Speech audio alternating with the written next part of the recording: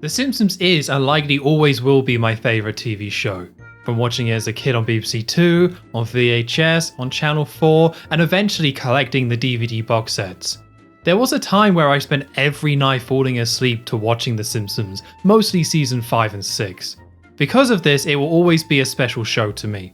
I still have my old VHS tapes to this day. It's pretty cool seeing all this original artwork of The Simpsons just for a compilation of a few episodes.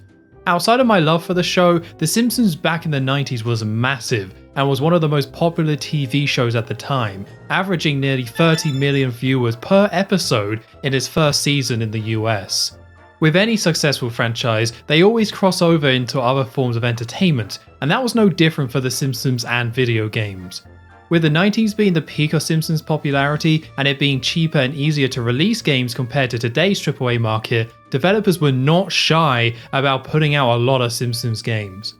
Despite being a fan of The Simpsons, I was quite on and off with the video games growing up, which is most likely due to their inconsistent quality. I played some of the 2D era games, but didn't get much out of them outside of just being interested in how off and strange they felt. Can't say I remember enjoying them much as games though. During the 3D era, I had The Simpsons Road Rage for the GameCube, and of course put a lot of time into what many would call the best Simpsons game, The Simpsons Hit and Run. Outside of that, I did play through the Simpsons game and wasted probably too much time on The Simpsons Tapped Out, but that's where this story ends. EA seemingly still owns the license to publish Simpsons games, but with the show not as popular as it once was, and licensed games also going out of fashion, there hasn't been any new Simpsons games since 2012, and no major releases since 2007. As someone who still watches the show regularly and has played some of these games, it got me interested in going back and revisiting every single Simpsons game ever made. Certain games do have a bit of a bad reputation, honestly I would guess most of them do, but I want to go back and play them all myself and rank them. Find out what the worst Simpsons games are, and find out what is the best Simpsons game ever made. It might not be The Simpsons Hit and Run, it could be Bart's House of Weirdness for all we know. You don't know, you've never played it. To make such a ranking, it only makes sense to start at the beginning with the very first Simpsons game ever released, so today I'll be checking out The Simpsons for Arcade. The Simpsons Arcade was developed and published by Konami, releasing in March 1991. By 1991, Konami was a well-established developer, releasing games throughout the 80s, including classic titles like Castlevania and Contra, but they weren't just releasing games for home consoles, but releasing a lot of games in the arcade. Konami were successful at establishing their own IP, but did work on licensed games from time to time, including a Top Gun game for the NES. In 1989, they released Teenage Mutant Ninja Turtles, a classic multiplayer beat-em-up for arcade, which ended up being their highest grossing arcade machine they ever made. While that game did get a sequel in 1991 with Turtles in Time, the fact that the first one did so well, you can see why they might want to expand out into other franchises with this formula. That eventually led to X-Men in 1992, but before that release, they released The Simpsons. So The Simpsons was ported to PS3 and Xbox 360 in February 2012 by Backbone Entertainment, who released a number of retro ports on the 360, mostly for Sega. Strangely, it was removed from PSN as soon as December 2013, and was removed from the Xbox Live Marketplace sometime after that. There doesn't seem to be an official reason why it was only available for a short time, but luckily for me I did purchase the game when it first released, and my Xbox 360 Arcade I bought in 2008 still somehow works, so I'll be playing that version for this video. When booting the game, it starts off with an attract mode that recreates the opening of the show, with character bios of each of the main members of The Simpsons thrown in. It's a pixel version of it and isn't fully animated, but I still find it so charming.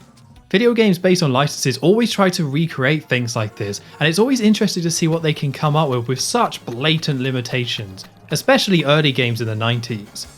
This one is pretty good. Having a version of the main theme playing over the top helps a lot, but that doesn't stop some of the characters looking off and kinda creepy. I get a bit creeped out with the way Homer's pupils move with that big grin on his face, and there's something so off about the giant void that is Bart's mouth. I also like that this is based on the Season 1 version of the opening, with its darker blue sky and the man in the background eating a sandwich behind Homer. The game started development on the 26th of February 1990, releasing just a year after that in the US. What that means is that development started the same week as the Telltale Head episode aired, the 8th episode of Season 1. By the time Season 2 of the show had started, this game was pretty much done, which means that this game as a whole is very much based on that first season. The game itself starts with a short cutscene showing the Simpsons walking down the street when Smithers bursts out of a shop with a stolen diamond. He bumps into the Simpsons, which caused the diamond to go flying into the air and land in Maggie's mouth, so Smithers rationally decides to steal her and run off. The rest of the game is then chasing down Smithers trying to get Maggie back. This is a very pure arcade style beat 'em up. The arcade machine had a joystick and 2 buttons, which means you can move in 8 directions, you have an attack button, and you have a jump button. You have one attack when you're on the ground, and you have another one if you attack while jumping. There's also a hop attack you can do if you press jump and attack at the same time, but I had a difficult time using it consistently. It only seems to work about half the time, and I could never figure out why, it just feels a bit random, so I actually didn't end up using it all that much. Anyway, the first stage is downtown Springfield. I always liked the first level of Simpsons games, where the setting is a bit more of a basic recreation of the show, before they have to ramp things up and get more zany in the later levels. It gives it a bit more of a day in the life feel of The Simpsons, which feels closer to the show. With this being a game based on season 1, there's references, but they didn't really have much to reference. As an example, nowadays there's tons of shops you could use from the show, but for this level the main one is Noisland Arcade, and they even ended up using the pet shop from the original season 1 opening. The enemies are also not from the show, you're just fighting random dudes who I believe are original characters for this game. Add to that things like Principal Skinner is here and just wearing a brown jacket rather than his iconic blue suit, and it gives this game almost a bootleg vibe, but I mean that in the best way possible. It still has the feeling of the show, but the developers had to create original assets in order to capture that because they didn't have enough to go on, and it's cool how they were able to achieve that feeling with so little. Speaking of bootleg, there's a boss at the end of every stage, with the first one being a large wrestler. Don't expect any of these bosses to make sense. The goal here is to chase Smithers down, but they throw whatever characters they can regardless of whether it makes sense or not. I didn't use much strategy for beating this boss. It appears if you want to do it properly, you have to dodge his attacks, wait for his trousers to fall down, and then go in for the kill. But as it's just the first stage and the first boss, I just attacked him. After enough hits, he goes down, Homer does this very weird looking dance, and we go back to chasing Smithers as he gets away in a Krusty balloon. This is when you reach the first bonus stage, which has you mash buttons as fast as you can to try and blow up your balloon against a load of random AIs. The balloon being the head of the character that you're playing as, which you're going to use to chase after Smithers. It's creepy, but at least it's not as creepy as the Bart Simpson's Macy's Day Parade balloon. I don't know how a giant version of this flying through the air did not give kids nightmares. So after blowing up your balloon, you take that to the next stage, Krusty Land. Even in the first stage, this game did have a bit of a strange vibe, but Krusty Land is where it really starts to commit to this strangeness. It starts off with you fighting Krusty the Clown, only it's not him, but a guy dressed as him. There's a creepy Kearney looking baby in the background, which is horrible. You fight middle-aged men in spinning teacups. There's a large pink gorilla that looks like Homer that can punch you, and eventually you end up fighting a load of large white bunnies. The bunnies are references to Matt Groening's comic, Life is Hell. Actually, while we're here, we might as well start a Life is Hell reference counter. I have a feeling we're going to be seeing these rabbits a lot as we rank these games. All this weirdness builds up to the boss of the stage, a giant Krusty ball with arms. With this being an arcade game, you just kind of roll with a lot of this weirdness, but don't worry, it's going to get stranger. After defeating the Krusty ball, it smashes into the ground, causing you and Smithers to fall into a cemetery for some reason. You're straight back to beating people up, only this time you're fighting a lot of zombies.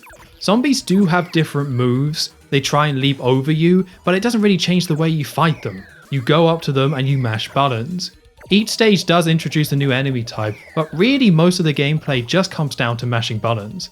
I was playing in free play mode that's available as part of the 360 port, which means I had unlimited lives and continues, and the gameplay resulted in mashing buttons, eventually die, respawn, mash more buttons, repeat. I wouldn't say it's a bad time playing this. There's enough charm to the game to carry you through it, but this is an arcade beat 'em up through and through. It's simple enough for anyone to play and have a go, but it's designed for you to put a lot of quarters into it in order to actually beat it. I didn't grow up with many beat 'em ups. Streets of Rage 2 is the main one I played on the Mega Drive when I was younger, so the nostalgia for this genre really isn't there for me. Doesn't mean I dislike them, but they can sometimes feel too mindless to play when going back and checking them out. Fighting a lot of enemies can be cool though, and the game moves at a fast pace, which is good, but that loop of mashing, respawn can get a bit tiring.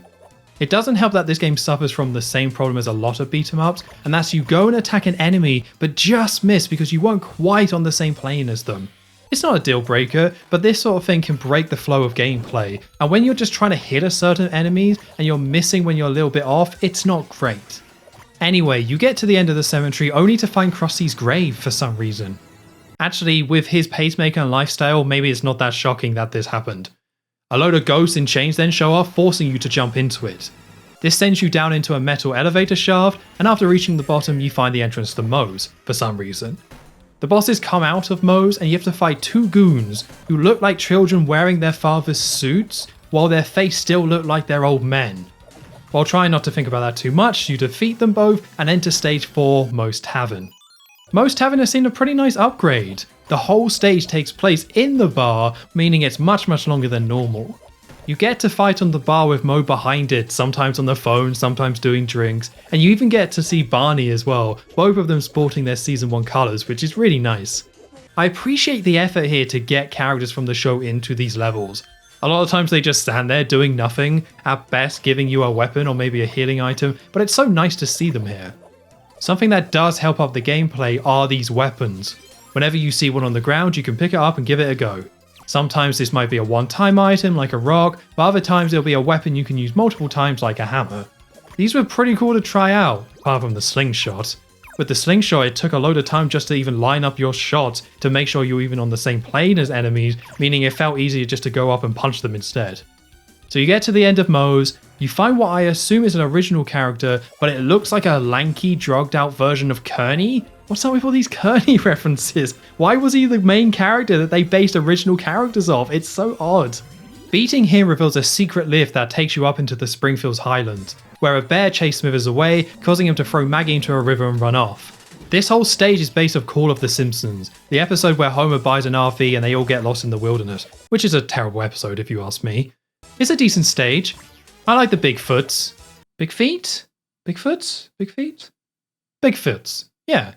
I like the Bigfoots that have the same moveset as Homer, that's a nice touch, and you can also use Blinky the fish as a weapon. Wait, Blinky? I thought he first appeared in season 2 when Burns spat him out. Oh, never mind, there he is in the 3rd episode, Homer's Odyssey. Neat. Back to the game, I complained a bit about the gameplay before, largely with it being a basic beat 'em up rooted in its arcade design, but people enjoy this game overall, right, so why is that? Well, in part it's likely due to the multiplayer.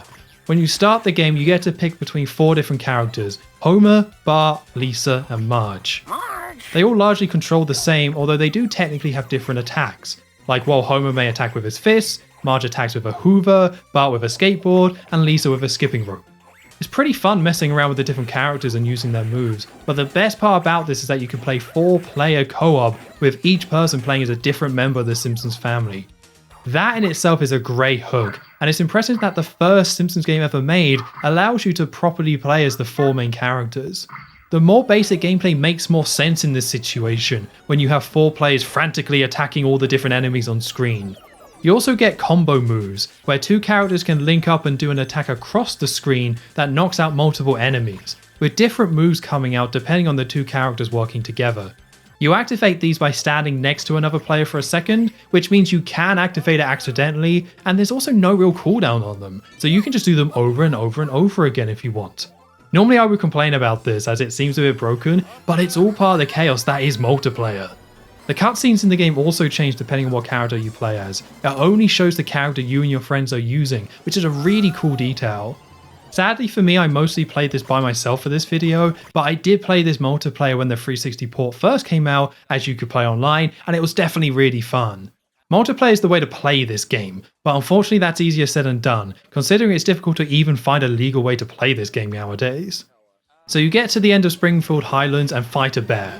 It felt a bit weird fighting and punching a bear, but don't worry, it's not animal cruelty, because once you beat him, it's revealed that it's a random goon in a costume. Hard to say whether he was hired to dress up as a bear and ambush the Simpsons, or if this is just a random man who lives in a cave and likes to roleplay as a bear. Moving on from this strange man, you fall down a cliff while trying to get Maggie back and land on your head, causing you to be knocked out and enter stage 6, Dreamland. Although season 1 has a lot of dream sequences, this one goes for a more standard dream setting, where it's actually closer to a cartoon version of heaven than a proper dream. I say standard, but we still have hostile version of things related to each of the main characters, like donuts and flying saxophones. I guess they didn't have anything for Marge though, so instead they just have Marge heads popping out of the ground and attacking you. You get to the end of the stage and the boss is a giant bowling ball, which seems odd at first, but seeming how a bowling ball was the cause of Homer's and Marge's fight in Life in the Fast Lane, almost causing Marge to have an affair, it kinda fits. So far the enemies have been okay to deal with in that mindless fun kind of way, but this is the first enemy in the game that wasn't really that fun to fight. As we are approaching the end of the game, the enemies and the bosses start to become bigger damage sponges, and that starts with this boss. The bowling ball has multiple phases with different attacks, but these are really hard to dodge, and each phase just takes way too many hits to complete. It feels a bit too drawn out to be fun. Still, this level and boss is quite bizarre, so on a first playthrough, this is unlikely to really bother you. You beat the bowling ball and get to the second and final bonus stage, where once again you're mashing buttons, but this time to wake up your characters. Once that's done, that takes us to the last proper stage, Channel 6. As mentioned before, the devs didn't have much to go off in terms of the source material, so they picked locations where it would make sense to have these locations, but it still allowed them to mix things up. Hence why we were just in Dreamland, and Channel 6 is largely here as an excuse to have a Japanese ninja theme section. At the beginning you walk past a TV presenter, but that isn't Kent Brockman, and is instead just a more generic guy. Kent Brockman did appear in Season 1 in Krusty Gets Busted, the episode that also gave us the proper design for Sideshow Bob, and Sideshow Bob does appear in this game, so Kent did exist at the time, but I'm guessing the developers didn't see him as an important enough character yet. Rewatching Season 1, there's actually quite a few news anchors in it, so it feels like maybe Kent just wasn't established as the main one, like he would be in the future seasons. This may sound odd considering all the different levels we've seen in such a short time, but another problem with the game is the level design and variety. The formula for beat 'em ups is go left to right and beat people up. That's largely it, which means the great ones make an effort to keep it interesting and are able to mix things up throughout the game. In Teenage Mutant Ninja Turtles: Turtles in Time, you have the surfing levels, which gameplay wise really help break things up. The Simpsons doesn't really have that. There's the bonus stages, I guess, and there's slight variety in the stages themselves, with some of them having a higher part of the level you can walk along, but there isn't really enough here to help keep things interesting. When you're going through the levels for the first time, just mashing buttons with friends, this doesn't matter too much, but when you're comparing it to other beat 'em ups, this one just doesn't do enough to stand out on the gameplay front in my opinion. Saying that, some stages do have mini bosses which help break this up, but the one in the TV station is the absolute worst. It's a robot that attacks you with his lasers and arms, and you get this space mutant here that you can throw at him a few times for extra damage. This boss has the same problem as the bowling ball, where it just takes too long, and the arm attack he does doesn't even look like a real attack, meaning it's a lot of mashing, being knocked back, mashing again. I'm not saying this is the optimal way of fighting this boss, or even playing this game in general. A quick YouTube search shows people who are insanely good at this game, but this is an arcade beat 'em up, so mashing buttons is going to be the average experience for most players. You get to the end of the stage, and it's a fight against a samurai who is oddly passive and easy, and then we're off to the final stage, the nuclear power plant. This stage is just the final two boss fights, starting with the man we've been chasing the whole time, Wayland Smithers. This game does feature the official voice cast for the Simpsons family, which is really cool, but they didn't get Harry Shearer in to do the voices of Smithers or Mr. Burns, and whoever did them instead I don't think ever watched the show. Welcome to my world. The Smithers fight isn't bad. He's got a coat full of bombs that he throws at you, but he also drops some bombs on the ground that you can pick up and throw back at him. Rather than taking place on one screen, it actually scrolls left to right, which means Smithers can go off screen, which doesn't feel too great. After beating him, he blows himself up, with Mr. Burns shortly smashing through the wall in a giant robot suit. This fight is also a bit of a slog sadly, as it takes so many hits to defeat him, but it does have good final boss vibes, with the robot suit he's in changing forms as it takes damage. It definitely feels like a quarter guzzler though, one last attempt to get you to spend all your money just so you can see the end of the game. After delivering enough hits, the suit is destroyed, a 7-foot Mr. Burns pops out, and I'm pretty sure he dies. I mean, that's a bit grim, but never mind that though. Maggie is rescued, and the Simpsons walk down the street at night while the credits play. I've complained a decent amount about this game so far, but I really did have a good time in the end. It only took me 40 minutes to beat it on my first playthrough, and the short length really helps the flaws take a back seat. It's fun going through each level and experiencing all the weirdness. It's fun seeing all the early Simpsons references, and for the most part, it's a decent time mashing your way through all the enemies. The presentation massively helps this game. It's so bright and colourful to look at, and I love the way it takes the Simpsons Seasons 1 art style and translates it into an arcade game. I won't lie, there's something so cute about the way Homer looks here. You know how you can pause the show and see some really bizarre faces, some of which at this point has become memes? Well, you can almost do that with this game as well. The animation for these characters are so expressive and exaggerated that you can see some really great poses by pausing. I love the ones for Marge. She looks so manic and crazy compared to her normal self in the show. Also, when she gets shocked, it shows her having ears, meaning I guess she's a rabbit person? Not one I want to think about too much. The 360 port also includes the Japanese version of the game. The original Japanese release was 5 months after the US one, so it doesn't include any major content changes, just a few quality of life updates and tweaks, like a new score system and a couple new weapons like the atomic bomb. I think some of the bosses also got brand new attacks, which was very odd to see after playing the US one so many times. It probably is the better version due to these tweaks, but it doesn't matter too much which one you play, with the core game being the same in both. Before I move on to ranking this, there's a couple of ports of the game we need to take a look at. A company called Novo Trade ported the game to MS-DOS and the Commodore 64 in the same year it released in the arcades. Let's start with the MS-DOS port, and while it isn't able to achieve the same quality level as the original, the core game is still there on face value. It doesn't look as good, sure, but it manages to keep the same art style, and you get a faithful version of the intro cutscene, although some of the scenes are flipped for whatever reason. When I first started playing this, I thought it was alright, but its problems become clear very quickly. You can't quickly go between moving and attacking in the same way you can in the original, which means you're either moving or you're just standing still to attack. You don't move around during fights as much because of this, as it opens you up to being attacked as it's just much slower. On top of that, the enemies themselves move much quicker, and for whatever reason when you attack them, they don't get stunned properly, and start moving again microseconds after you've hit them. This results in the game being a lot of just standing there, attacking over and over and hoping for the best.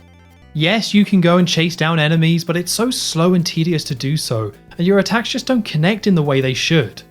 I ended up getting a game over halfway through stage 2, and I was really happy to no longer have to play this because this was just a bad time. I would complain about it only supporting 2 players rather than the full 4, but that doesn't really seem to matter, because this is a beat 'em up where the act of beating people up feels bad and it's frustrating. There's really not much to say of this one, apart from maybe this sprite of Milhouse without his glasses on. Now, the Commodore 64 is a different story. I don't know much about the Commodore 64, but I know it definitely isn't as powerful as an arcade machine or a PC, so we are guaranteed to get something noticeably downgraded. You start the game and after a long loading screen you get a recreation of the opening from the main game, which honestly doesn't look too bad. It's clearly taken a hit, yes, but I expected much worse honestly. I think the main reason for that is these black outlines. It really helps the visuals a lot. The character select screen is pretty close as well, although for some reason all the characters are blacked out initially and you just have these eyes staring at you from the void. After again a pretty decent recreation of the opening cutscene showing Smithers stealing Maggie, we can start the game and it's a pretty rough first impression. A lot of the original art style has been lost due to the process of downgrading these graphics for 8-bit. While it is a clear downgrade, it does oddly feel impressive. You can tell a lot of effort went into trying to recreate the original, and I was definitely expecting bigger cutbacks, but I was surprised at how much just remained here. There are even original enemies for this port, like these flamethrower guys in stage 3.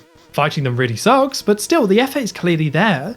Saying that though, it's still quite ugly, and certain sprites just don't look right at all. Like just look at what they did to poor Marge, it's not even close. And if you don't mind not sleeping tonight, take a look at poor Otto in level 2. It's giving me flashbacks to the witch from Granny's Garden. Ultimately, while I'm impressed of how much of the original is here, the port is let down by how it plays. You can attack enemies, jump, and do the jump attack as before, but as this is the Commodore 64, it only had one button, which means you press the button to attack and have to hold the button to jump, which took me far too long to figure out. Having to hold the button to jump means it takes longer to jump and also do a jump attack, meaning I found myself defaulting to attacking normally rather than messing around trying to get the jump to work. It doesn't help that enemies can interrupt your jump quite easily as well, making it riskier to do. Like the MS-DOS port, the transition between attacking and moving is very slow, reducing the gameplay down to just going up to enemies and punching them, which takes a basic game and makes it even more basic and slow. Unlike the MS-DOS version though, you can actually hit enemies, and they don't move all over the screen, so while yes this is slow and stiff, you can actually beat enemies and progress. The Commodore 64 port also reduces the number of players down from 4 to 2, which is a shame, but is expected. I mean, just look at this. I can't say I'm surprised this doesn't support 4 players. You get the option when you boot up the game to enable unlimited lives, which I did, so I did beat the game and can confirm it's all here. My finger got pretty tired mashing the same button over and over again, especially in the last few stages when enemies are more spongy, but every stage is here. It was totally worth beating though, just to see this not quite right image of Bartman, and hear this insane music that plays when entering your high score. I didn't necessarily hate my time playing the Commodore 64 port, which is surprising, as my expectations were pretty low, and just seeing this game running has a real novelty to it. Although saying that, it's still hard to recommend unless you're curious or just have a lot of nostalgia for this version. Right, so for ranking every single Simpsons game, I'll be ranking each of them based on 2 main criteria. The first, is it a good game? And the second is how much would a Simpsons fan get out of it? Is it a good game is exactly what it sounds like. Is it fun? Has it aged well? And as a video game, how good or bad is it? The second is more about its worth to a Simpsons fan. If you love The Simpsons and never played it before, will you find something interesting about the game and its interpretation of the franchise, or just find the fan service enjoyable?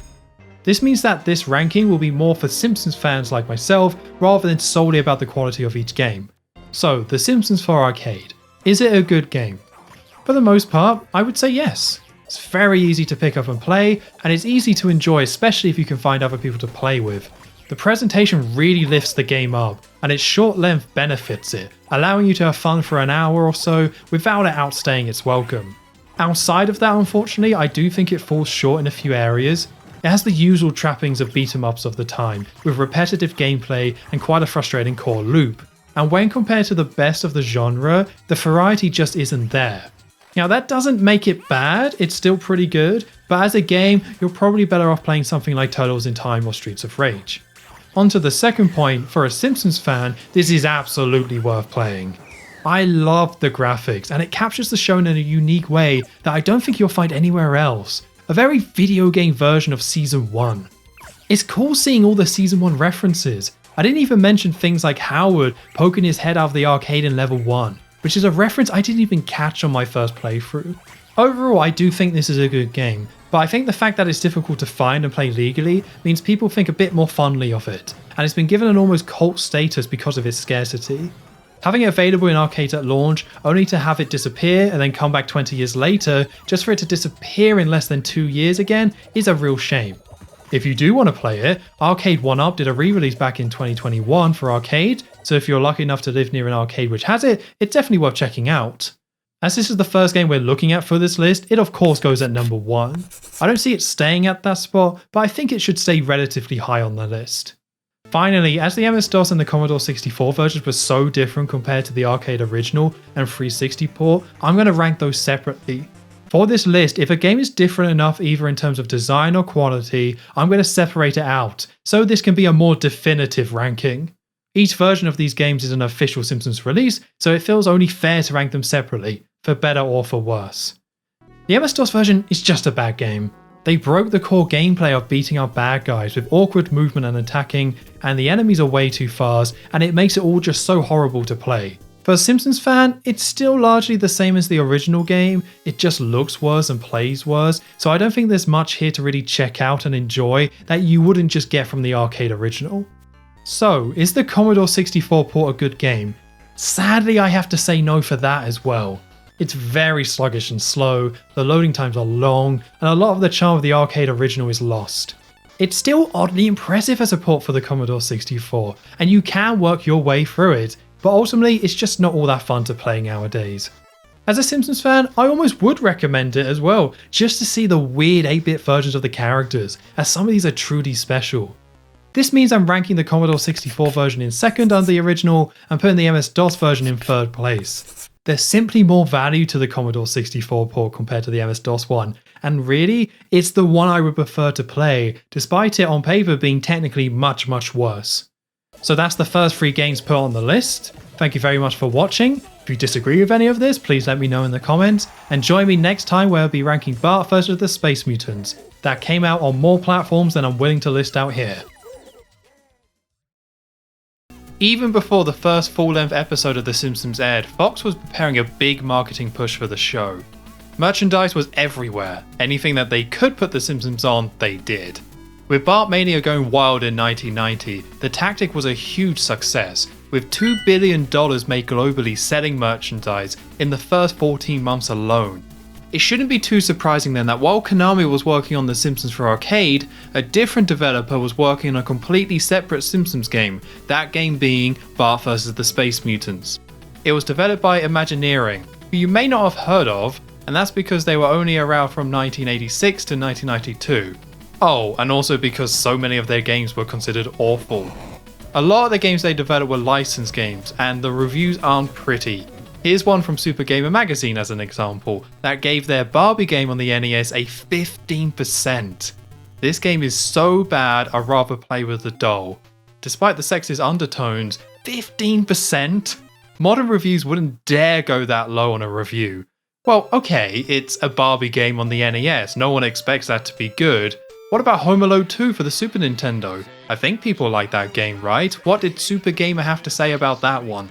Simplistic arcade adventure which makes very little use of the Super NES and soon gets irritatingly repetitive. If only it were Lost in New York, 51%. Well, that's not great. But hey, what about Stealth ATF on the NES, which they also made? Doesn't look too bad, surely it can't score too low. An abysmal attempt at a flying game, a real bogey, 29%. Well, this is a pretty depressing start. Do I dare even ask what they thought of the game we're looking at today, Bart vs the Space Mutants? What a surprise, the game is as good as the cartoon, features all the characters and some very challenging gameplay, 91%, Gamer Gold! Well damn, maybe we're in for a treat! We're talking about a game that's better than the original Super Mario Bros. According to Super Gamer Magazine. It must be pretty good. We're going to be seeing Imagineering a lot as we go through every Simpsons game, alongside the publisher for Bart vs the Space Mutants, Acclaim. Acclaim is another studio that isn't really known for quality. Back when I had my N64 and GameCube, the Acclaim name on a box ironically meant that it was going to be a 6 out of 10, and something you could probably skip. Acclaim started out as a publisher in the late 80s, pumping out license game after license game. They didn't care what the license was as long as it had some sort of fan base. Acclaim made so many games out of 80s and 90s franchises that it's not surprising to see them get in on the Simpsons fad. Bart vs the Space Mutants released in February 1991 and was a success, being the second best-selling game in the US for the month of February and eventually selling over 1 million copies. Gary Kitchen, the director and a designer on the game, has stated that the game started development before the first episode of the show ever aired. It was originally meant to be released before Christmas in 1990, but they missed that deadline and it came out in early 1991 instead. This didn't give the developers much more time though, with Kitchen reflecting back on the game, saying there wasn't enough polish due to this lack of time, which meant the game ended up being too hard. I did play this when I was younger, and I'm sure I didn't like it, but it can't be the game being bad or too hard, no. We're talking about Gamer Gold here, people. How about we jump into the game and see how kind time has been for Bart vs the Space Mutants. You straight away start with a shot of the Simpsons sitting on the sofa watching TV. Wouldn't say it looks too great. Nice to see Bart wearing an orange t-shirt. Lots of Bart merchandise around this time had Bart in a blue t-shirt, including the Simpsons Arcade game, so it was actually pretty nice seeing him in the correct colours.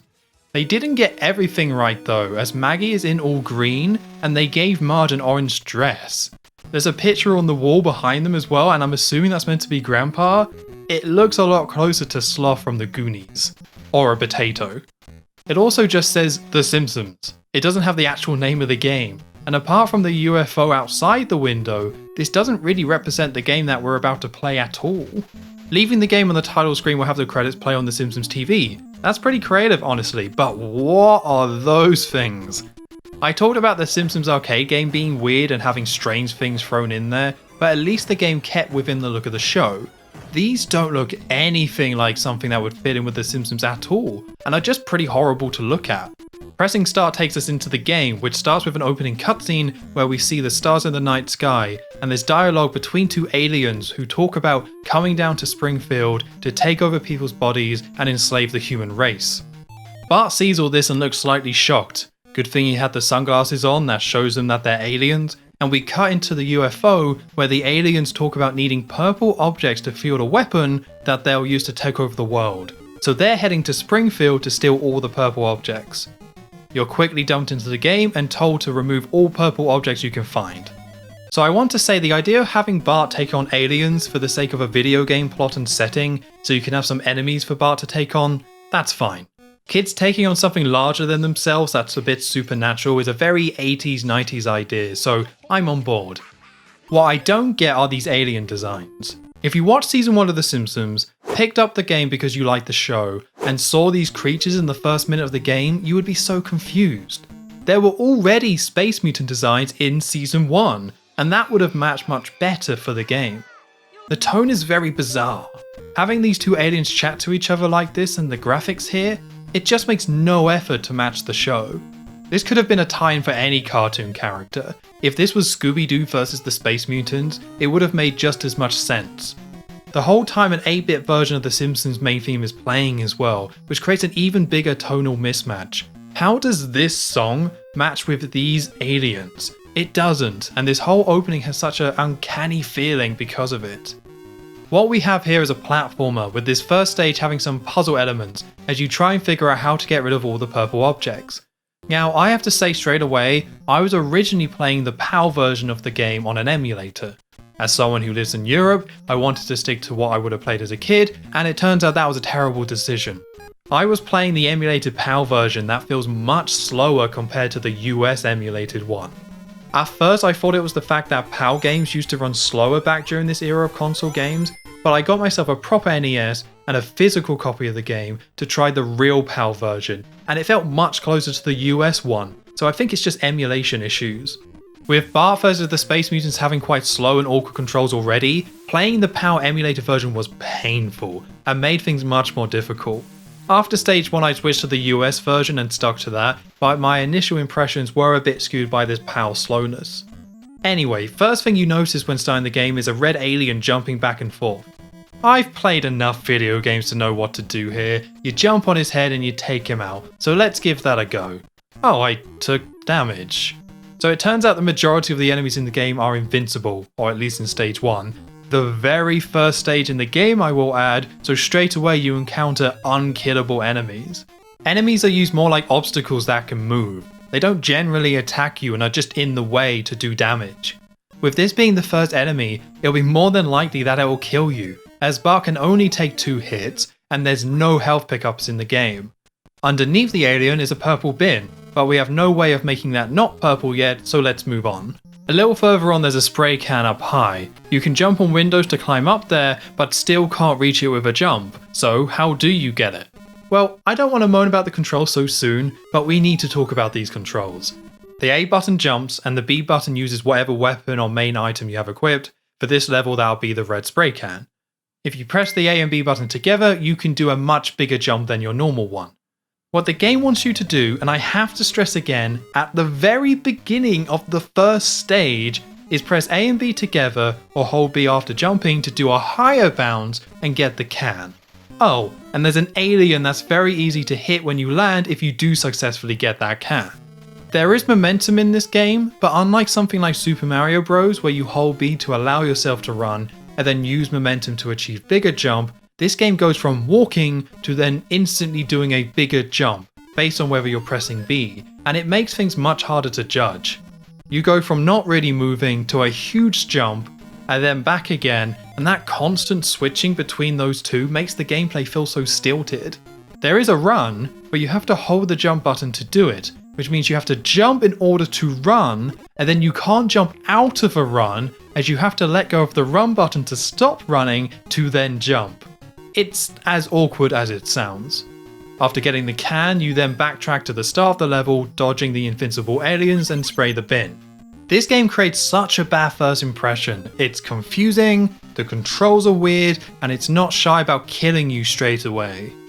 Okay, so we have 24 purple objects to take care of, but maybe we can get to the end of the stage and progress without doing that. Maybe that's more of a bonus objective for a good ending or something? Unlikely, but I want to see the end of the stage anyway. Progressing through the stage, you see a few purple objects, and some of those are high up on buildings. So this whole level is a straight shot from left to right, with no vertical camera scrolling. What you see is what you get. It means in terms of actual platforming, certain parts of the background you can stand on to climb up.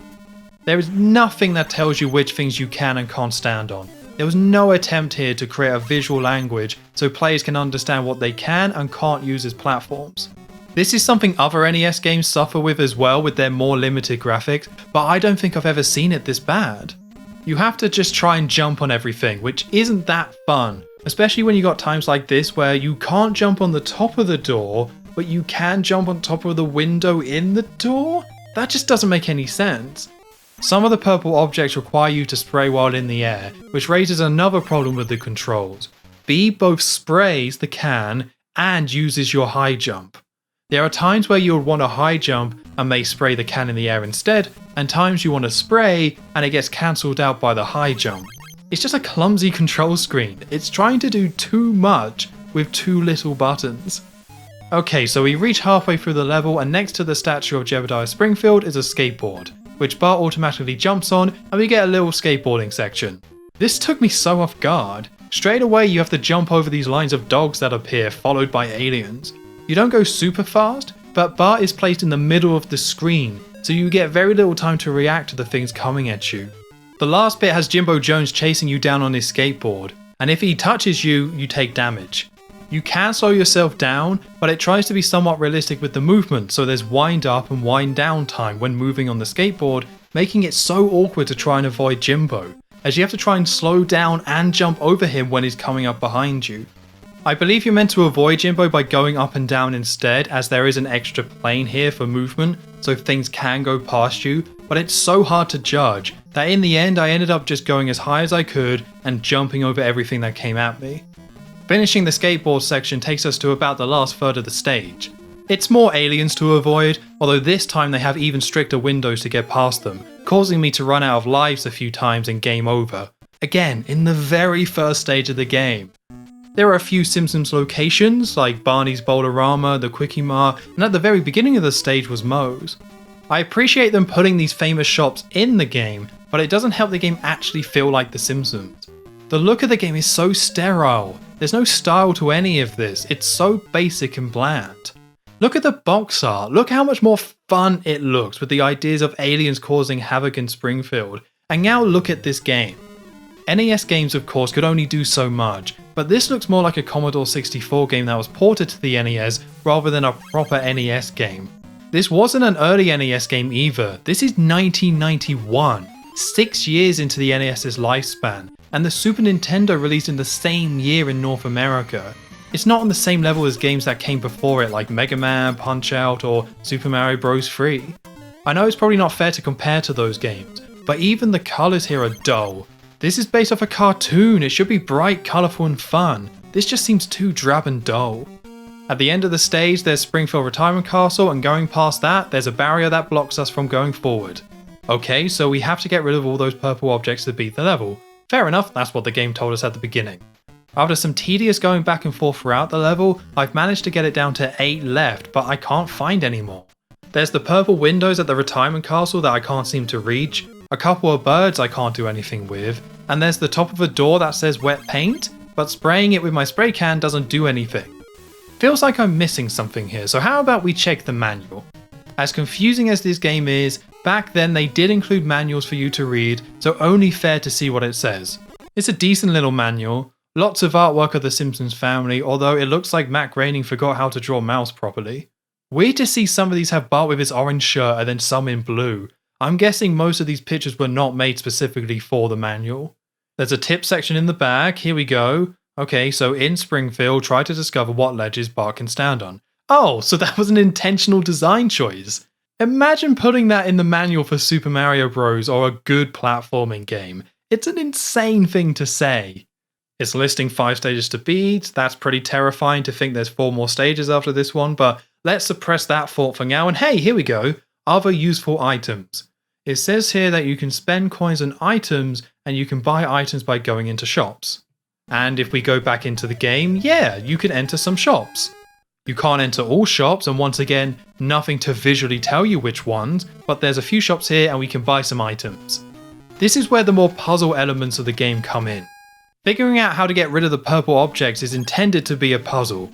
So with the top of the door, we can't spray it with red paint from our spray can, which makes no sense, but we can go into the shop, buy a wrench, use that wrench on the water hydrant, and because it's wet paint, the water washes off the purple paint.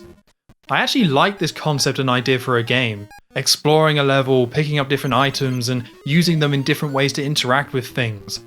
It's a level of environment interaction for puzzles that I wouldn't expect for an NES game, and on paper, this is a really cool idea. There's even secrets you can find, like next to Moe's you can use coins on the phone and prank call Moe to get him to come outside. Sadly, this is all let down by execution. There are several purple objects that you can soft lock yourself out of completing, meaning if you don't do them, you have to force a game over and just try again.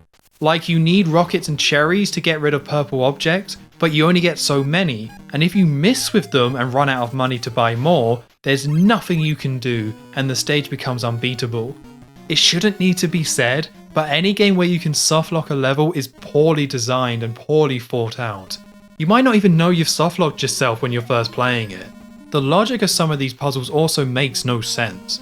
Like the purple windows at the top of the retirement castle. Instead of going up there and painting them or washing them, you have to fire rockets at them, which I don't even think destroys them, it just gets rid of the purple. The environment interactions are cool, but the logic just doesn't work.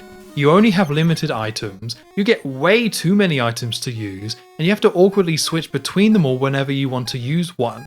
You have to explore to find some of these interactions, but it's easy to get killed, and generally speaking, it feels like the game punishes you for experimenting. Like when you jump into bushes, sometimes you get items, but sometimes a bee comes out and damages you. In a game where you only have 2 hits before being killed, that's a really harsh punishment just for exploring, which the game clearly wants you to do. If they wanted this to be a game where you explore, then making the enemies invincible with pretty strict patterns for you to get past and quite slow and clunky controls was just horrible, and the game is conflicted between wanting to be a tough platformer and wanting to be an exploration puzzle game. With the items in hand, we can finish off the stage. After getting the rockets, I managed to get it down to 2 objects left. I thought one of them was this purple keep off sign, but nope, that doesn't count. And I thought it might have to do with the magnet and whistles that you can buy, but nope, they aren't needed, and the whistle summons a dog that causes you damage. Wonderful. The first one I was missing was a policeman. If you jump on where it says keep off, you can land on an invisible platform and a purple policeman shows up. When he shows up, you have about a 2-second window to spray him to turn him red. If you miss, you may be soft-locked and have to game over to try again. The last one was Barney's Boulderama, where you have to shoot a rocket at the sign to turn it on. Not the wrong part of the sign though, the end of the sign doesn't count. There's actually one more purple object than you need to beat the stage technically, as you can also spray Moe as his purple. Finally, that's all of them done, and it says I can go to the end of the stage on the right. There's actually a key you can buy from the shops to get to the start and end of the stage, which is really handy. Although if you use it at the retirement castle, you end up at Moe's, but you can't use it at Moe's to go back. You instead have to go to a different house further down the road, and that warps you back to the retirement castle. Just throw that on the pile of things that don't make sense in this game at all. Reaching the end of the stage again puts us in a water balloon fight with Nelson.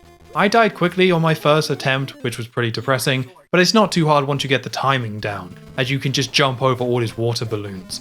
Maggie can also help you here, but only if you collect all the Maggie letters.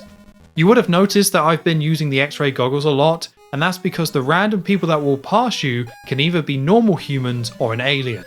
Scanning them with the X-ray goggles shows you if they're aliens, and if they are, you can jump on their head, collect an orb, and you get one of the letters.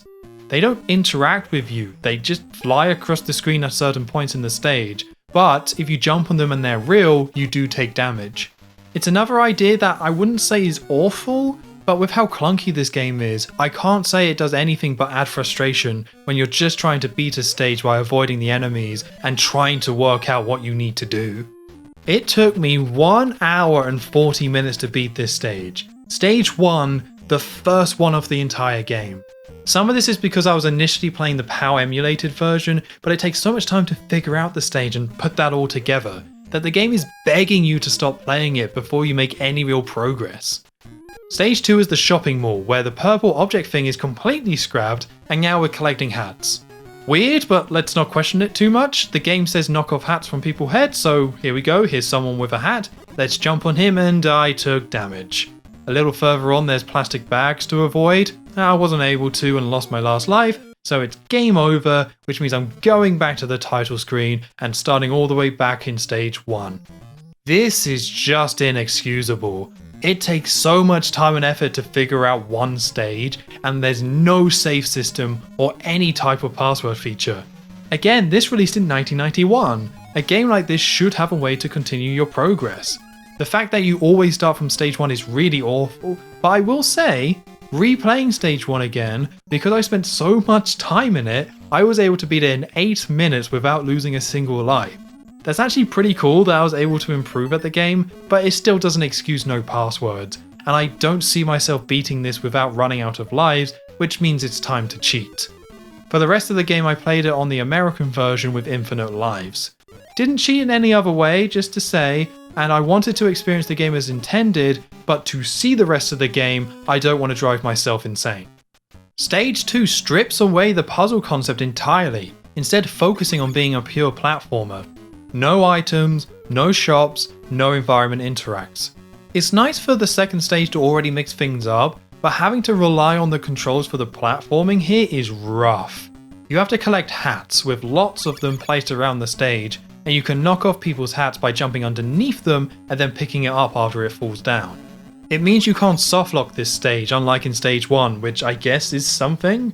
You're going from left to right, going up each of the different floors of the mall, dodging enemies and obstacles, platforming, and taking on this mini-boss that appears 3 times, which looks like Principal Skinner, but I think it's meant to be a magician possessed by the aliens, it's hard to tell. In stage 1 you were dodging aliens, but now you're dodging bags, shoes, rabbits out of a hat, giant rings, and basically anything they could think of related to shopping and magical items. There was just no effort here to have this make any sense. Why go through all the trouble of theming the game around an alien invasion if you're then in stage 2 just gonna make random objects be the enemies? The way they approached platforms for this level was the same as well, with floating lollipops and later magic wands being used. I am definitely not asking for the game to be realistic, but the inconsistencies with the game world and what platforms and enemies are makes this all feel so off, and can cause a bit of frustration as you try and figure out what everything even is. These red and white poles, would you say they should cause damage? Because they do, and there's no reasonable explanation to why. Stage 2 ends up being very long. I'm glad I had infinite lives enabled, as there's 4 different floors to go through in this mall, with lots of enemies with their own movement patterns to learn and avoid, platforming sections over instant kill, I want to say concrete, and also the magician Skinner fights.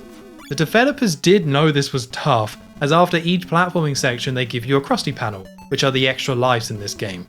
Doesn't make sections like jumping on the spinny lollipops any better though. These controls don't support the precise platforming that's required to get across. After getting to the end with enough hats, you get to take on the notorious Babysitter Bandit from the final episode of Season 1, Some Enchanted Evening. If you take out enough aliens this time, you get Marge helping instead, although she actually makes the fight longer. You have to dodge suitcases that come down, jump on them to launch them upwards, and if they hit the boss, it does damage. Marge blocks some of these suitcases from falling down, meaning you can't use them to damage her. With enough hits, we're off to stage 3, Krusty Land. We get another switch up of the items to collect and destroy, with it this time being Balloon. Like a lot of things in this game, they didn't care about having items that would make sense for aliens to collect. It's whatever they wanted it to be for each stage, so just take out the objects that the game tells you to. It's a pretty good start for this stage, with a few carnival games to play to earn coins and help you take out some of the balloons. They're pretty basic, but still charming. It's going back to having things you can interact with like in the first stage. We even have some optional vertical sections. They don't properly scroll, but you can climb up and go higher in certain parts of the levels. I like the giant Krusty head as well, with his eyes following the player as they go past. This stage is much better than stage 2, but still isn't fun to play. Outside of the carnival games at the beginning, the rest is focused on platforming again, with more aggressive enemies than before, with these clowns flying from off screen constantly. When playing the carnival games, you can even accidentally jump on people's heads and die. It's just so sloppy the way things are spawned into levels across this game.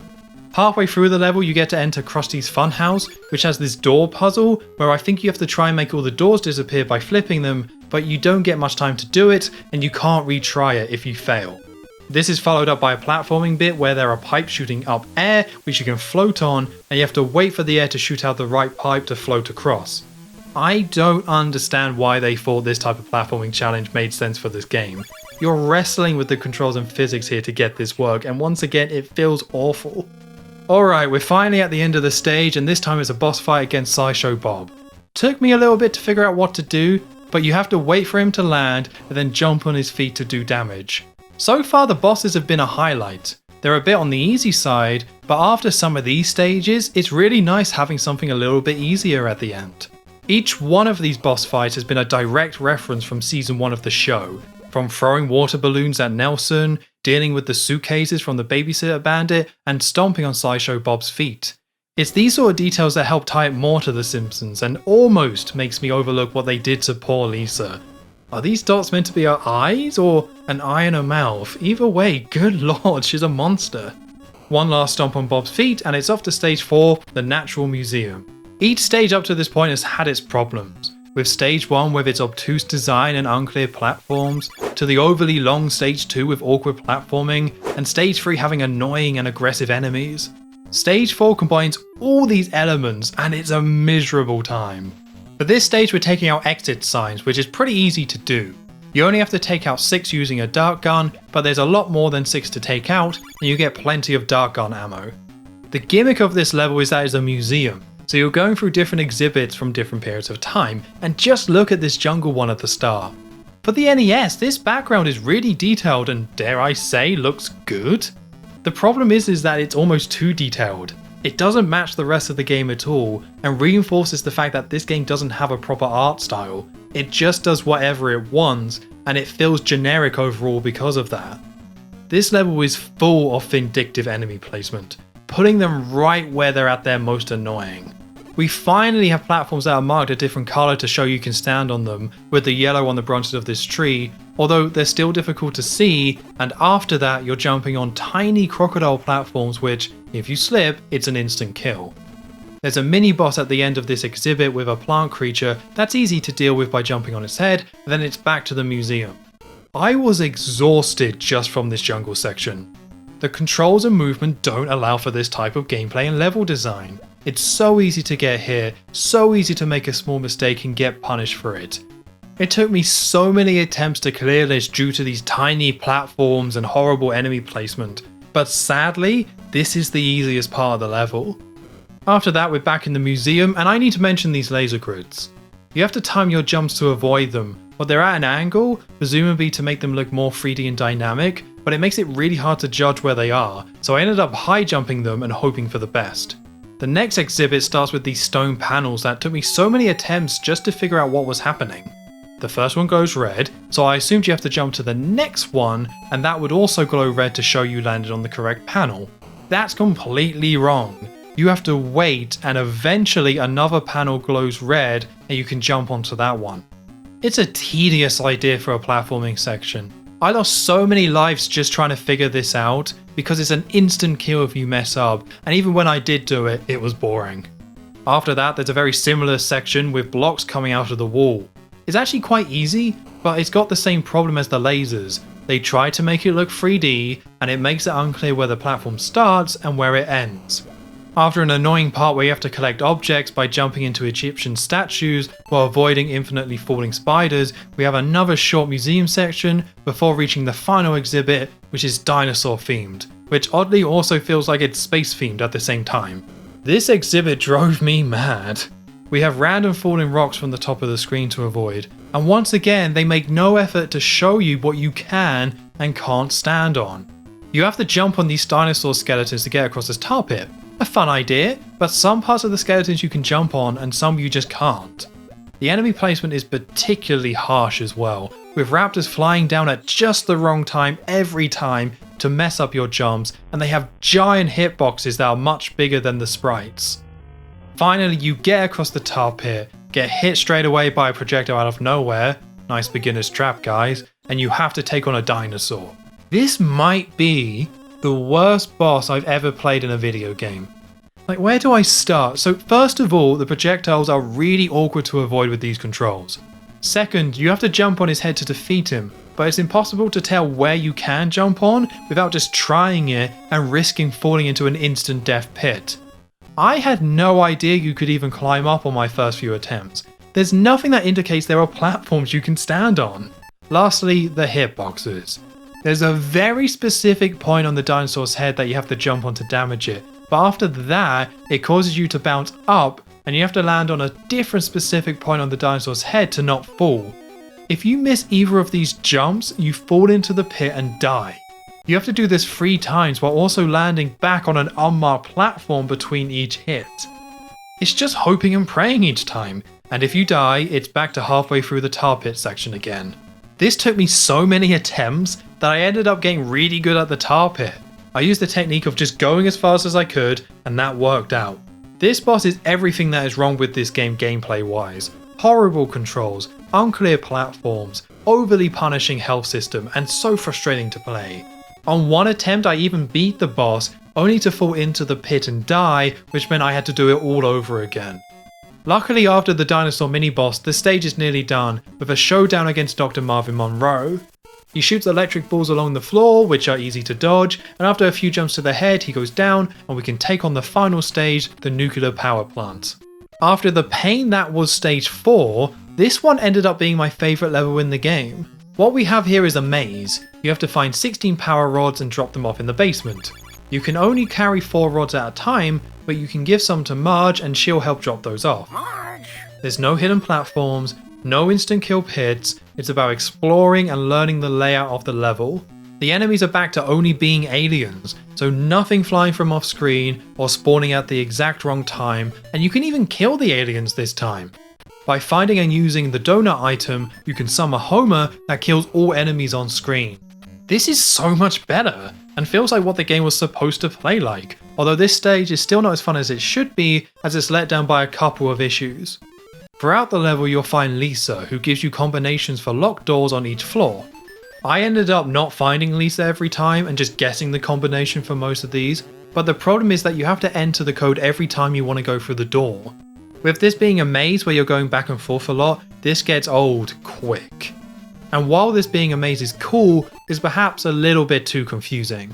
There are 5 floors to explore, with 3 lifts and 2 sets of stairs to get between them, and walls blocking off each part of the floor. Some of the lifts also only go to specific floors. It means getting to specific points can be difficult, and by the time I got to 3 rods remaining, I ended up looking up where I needed to go. Turns out the very last one is with Maggie. Nothing in the game to tell you that, but interacting with Maggie after finding the other 15 beats the game. No final boss. Instead, there's another conversation between the aliens about Bart being a hero. You get this really bizarre screen showing a 3D render of Bart being part of Mount Rushmore. It's oddly similar to his model in Road Rage. And then you're kicked back to the title screen. Nothing special happens when beating the game. The music is the same throughout, and it's the same as if you got a game over. I can't imagine suffering through this game as a kid to get such a weak ending, but how much you have to do to even get here without cheating, it's such a slap in the face. How about we get this game added to the ranking? As always, I'll be ranking this based on whether it's a good game and its value to a Simpsons fan. For is it a good game? Absolutely not. Awkward controls, horrible movement, terrible level design with some of the worst platforming I've played, and just mean enemy placement. Top this all off with ugly graphics and no save or continue system, and you have a miserable experience. There's a few positives. The environment puzzles can be interesting, and when it moves away from the platforming, it can be okay. Ultimately, this is a broken platformer, and on a console that was known for platformers, this one can be forgotten. As a Simpsons fan, there's a few things to enjoy, like some of the secrets, and the bosses were really nice references, recreating parts of season 1.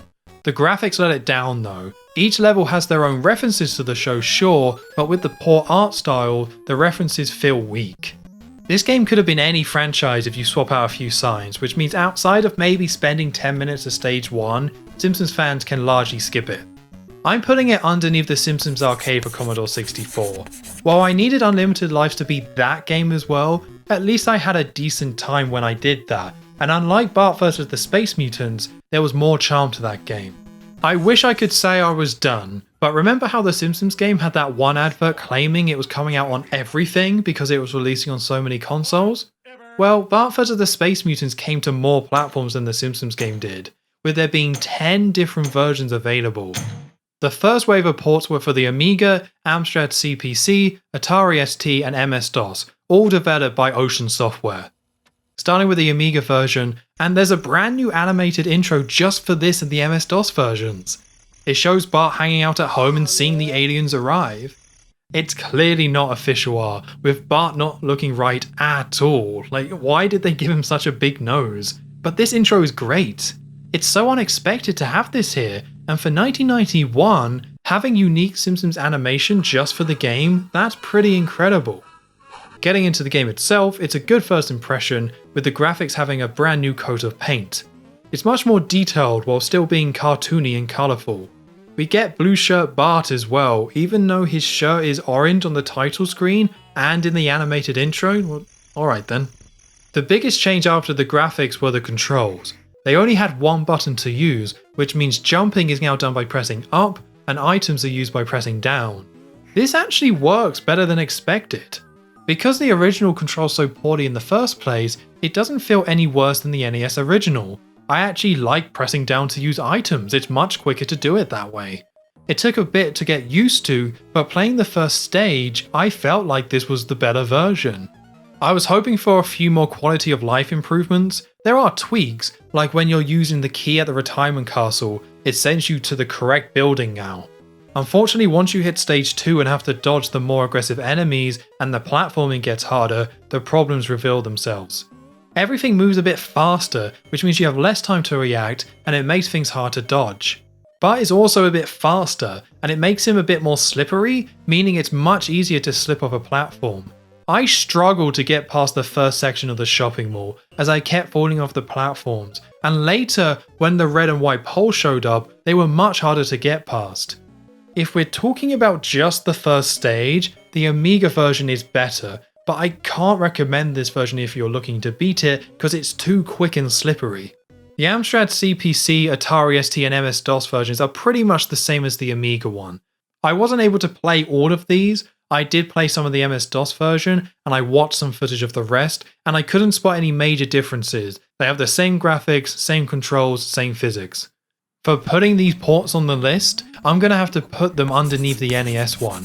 It pains me to do it.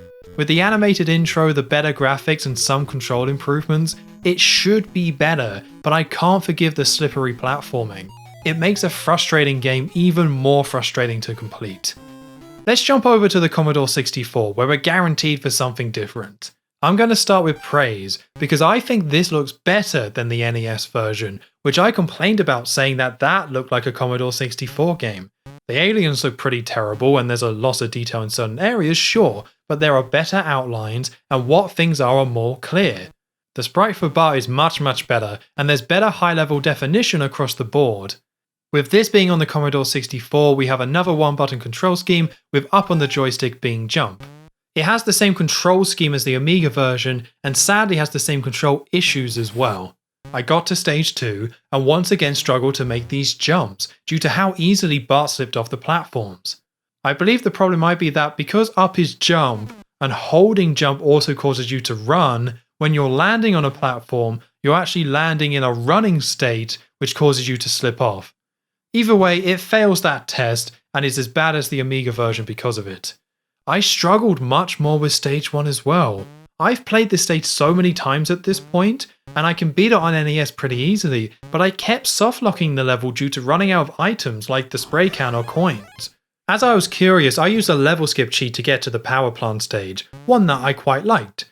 and found it was completely butchered. The jumps are so much tighter and harder to do that it's a nightmare just getting around, let alone figuring out the maze. I couldn't play this for long, it was miserable. I'm ranking this last, even underneath their Simpsons for MS-DOS. The charm of the Commodore 64 version of The Simpsons for Arcade gave that game a huge boost, which I can't say the same for Bart vs. the Space Mutants, making it hard to excuse the terrible gameplay. Alright, finally at the last port of this wave, and this time it's on the ZX Spectrum. I don't think I've ever played a ZX Spectrum game, so I don't know what we're in for here. Like the Commodore 64 port, we're looking at a stripped back version, but this is the most basic one we've had yet. It doesn't support screen scrolling, which means the game takes place on individual screens rather than one continuous stage. The graphics look like an LED game. I actually don't think that's all that bad really, but the colours are more limited and there's less going on screen. Controls wise, it's another one button control scheme, but this time they made the very smart move of removing the super high jump. Instead of requiring you to hold the fire button and up on the stick to do a high jump, there's only one type of jump which is always high. It makes such a difference being able to jump higher every time and not having to press two buttons, because the jump is much more consistent. It's easier to judge your jumps and time them now. This is how every version should have been. No sluggish low jumping with awkward two button presses for a higher one, just one proper usable jump. I was ready to declare this the best version, but I really struggled to get past stage 1. Despite the better controls, I still found myself hitting aliens more than in the NES version, in part because movement overall is a bit quicker, and the aliens move so much faster, and because of this I couldn't beat the first stage. I could at least beat stage 1 on the Amiga, so despite some clear improvements in the ZX Spectrum port, it has to go slightly underneath the Amiga and MS-DOS versions. Sadly for me, we are not finished yet. All the versions I've discussed so far came out in 1991, but the following year in 1992, we got a second wave of ports, this time coming to all the Sega platforms, the Mega Drive, Game Gear and the Master System. These ports were published by Flying Edge, who were a subdivision of Acclaim, and seems to be handled by the people who worked on the other ports, although Ocean Software uncredited for this one. The Mega Drive version is the one I actually played when I was younger. I don't remember liking it, but frankly this is our last chance to play a version of this game that is better than the NES. We get a new title screen and a new image of the Simpsons sitting on the sofa, which looks pretty nice. The main thing I noticed when starting this game though is the music. Each version so far had music that tried to recreate the Simpsons theme in some shape or form. The music for this one has been completely redone and we get this annoying tune that I think is trying to sound like something from The Simpsons, but it's just horrible to hear. The game goes for a completely different art style and I can see what they were going for. They wanted this to look cartoony and bright, so we get something quite simplistic and bold to try and match the show. I can't say I like it too much. It's not a bad effort, but it almost looks cheap. The lack of detail here, especially when compared to some amazing looking games that were on the Mega Drive, means this one looks like a budget game in comparison. The Amiga port isn't as clean as this one, but it made a bit more an effort to make its own style, and wasn't afraid to add in a bit more detail, and I think that approach worked better compared to this.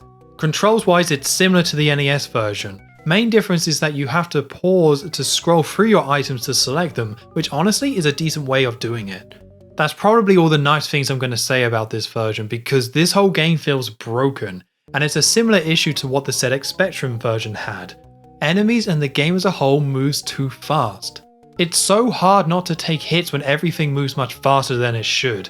This is a slow platformer, but the aliens shoot up and down so fast it leaves little room for error. Look at the skateboarding section, it goes so fast that I had to jump consistently just to try and survive. This game relies on you using the high jump, but it doesn't work half the time.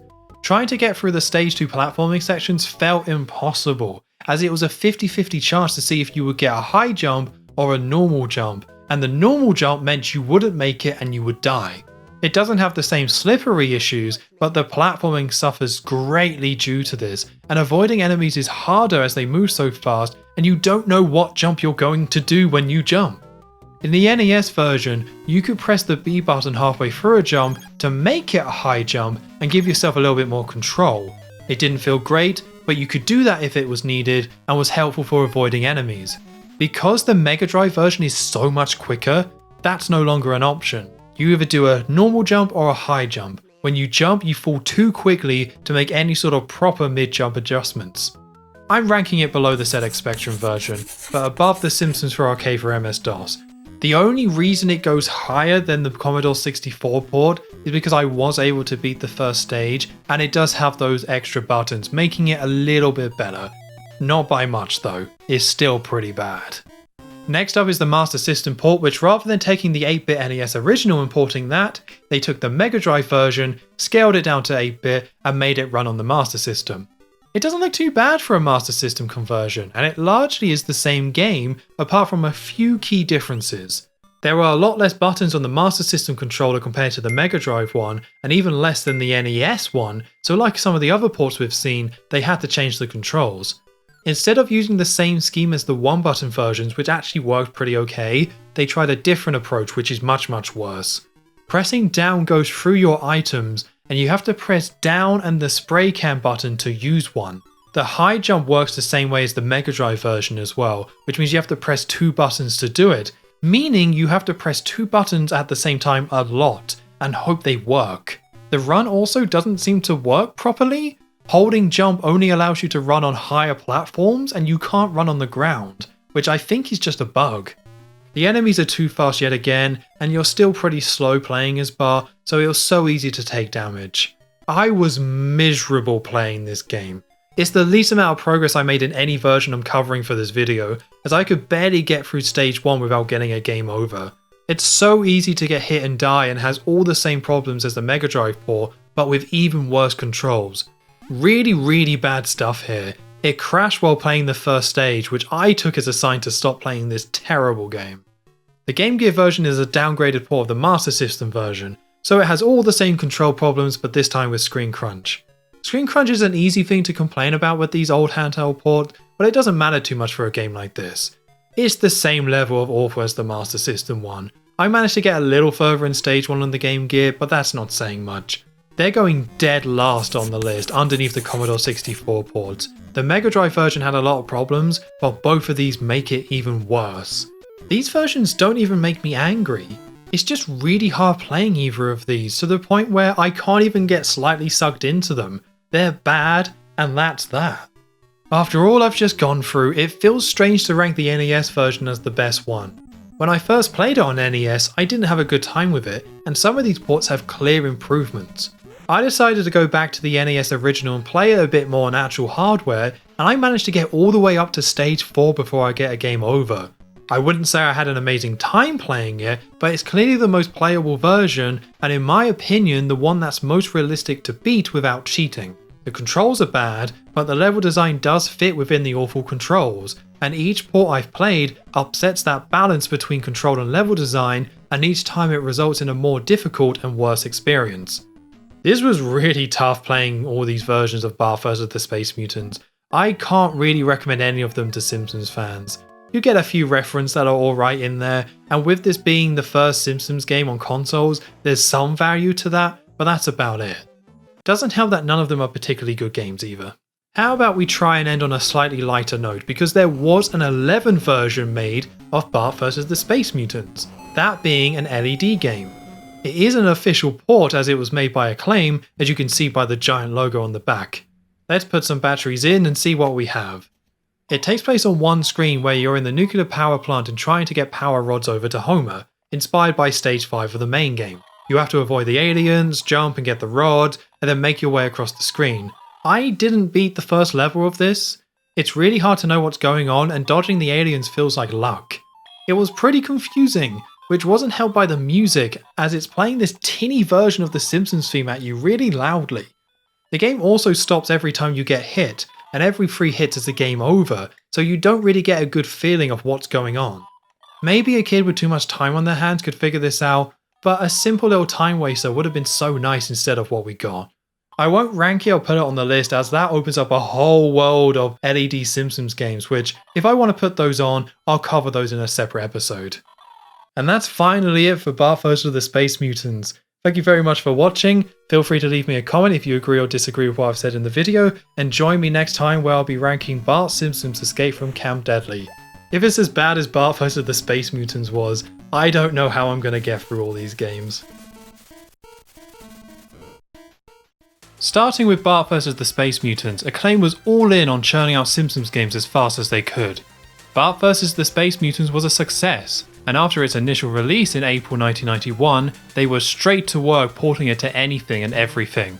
Gary Kitchen, the director of the game, has spoken about how time-crunched they were to finish it, leaving it in an unpolished state, but that didn't stop Acclaim and Imagineering getting straight to work on the next two games, Bart Simpson's Escape from Camp Deadly and Bart vs. the World.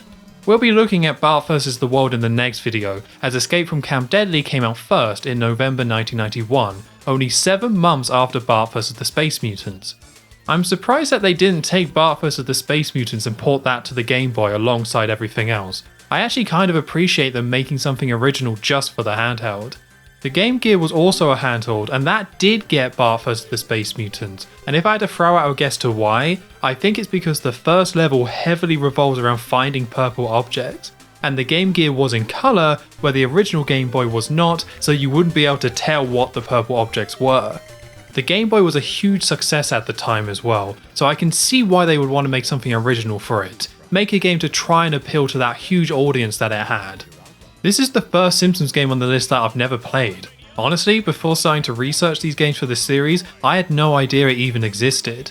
The Game Boy had a few one-off Simpsons games during this era, and with them being original titles that lack the same notoriety as the console and PC games, they seem to be mostly forgotten and only known to the hardcore fans. With this being the same team as Bart vs. the Space Mutants, and the development time being so short, I'm not hopeful for this one. I'll be happy if I can beat this without turning on any cheats. A pretty low bar, I know, but that's just how it is with games made by Imagineering.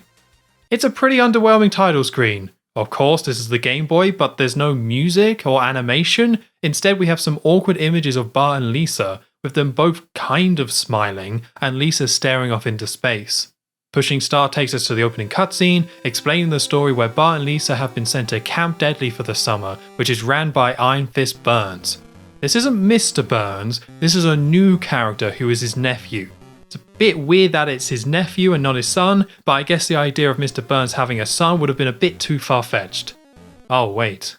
The story is brief. Iron Fist Burns unsurprisingly runs the camp with, well, an iron fist, meaning Bart and Lisa want to escape. It's hard not to mention this plot without bringing up how similar it is to the Season 4 episode Camp Krusty, an episode that came out after this game released. You can try and link these together somehow, but it feels like a big coincidence to me, especially as Camp Krusty was originally pitched as an idea for a Simpsons film. Seems unlikely they stole the idea from this game to pitch it as a potential film. It's more likely that it's just a fairly generic idea that both teams just stumbled on, in my opinion. Escape from Camp Deadly is a platformer, which is based on Bart vs. the Space Mutants with some key differences. A lot has been stripped back controls wise, so no item system, no run button, and no pressing 2 buttons at the same time to do a high jump. You have one type of jump and you can throw your weapon, or if you don't have one, you spit wad to stun enemies. Climbing has also been added, where you can press up or jump onto certain trees, rocks or vines to climb upwards. It's still quite slow and heavy like Space Mutants was, but it feels much better overall. The platforming has been improved, as what platforms are now much clearer due to the simplified graphics on the Game Boy. It's also more generous when trying to land on a platform. Platforms can look quite small, sure, but they do stretch out further than they look. So if it looks like you're only just make a jump, you'll normally make it quite easily without the need for too much precision or timing. Platforming is mostly solid. Most of the time it's done over bottomless pits, which I don't normally like, but the jumps themselves aren't too bad. Apart from this one time in the second half of the game where you have to jump quickly between falling platforms. I died more to these than anything else in the game. The spacing between the platforms is pretty awkward, and with these heavy controls it was hard to judge my jumps. Still, it's a big improvement overall. Removing the super jump in itself helps a lot. Outside of the platforming, there's quite a lot of combat in this game. There are sections dedicated to you taking out large groups of enemies that spawn in from off screen. Enemies mostly don't have attacks, it's more if you touch them, you take damage. To take care of enemies, you have to hit them with your boomerang, which is an item you can find from Lisa at numerous times throughout the game. Boomerangs take out enemies, but you can only throw one at a time, so while your boomerang is still in the air, you can press B to stun enemies with the spit wad. I'm quite split over the enemies in this game. Initially when you first play, they are frustrating to deal with. Bart's sprite is pretty big on the screen, so there's not much space on the screen for you and the enemies that spawn in. Very early on, you encounter enemies that spawn off screen randomly and charge at you, and surviving these sections while you're still trying to figure out the controls is pretty rough. The first enemy in the game you can't kill initially, as you don't get the boomerang until afterwards, so just like in Space Mutants, you may die to the first enemy of the game. Once the movement starts clicking and you get a good sense of how the enemies spawn in, it can actually be pretty fun and, dare I say, engaging going through these sections. Depending on the level you're playing, enemies can jump, fall from the top of the screen, or throw apples and cutlery at you. As you play and learn the game, you figure out where these enemies appear and how they spawned in, and it allows you to figure out a way to counter them. It doesn't stop it from being annoying initially, but when you have a good run, dodging enemies, ducking at the right time, or dodging a boomerang that's coming back at you so it kills a different enemy, it can feel really cool. I felt like a ninja at times playing this game. You really get in the zone, which feels like a weird thing to say for a kind of clunky Game Boy platformer. I can't fully defend the combat, mostly because it is a bit random. Certain enemies will always spawn in the exact same way every time, allowing you to memorize their locations and counter those, but many times when the enemies spawn in and dogpile you, their spawning is random. I can see why they're random, to keep you on your toes, but it means you can take damage due to bad luck, and that doesn't feel great. The random enemy spawning also has a negative knock-on to the new health system. You start off with 2 hits per life, but now you can collect donuts, which gives you extra hits. I had no idea these were donuts. I only know they are that because I read it in the manual. Most of the donuts you get are from specific enemies, which are darker than the rest. If you take them out, they drop a donut, which you can then go and pick up. Having a proper health system helps this game massively. While you may take a lot of hits due to the way the enemies spawn in, you can also build back your health by killing these darker enemies.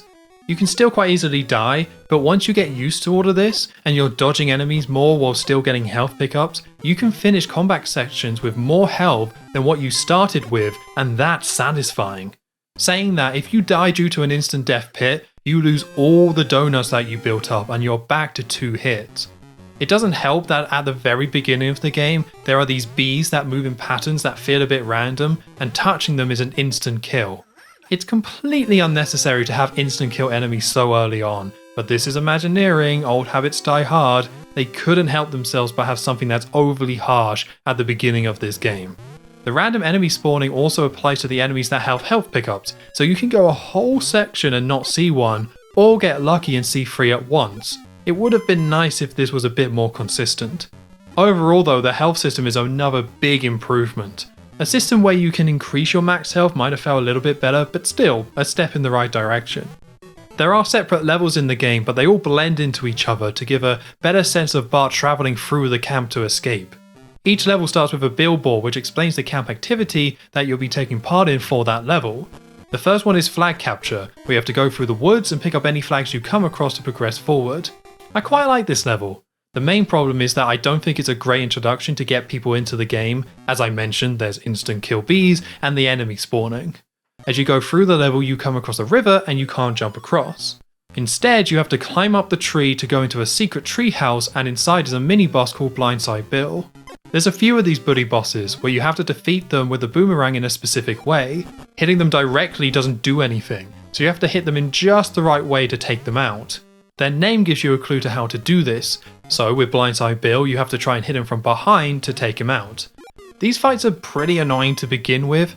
If you don't figure out how to line up the boomerang, the bully just charges you, and if they get too close it's hard to get away and you'll likely die. There's a bottomless pit on one side that kills you, so you can't escape once you enter the treehouse, which is bad because it's possible to run out of boomerangs, and if that happens you may just have to game over. There is a trick to them though. You can throw the boomerang upwards at an angle and it kills all the bullies in the same way without any need for real strategy. The boomerang is kind of strange. You don't directly aim it with the D-pad. Instead, if you're on the ground, it will always go straight forward, and the angle changes depending on your jump. If you throw the boomerang at the beginning of a jump while going up, you'll throw it diagonally upwards. If you throw it at the top of a jump, it'll go straight ahead, and if you throw it when you're coming back down to the ground, it goes diagonally downwards. Once I realised this is how the boomerang worked, it controls okay, but it's pretty confusing at first.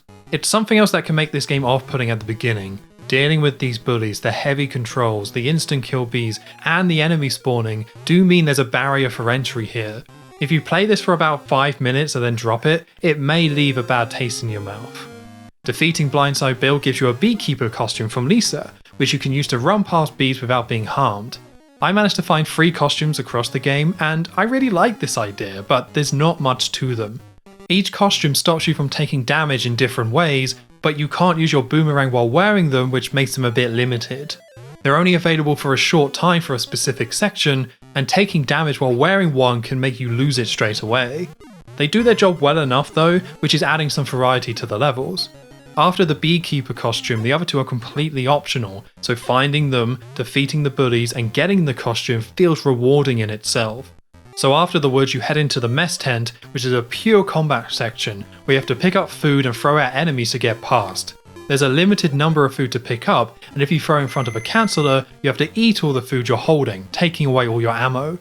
The mess tent is split into 3 parts, each having different food to throw, but if you have any food remaining when you reach the end of a section, you place it into the bins for points, and you get an extra donut for every 5 pieces of food you have. These were tough at first, and the first time you get here you'll likely get a game over, but the more you play the game, the more these sections start to click. Getting through the mess tent takes us back into the woods for more flag capture, only the enemies are a bit more aggressive and the platforming is a bit trickier. Halfway through you find a pipe with a nuclear symbol, so of course you jump right in, and you have to go through the sewers dodging whatever these are meant to be.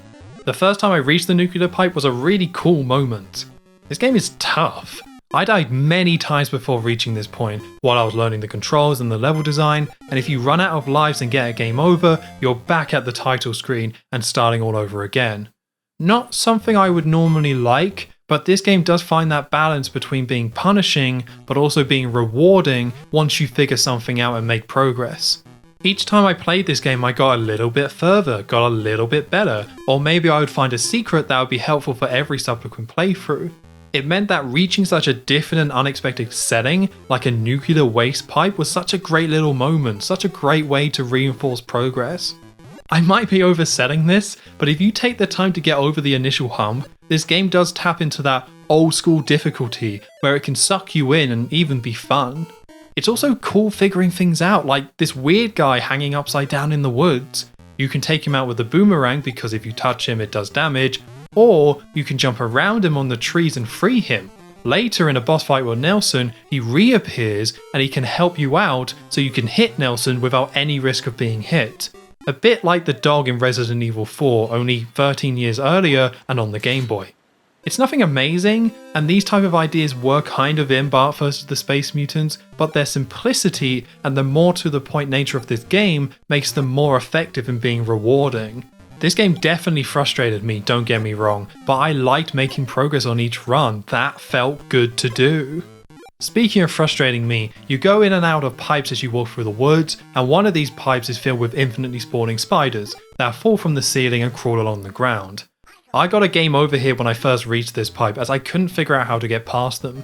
I waited and waited and waited for an opening but never saw one, and they just kept coming.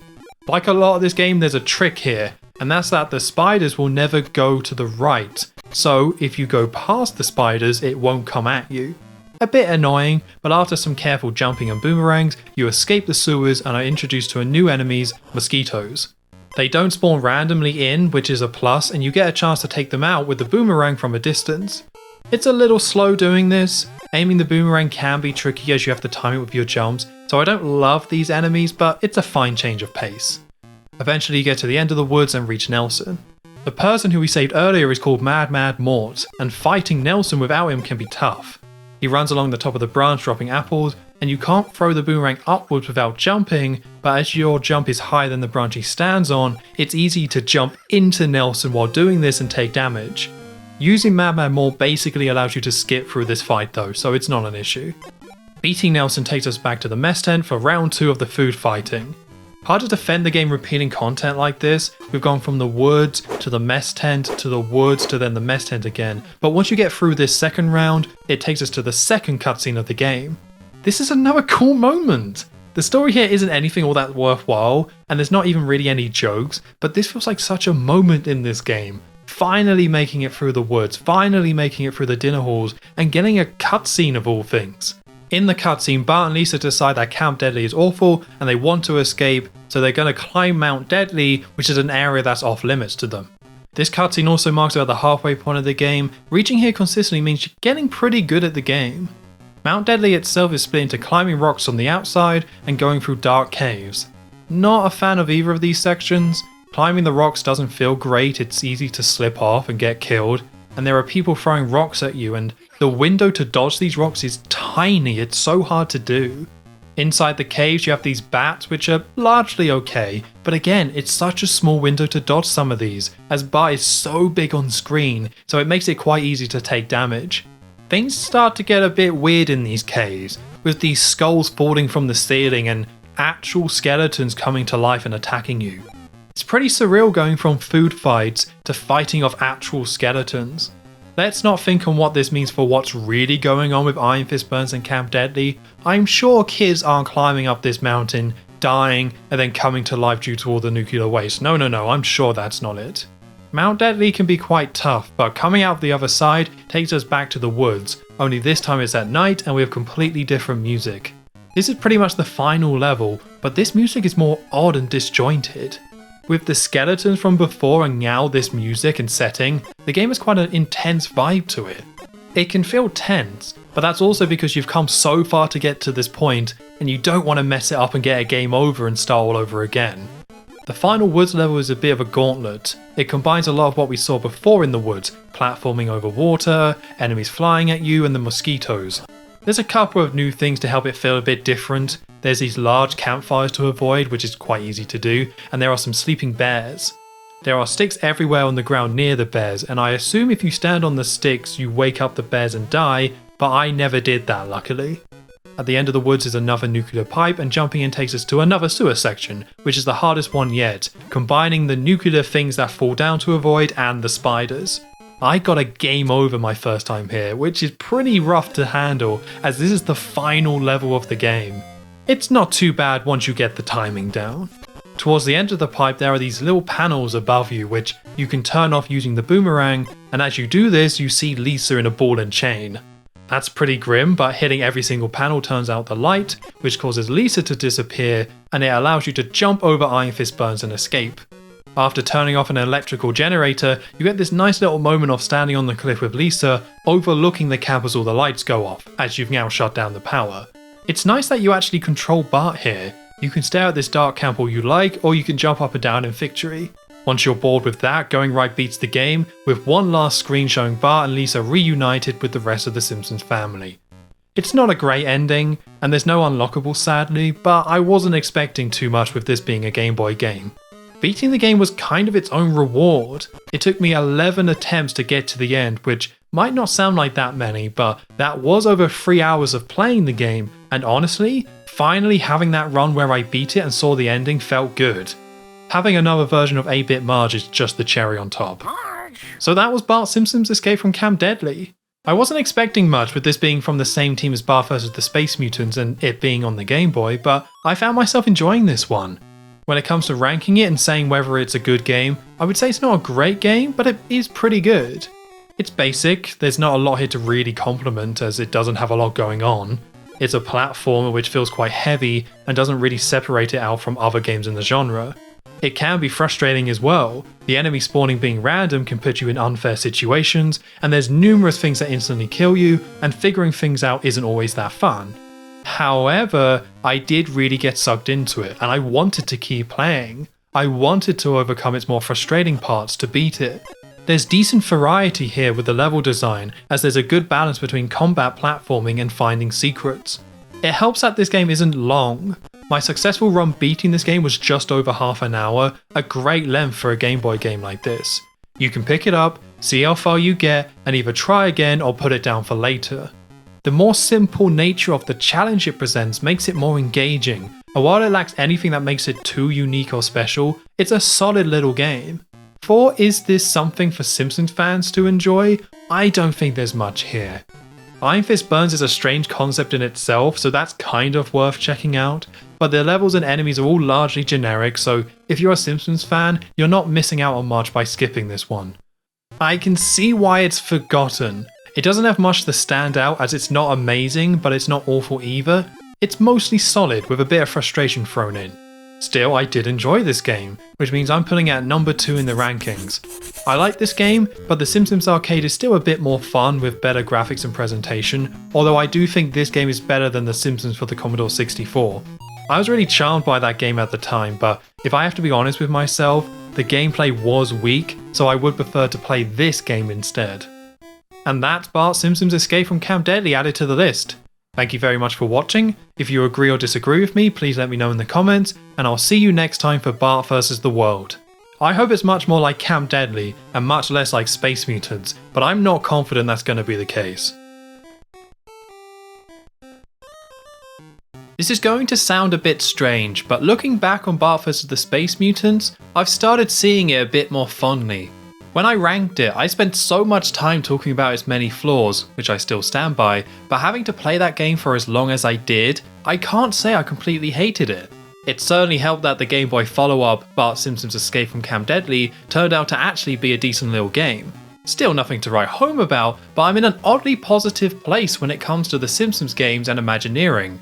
Call it Stockholm Syndrome, but I'm a bit excited to be checking out the next game, Bart vs. the World.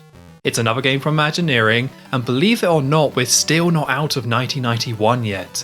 The first 4 Simpsons games all came out in 1991, and 3 of those were made by the same company. That fact alone means it's no shock that the quality is low, but it's crazy to think about being able to play 4 brand new Simpsons games, all in the same year, while The Simpsons was at its height of popularity. Normally I would give more background on the game we're ranking, but I couldn't find out much about Bart vs. the World. Acclaim and Imagineering were churning out Simpsons games as quick as they could to cash in on the popularity of the show at the time, and this is just the next NES game serving as the sequel to Bart vs. the Space Mutants.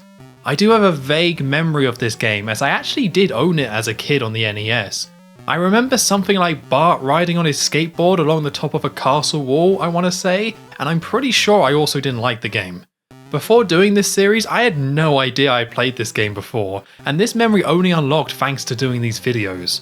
Now my childhood memories of the NES comprise of playing through Super Mario Bros. 3 and leaving it on overnight just so I could beat it the next day, playing Tetris multiplayer late at night when I was supposed to be in bed, and some rushed out Simpsons game. Bart vs. the World may have even been the first time I ever interacted with anything Simpsons related, which is a weird thing to think about. I've made myself a bit sad with that thought, so how about I move on before I discover some deep dark secrets about myself and get into the game. Okay, so like Bart vs. the Space Mutants, the original version of Bart vs. the World was released on the NES, so I'll be starting there. It's a good first impression. We have a title screen showing Bart on his skateboard spinning around the Earth in space. It's pretty silly, but quite impressive. It's more epic than it has any right to be, honestly. The opening cutscene takes us to an episode of the Krusty the Clown Show, where Krusty is about to announce the winner of an art contest that was sponsored by the nuclear power plant. The winner will get to take part in a scavenger hunt to find Krusty-related items all over the world. Todd, Martin and Bart have entered the competition, and despite Bart's clearly being the worst, he still somehow wins. We then cut to Mr. Burns and Smithers talking about how they rigged this competition for Bart to win so they can send the Simpsons all over the world and attempt to, I think, just murder them. Or if you want the family-friendly version in the game, wipe them off the face of the earth. The title screen was a good first impression, and having the Krusty the Clown Show as the opening cutscene is a good idea. Combine that with Mr. Burns being the villain, and this feels much closer to the show than Space Mutants did. This is more what I would expect out of a Simpsons game. From a presentation point of view, it's good enough, but some of the characters look off. Sideshow Mel looks traumatized and Bart simply looks awful. It's got more of that Imagineering bootleg vibes here. The main problem though is that it's too long. It takes nearly 3 minutes to watch all of this, and it's mostly static images with text at the bottom. Maybe they had to make it this long to get all the plot across. It is a bit overly complicated what's going on here, but 3 minutes is far too long for this type of cutscene. Luckily you can skip it, and that takes you into the level select screen. This is already a big change. You can now select between different levels rather than having to go through them one by one. The first set of levels are all set in China, so how about we select this big ship which is labelled Junk, which is the name used for old Chinese sailing ships. Straight away you can feel the changes in the level design. If you attempt to go to the right, you will fall off the ship and drown. The game instead wants you to go left, and the objective here, which it doesn't tell you by the way, is to find the map sign to complete the level. In terms of movement, there's been a few changes. Climbing is much more of a core mechanic in the level design, like in Escape from Camp Deadly. You can climb up the mast of the ship to go up higher. You can also crouch for whatever reason. It can come in useful for enemies that fly and swoop down at you, although it's used so sparingly it's unlikely you'll ever need to crouch. As you're exploring the ship, there are some enemies to avoid, but this time you can find pickups that give you throwable firecracker balls, and you can use these to take out the enemies. In most games, this wouldn't be a big deal. Yeah, of course you can kill the enemies, but this represents a huge shift from Space Mutants. Enemies function as normal enemies now. They aren't invincible obstacles who are only there to be avoided. You can also take 5 hits rather than 2 before you die, so the health system is much more forgiving. It's certainly nice not having to be afraid of everything, and not having every hit be a big deal. Helps the game feel a bit looser. Unfortunately, the jumping and movement mechanics are still very much based on Space Mutants. That means the super high jump is back, where you have to press B and A at the same time to do a bigger jump, and the running is still done by holding A. It really doesn't feel great to control. I would have liked the improvements to movement from Escape from Camp Deadly to be brought across into this game to stop it feeling so heavy. You'll also notice there's no items or X-ray glasses. All of that has been stripped out in favour of focusing on platforming and dealing with enemies. Initially, it definitely feels like an improvement. The controls and how Bart feels is still pretty bad, but everything has been simplified, and the enemies and health systems are much more forgiving. This level has an odd feeling to it though. You start on the right of the ship, and there's 2 sails to climb that you can run along the horizontal poles, where you can find different pickups. It's confusing because there's nothing that guides you in any way. You're supposed to go to the top left corner of the ship, the opposite corner where you start, and if you want, you can just walk to the left, climb up the left sail, and leave it in no time at all, because that's all you need to do. Doing that leaves so much of the level unexplored, but most of the level is just copy and paste of the same pole along the sail anyway. I guess they're teaching the player to explore more, and that the level design will be a bit more unconventional, but for the very first level of the game, it's extremely basic and almost feels pointless playing it. It's a hard feeling to describe when you're dumped into the first level of the game, walk around for a bit, just to stumble upon a map sign that ends the level, and that's that. Not necessarily bad, just hollow. When the first stage of Space Mutants was so long, having this level be only a couple of minutes without much going on is a big change in terms of the pacing. Anyway, there's a few other levels that we have available, and beating Junk unlocks the Great Wall level. Before playing that, how about we try out some of the other levels we have here? Okay, this is sliding puzzle, and yeah, it's exactly as described. It's a jumbled up picture of Marge, and sliding the pieces to complete the puzzle gives us some Krusty tokens. There's also card match. You have to pick cards, try and remember which ones you saw, and match up all the pairs. Lastly, there's Simpsons Trivia, where you get 3 questions about the show, and you have to try and get them all right to earn Krusty tokens. After that first level was so short, and now having 3 really basic, I guess you would call them activities, this doesn't really feel like a real video game. Trivia, card matching, and sliding puzzles, these barely fulfill the requirements to be called games. They're so uninspired and again, basic. To give Bart vs. the World some credit, these are optional and are just a chance to earn Krusty tokens, which improves your score and gives you extra lives, but they're not really presented that way. When you look at this map screen, there's nothing that separates the bonus levels from the real ones. It feels like pure padding. They needed more content, so they made the most uninspired minigames you can make. As blatant as this padding is, doing the Simpsons trivia was actually kind of cool. The questions are all about Season 1 and Season 2, and it really tests your knowledge of early Simpsons, and that was fun. It still barely counts as content, but it was nice to be tested. I did pretty well, only getting a few questions wrong in my playthroughs. For the second real level of the game, we have the Great Wall, where Bart is skateboarding along the top of the Great Wall of China. Oh, it wasn't a castle I was remembering, it was the Great Wall of China. Silly me. You're skateboarding to the right, avoiding dragons and jumping off ramps over pits. The level has a semi-isometric viewpoint, and you have to go up and down to avoid the pits and collect items. For some reason though, you can't go up and down without first moving left to right. It takes time to even pick up speed when pressing left to right, and it makes it feel so heavy. You have times where you have to go through a doorway, but missing the doorway bumps you into a wall and you completely stop. You can't move up and down to line yourself up with the doorway unless you're moving left or right, and the camera moves all the way to the side to give you no space to do that. All this while there's a dragon above you that can do damage. This level isn't that long, but there are several pits that will kill you outright, and there's no checkpoint, so dying sends you back to the start. There's even times where you'll trip up on the floor, and Bart does this long animation of him tripping, and that does damage, but it can also send you over the top of a bottomless pit and kill you.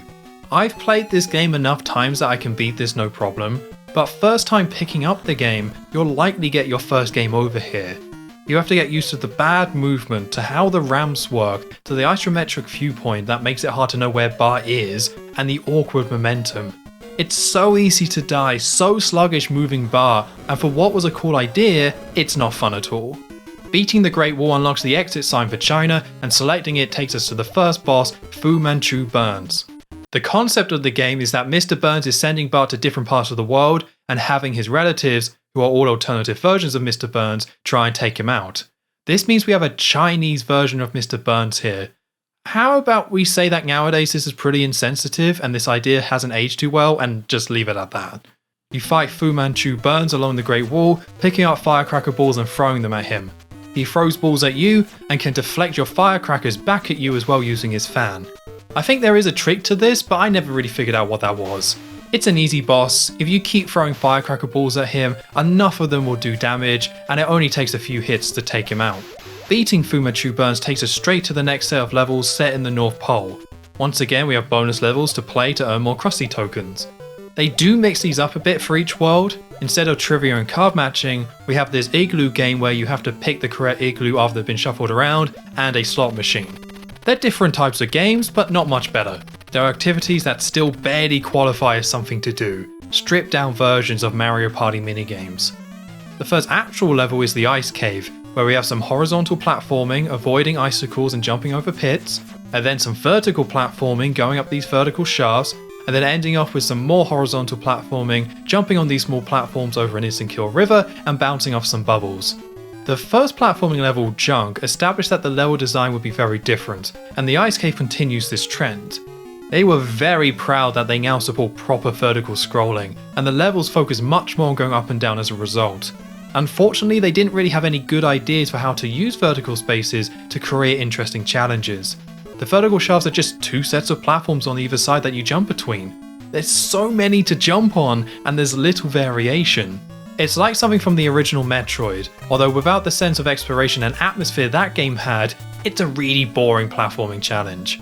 The level also doesn't have any enemies, and with the solid black background and repetitive design, this level feels so empty.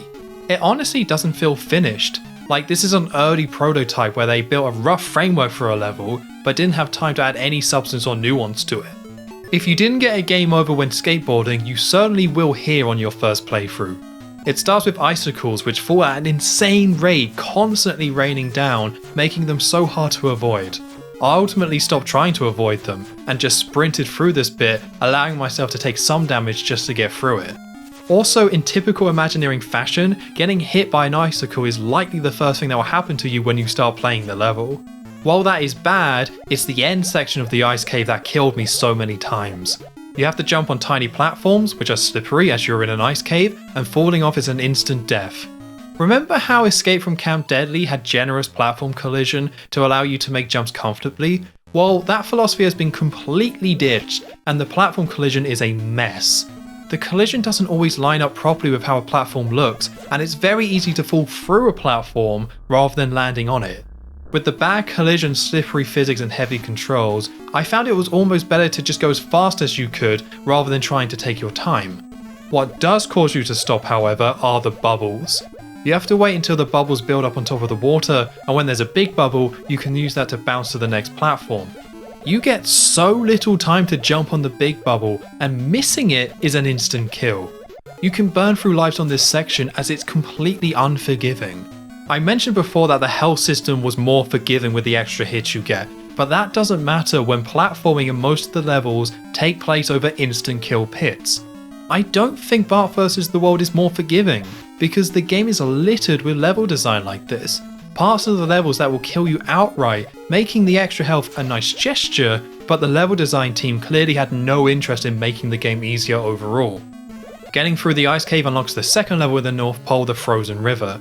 It's much more to the point. No going up and down, it's a long river and you have to ride on ice blocks to get across. Let's get right back to complaining, shall we? Because what makes this level terrible is the physics. The ice platforms don't move on their own, you have to jump on them to make them move. The more frequently you jump on them, the faster they go. When you jump though, the platform keeps moving underneath you, so you're not jumping on the spot, you're jumping up and trying to land back on the ice as it continues to move. You can get used to it, but it's so awkward. The river is another instant kill pit, so again, not very forgiving either. One missed jump and you're dead. Nice to see a blue version of Blinky in the river though, that's pretty cool. Beating the frozen river unlocks the boss, which is a Yeti version of Mr. Burns. Pretty basic boss, there's 3 holes, wait for him to appear in one of them, jump on his head while avoiding what he throws at you. It's really baffling how easy Imagineering makes their bosses compared to how brutal their level design can be. The inconsistency in design is so strange, and I think it proves how directionless these games can be. Anyway, the next world is Egypt, and this time we have 3 proper levels and only 2 bonus levels. It's nice to see the balance shift towards proper content. I look forward to playing a lot more of these platforming stages. First one is Great Pyramid, that starts with us climbing up the pyramid to get inside. At the beginning is a Bartman item, which picking it up turns us into Bartman, who can fly around levels without any real restriction. Bartman was also in the junk stage, allowing you to fly around the ship, and hidden in the ice cave level. It's a fun idea, and on paper makes sense to have something like this when there is a stronger focus on vertical level design. They don't do much with this idea though. There are items floating in the air to pick up, yes, and it can save you a lot of climbing, but you're mostly flying around empty space with no sense of purpose to what you're doing. It also looks really silly. It's easy to have Bart look the wrong way when flying, so you can be flying to the right but Bart will be facing left. It's not bad really, but it's a wasted idea. There's no interesting challenges presented when using the cave, just fly upwards and that's it. Once inside the pyramid there's some tight corridors to go through and some more platforming. The bubbles in the ice cave was awful, and we have yet another awful section with these pillars. Some of the pillars will sink when standing on them and then shoot back upwards, and you can use these to jump higher. I could not get these to work consistently at all. It feels so random. You would think that you would just press A just before the pillar shoots you up, but I don't think that's it. This is a game with a super high jump where you have to press B and A to get the biggest jump, so do you have to press 2 buttons at the same time? Do you have to press them at a different time? I don't know. I couldn't figure it out properly, and it feels awful. So there's an area above this that I never saw because I couldn't get the jump to work. To add insult to injury, if you want to just carry on and go to the right and progress, you have to deal with the pillars lowering down as you jump across them. It's so easy for your jump not to work, and that causes you to fall off and you die, because once again, this all takes place over instant kill water. This is the only time in the game this mechanic is used. Why have it so the player is killed if they make one mistake? I got game overs in the ice cave, and I got game overs here too. It's just so unnecessarily cutthroat sometimes. Once you lock your way past the pillars, there's this block that moves, creating a row of floating blocks in the air that you can ride to get across this big open chasm. Not a bad idea, and it helps that if you do fall off, you can save yourself by landing back where you started, so that's something. But the heavy controls make this feel pretty awful. It's a bit tense, but for the wrong reasons, as you're not sure when the game is just going to randomly have you slip off. After jumping on some unnecessarily tiny platforms, we reach the end, and that's one of the 3 levels done in Egypt. Next up is Valley of Kings, which starts with avoiding tornadoes over sinking sands. Not much to this level really, until you reach a pit that you jump into, and you can land on the sides here to find these small rooms. This pit has more strange vibes to it, because it's more copy and paste level design. It's one giant pit downwards, with the same rooms copy and pasted all along the edge. Like the ship level back at the start, you can fall to the bottom and leave straight away, but you can also explore these rooms, but they're all similar and it makes it feel so off. There are slight tweaks to each room, but visually it just repeats itself. It's padding to give it a better sense of verticality, but doing it in the most lazy way possible, which removes the sense of it feeling like a real space, or even just a proper video game level. Reaching the bottom gives us a door where going through it takes us to a massive room where you have to climb to the top of a sphinx. Once again, not a bad idea. Finding a giant sphinx underground is neat, but Imagineering are back to their old tricks again where they don't mark what is a platform and what isn't a platform. It's complete guesswork what you can stand on. Everything looks the same and there are bricks that you can sometimes jump on and sometimes you can't. Luckily, you can skip this climb by going all the way to the left and finding a Bartman token, which lets you fly straight to the top. You're also supposed to figure out that you're meant to climb into the Sphinx right here to exit. There's an item next to it, sure, but nothing visually to make you think that there's an entrance here. Going through the ear takes us to a room with a map sign and we're done. The level isn't too bad ultimately, but it's nothing good either. The best I can say about it is that there is no infuriating platform sections in there, which is how low the bar for this game is. Finally, we have Sphinx, which is one giant open area where you have to reach to the top of a Krusty Sphinx. Like with the Sphinx that was underground, you can find a Bartman token and fly to the top, but this time there are flying snakes shooting fireballs, and if you touch them once, you lose the Bartman power-up. Items don't respawn in this game even if you die, so you have one shot to do this the easy way, and if you fail, you either have to do it the hard way by climbing up or game over. A lot of NES games suffer from not respawning items even if you die. Never understood that, it just feels unfair and a bit broken to me. Anyway, the hard way is jumping on platforms which aren't over any bottomless pits, which is great, but these snakes can do so much damage to you so quickly. There's usually 2 of them, and even if you kill them, more usually spawn in, although the spawning feels quite random sometimes because they can just disappear. It's quite easy to die to them, but the worst part is the climbing. They don't mark platforms, and they don't mark what you can and can't climb on, so you have to try and climb on different areas and hope it works. If you do go slightly off a climbable area, which is easy to do because they don't mark what is and isn't climbable, Bart will drop off with no way of recovering. You just fall down and have to climb up again. Once you know the route up, it's not too bad, but figuring that out is so painful. Between only having one attempt with Bartman, not knowing what a platform is, not knowing where you can climb, dealing with the flying snakes, and not even knowing where the exit is at first, it's a horrible level. Horrible. Okay, we finally got through Egypt and can take on the boss Ramses Burns. This is another easy boss as long as you can figure out what you need to do. You need to jump into the frayed part as Bart and do it enough times to unravel his carpet.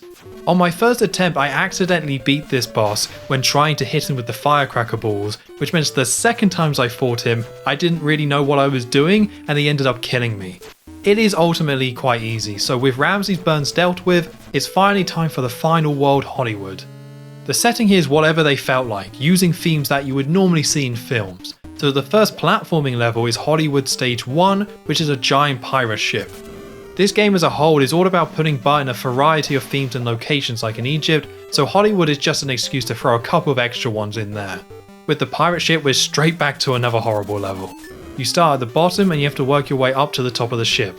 Like the junk level, if you fall into the water, you die, which means the beginning of the stage is arguably the hardest part. Lots of small platforms you have to jump on, and they start spamming enemies a lot more here. It's very easy to take damage from the cannonballs, the rats, the pirate captains, and these pirates that shoot out of the ground, with very little space to avoid them. I got a couple of game overs on just this first section. It's so easy to make a mistake and die. Game overs work like they do in Space Mutants and Escape from Camp Deadly. There's no saving or passwords, so losing all your lives means you start the game from the beginning. This is a very short game, so it does feel more reasonable than in Space Mutants, but there's also so many annoying sections in a playthrough, it can feel really defeating getting a game over in Bart vs. the World, because it means you have to do it all again.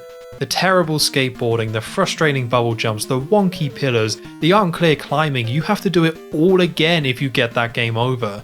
Back to the pirate ship, once you do get to the top, you have to keep climbing upwards, and this part is probably worse than the first section. It's similar to the Sphinx where the climbing is so unforgiving. If you come off the netting just a little bit, you fall all the way down, and because there are enemies who respawn very easily, you'll likely land on one of them and take damage.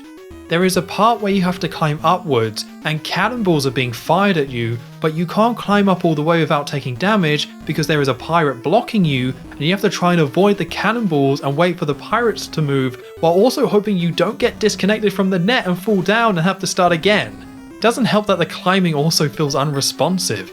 You have to press up to climb, but it doesn't work sometimes. It's way more picky than it should be. Got a few more game overs here as well. I don't know how many more ways I can phrase this platforming section in Bart vs. the World is awful, but this is really dreadful. Getting to the top allows you to carry on further to the right, and the level isn't that different at this point, but it is confusing. The rest of the stage is copying and pasting the top of the ship you've just seen a few more times in a large open area with nothing really in it. All you have to do is keep going right and eventually you'll find the exit. But the sense of space and where everything is completely lost.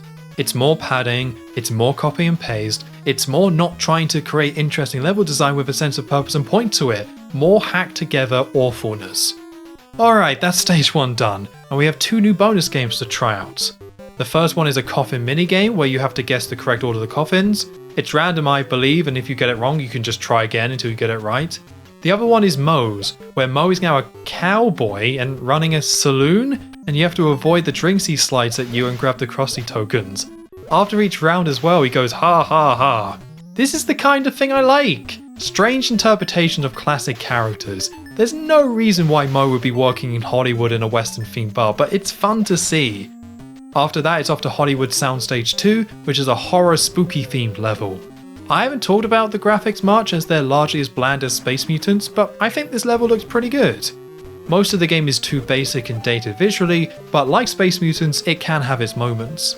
The actual level itself starts with lots of enemies and projectiles flying off screen, so bad start there, and then you're avoiding gargoyles along a fence, and you're playing another round of guess what's a platform, and guess what does damage and what doesn't do damage.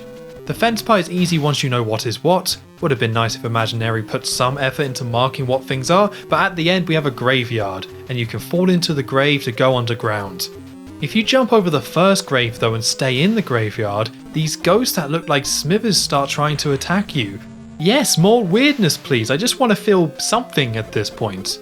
The underground section is a bit of a maze where you have to go into graves to get teleported to different parts of the level. These go in a loop, so if you want to progress, you have to land on this part on the right when you're falling down to find a hidden grave to go forward. It's decent, although I could have done without so many enemies that respawn in. It made figuring out where to go a bit more annoying than it needed to be.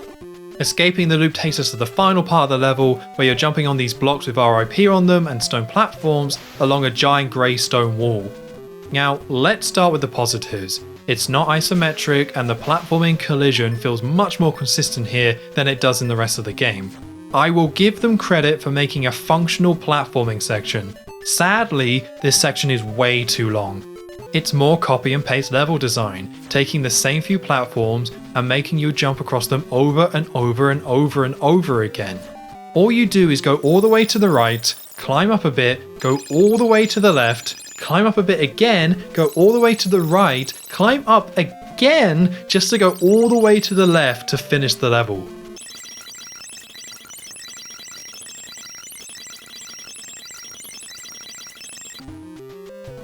Falling off means you die, although if you're up on one of the higher levels you can fall down onto the lower ones, although due to how long it takes to get back up, it's better to just kill yourself anyway and restart from a checkpoint.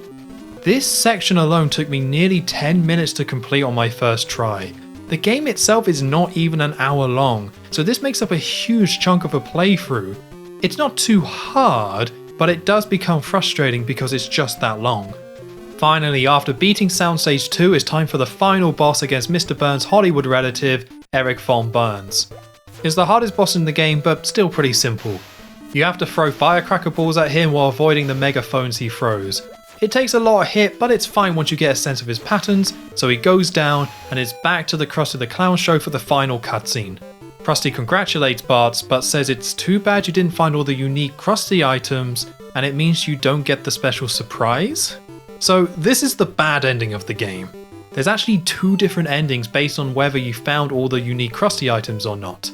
Every core level of the game has a part where you can find a member of the Simpsons family and they will help you get one of these items, which will be a Krusty version of an object matching the theme of the level. So in the pirate level, you can find Maggie and she gives you a Krusty pirate flag. Alright, so it looks like it's time to go back all the way to the beginning and find every single item to see that special surprise. Luckily, the Krusty items aren't that hard to come across. I managed to get most of them naturally when playing the game the first time. I was just missing a couple, like in the skateboarding level. You need to jump into Lisa at the start to make a golden head appear later on, and then there's also the igloo in the frozen river level where you have to throw balls at it to reveal a Krusty head in ice hiding inside. I'm going to hold my hands up here though. When I first beat the game and got the bad ending, I did use a save state to jump straight to the Hollywood levels after getting a lot of game overs. I wanted to beat this game without cheating, but it finally broke me, so I used a save state. When replaying the game again to get the good ending though, I actually didn't use save states at all and ended up beating it legitimately. As I mentioned before, this game is really short, and I skipped most of the bonus games, which means I managed to beat it in 40 minutes with all the unique Krusty items. I'm glad I could beat it without cheating, but it goes to show that even with all the padded level design, this is a tiny game, and nowhere near as long as Space Mutants. Okay, so the good ending has Krusty reveal that they have Mr. Burns and Smithers at the show, and you get a chance to throw pies at them. You get to control Bart and throw pies, and this actually never ends. You can spend as long as you like throwing pies at Burns and Smithers. It's a nice little reward, especially if you were a kid playing this. I'd imagine a kid would find this pretty funny. It's not just a different ending you get for collecting all the unique Krusty items, there's also a new level unlocks called Soundstage 3 in the Hollywood world. It takes place on someone's desk, assuming some sort of animator, and you have to avoid these weird elves and stationery. Towards the end of the desk you fall into an ink pot, and that drops you along a film strip where you can pick where you land, and then you're dodging film related obstacles. We're back to having inanimate objects as enemies, which is giving me Space Mutant flashbacks, but this is the most imaginative level in the game. It has an otherworldly feel to it, but in a more intentional way, and you even get a cameo from Itchy. That's just a nice surprise to see him here. It's not amazing level design wise, but a cool bonus, and I appreciate them putting something in here like this. So that's Bart vs. the World. Like Space Mutants, I spent most of my time complaining about this game in the video, and for good reason. They attempted to make this game easier, and they also massively opened up the levels to feel more expansive, but they didn't make enough improvements and even stepped back in some areas. The controls are just awful, the level design is so directionless, and it's even more punishing than Space Mutants, with nasty difficulty spikes throughout.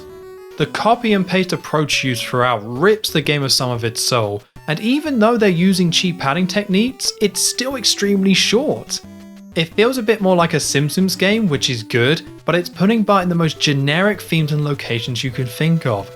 And it adds to that generic feeling by also including bonus games, which are the most basic idea for minigames you could think of. This game took me weeks to beat, not because it's long, but because simply I didn't want to play it, and maybe that's all that needs to be said. This game was clearly massively rushed to get another Bart game out for Christmas 1991, but rushed and unfinished games back on the NES didn't crash and burn publicly in the same way they do nowadays. It's probably due to the low expectations of games and production values being much lower compared to today's market, along with the lack of internet and social media. When you look back at old games, it's not a shock that some of them were terrible and poorly made, but Bart vs. the World isn't just a bad game, it's the NES equivalent of Lord of the Rings Gollum, just without the public shaming that game got. Now the question is, where do I rank it? But I think the actual question is it better or worse than Bart vs. the Space Mutants? Out of the two, Bart vs. the World is the game that's easier to beat. You're more likely to get through this one, where Space Mutants is much longer, and that museum level is a nightmare.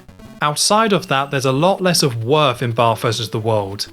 What made Space Mutants unique with all the items and environment interact is gone, and Bart vs. the World doesn't replace that with anything worthwhile, instead filling itself out with half-baked content.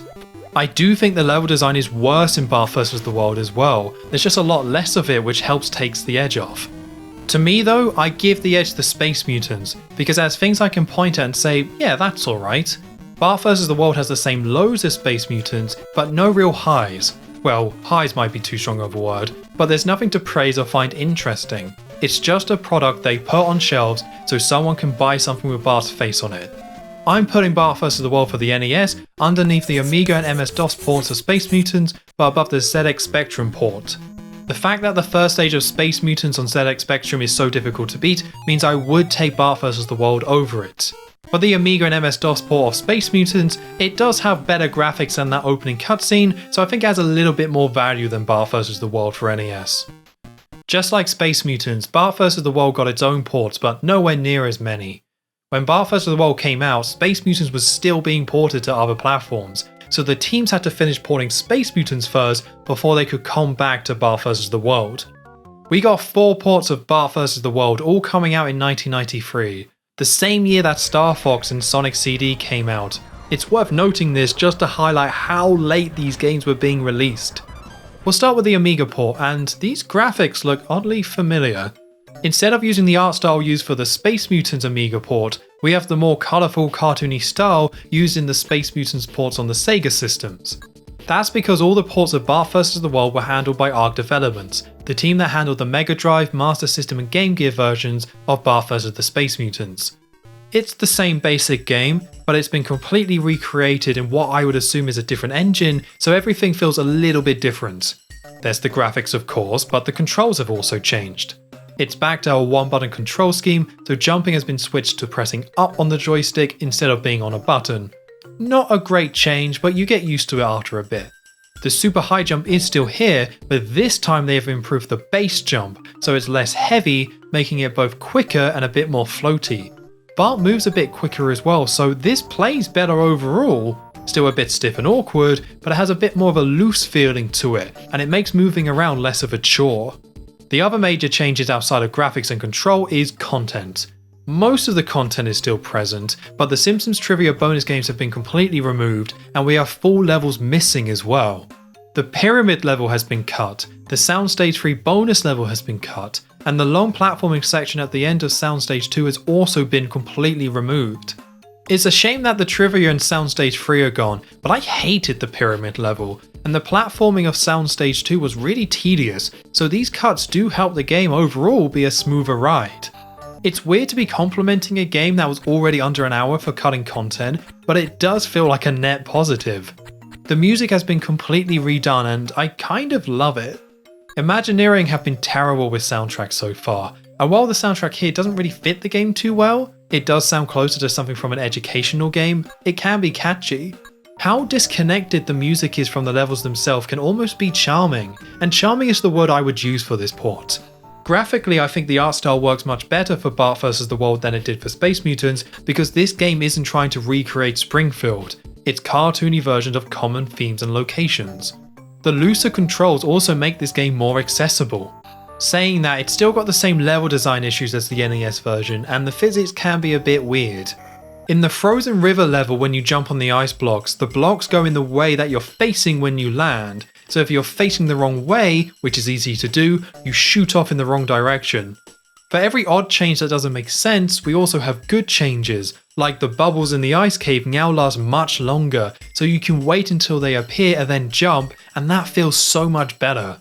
There's lots of tweaks like this throughout the game, and I think overall it makes it better. It's still not a good game. If you play this version first, you'll still likely get frustrated at the level design, and the lack of creativity is obvious. The climbing also feels just as bad as it did on the NES, and the North Pole boss is oddly more difficult. It's going to be hard to list out all the changes, as it is trying to be true as possible to the original, but there are tweaks everywhere which overall are an improvement and make it more playable and allow it to be a little bit more of a quaint experience. I'm putting it above the NES version and even higher than Space Mutants on the Amiga and the MS-DOS. The lack of content, ambition, and the low points in the level design stop it from beating Space Mutants on the NES, but I find it a more charming and even experience compared to Space Mutants on the Amiga, so I believe it deserves to be one spot higher. Next up is the Atari ST port, which is a downgraded version of the Amiga one, which you can see in terms of graphics and sound. For the sound though, the soundtrack of the game is oddly hypnotic. I really like the OST here, probably more than on the Amiga. Not because it's particularly good, but it's a type of music I've never heard before. It's plodding in a maddening way, but it almost makes it comes around to make it satisfying to listen to. That description probably doesn't make any sense, so go and listen to it for yourselves. Right, so this version is much weaker and worse than the Amiga one because of the controls and frame rate. It stutters constantly. Feels like every time the screen scrolls it lags a bit, and some sections are really hard to play because of it. It's also really hard to land your jumps. Every one is a heart attack, as it still has the loose feel from the Amiga port, but without any good sense of control. It makes sections like going upwards in the ice cave really hard to do. You really have to concentrate on every jump, and it's easy to miss one and have to climb all the way back up. It's hard to overlook the stuttering and poor jumping, so it's going underneath Space Mutants for the ZX Spectrum because that game controlled better, but it's going above Space Mutants on the Mega Drive because a game with a soundtrack this odd can't go too low. Right, time for the Sega ports. This time they skipped the Mega Drive and went only to the Master System and Game Gear. I can't say for sure why they skipped the Mega Drive, but this was 1993, and there was already an original game on the Mega Drive with Bart's Nightmare alongside Krusty's Funhouse, so it seems like they were keeping the Imagineering games to last gen consoles only. Anyway, for the Master System port, we once again have the same art style, but with graphical tweaks so it can run on the Master System. There are changes here that you wouldn't really expect to be different, considering it's a port by the same developer as the other two. The main one is health. You now only have 4 hits, but to make up for that, health pickups now completely refill your health rather than only healing 1 hit like before. There's lots of little changes, like the people on the wall and the skateboarding level are now harder to avoid. None of these changes are game breaking, but it's just odd that someone would go in and make these little tweaks. I didn't get on with this game. It can be laggy, although nowhere near as bad as the Atari ST port. The problem with the game is the jumping. All 4 versions so far that I've played have had different jump physics and mechanics. I don't understand why they all have a different feel. My muscle memory is all over the place trying to figure out all these different types of jumps. For the Master System port, it's almost too responsive. When going upwards, it has more of that loose feel of the Amiga port, but as soon as you stop pressing the D-pad to position yourself to land, you drop like a brick. When I first got to the ice cave, I was missing the first jumps because there's no momentum to your jump. Whenever you stop pressing a button, you drop straight down. In theory, this should give you more precision, but there's a lack of leniency here, and with how small the platforms are, it's too easy to undershoot your jumps. I tried to adjust to this style of jump, and I wanted to give the game the benefit of the doubt, but after a couple of game overs in the ice cave, I threw in the towel. The great music is gone, and the jumping is just too unforgiving. It's going underneath the Atari ST version of Bart vs. the World. Alright, only one more to go, and this time it's on the Game Gear. Not too much to say here, this is 1-to-1 with the Master System port. Same jumping and content, only this time with screen crunch. For Space Mutants, I ranked the Master System and Game Gear versions the same, as it didn't feel like the screen crunch really affected that game too much, but I can't say the same for Bart vs. the World. With the more open level design, you feel the lack of screen space a lot more. I kept dying in the skateboarding section as you get a lot less time to react to pits, and the Burns boss fight on top of the wall was also much harder as you have less space to avoid his attacks. It's not a massive downgrade, but I think it hurts the game enough that I'm going to rank it 1 below the Master System version. In the end, Bart vs. the World is a disappointing sequel, but one that reflects the fact that Imagineering released 3 brand new Simpsons games all in the same year. It's a shame though, as Escape from Camp Deadly proved that you could take Bart vs. the Space Mutants, simplify it, tweak some mechanics, and come out with something half decent despite being much smaller in scope. Bart vs. the World was trying to do something very similar, but approached it in a different way, by still trying to be new and different and making it more accessible, but ended up getting lost with padding the game out and reducing the quality of content across the board. It's hard to say if more time would have helped with this game, because I don't see many sparks of creativity that could have been turned into something cool if they had more time, although that might just prove how little time they had to come up with ideas. With that said, that's Bart vs. the World added to the list. Thank you very much for watching. If you agree or disagree with me, please let me know in the comments. Also consider giving the video a like. It really helps letting me know if people enjoy the video or not. I'll see you next time for Bart's House of Weirdness, which will finally give me a break from all this dodgy platforming. I hope. Can you believe it? After ranking the first 4 Simpsons games, we've now officially reached 1992. And even better, the next game is not made by Imagineering. Acclaim released a ridiculous amount of Simpsons games in the early 90s, but it was Konami that developed and published The Simpsons for arcades, and they didn't abandon the franchise straight away. The Simpsons Arcade was ported to MS-DOS and Commodore 64, and during 1991, Konami hired Distinctive Software to develop another Simpsons game for them, Bart's House of Weirdness. Konami didn't develop this themselves, so sadly no Simpsons Arcade 2, instead we have Distinctive Software on board, who have largely been making racing games before this point. They also ported games to platforms like the Amiga, Commodore 64 and MS-DOS, only that was under the name Unlimited Software. The name Distinctive Software is fairly unknown, in part because they were purchased by EA in 1991 and renamed to EA Canada, and have since become the main developer for all the EA sports games since then. They created the now classic NHL 94 and were a core part of EA taking over the sports market and churning out annual releases for all these different sports. Distinctive was founded by one Don Mattrick, who you may recognise as he eventually left EA to work for Microsoft and was the man who revealed the Xbox One in a now infamous press conference. So Distinctive may not be a big name in itself, but they ended up having a huge impact on the gaming industry, but that doesn't include the game we're looking at today, Bart's House of Weirdness. This has to be one of, if not the most obscure Simpsons game. It was only released for MS-DOS and came out in the middle of all the acclaimed published games that were being released at the time. In the month Bart's House of Weirdness was launched, January 1992, the port for the Simpsons Arcade for MS-DOS entered the sales chart, but Bart's House of Weirdness, a brand new game, did not. I couldn't find any adverts for this game either, and barely any reviews, so if I were to speculate, I would say this game was intentionally buried. This game released after EA had purchased Distinctive Software in 1991, so this game was likely only released out of contractual obligation for Konami, as EA owned Distinctive when Bart's House of Weirdness was actually released. It also came out in January, a rough month for any new game to release in as it's after Christmas, and I'm pretty sure it launched the same month as The Simpsons for Arcade for MS-DOS, so it was given no chance to succeed. Before looking at the game, I need to take a second to appreciate the box that it comes in. The artwork for the Simpsons games as a whole are really great. They do such a good job of creating art that matches the show, but still sells what the game is all about. Similar to the VHS tapes, I love that all this artwork exists outside of the show. The box art for some of the early Simpsons games were created by Bill Morrison, an artist who was a major part of the Simpsons comics and eventually worked on Futurama. He's someone who was highly experienced at creating Simpsons art, despite not being a core member of the production team of the show itself. It's just too bad that all the artwork is associated with negativity due to the bad perception of the games. The box itself is huge. The game is on 2 small floppy disks, but this box is massive. I love these old PC boxes, so unnecessary, but such cool relics from a different era of games. I think that's enough box talk though, time to jump into Bart's House of Weirdness. Similarly to The Simpsons for Arcade, we start off with a recreation of the opening of the show. I quite like it.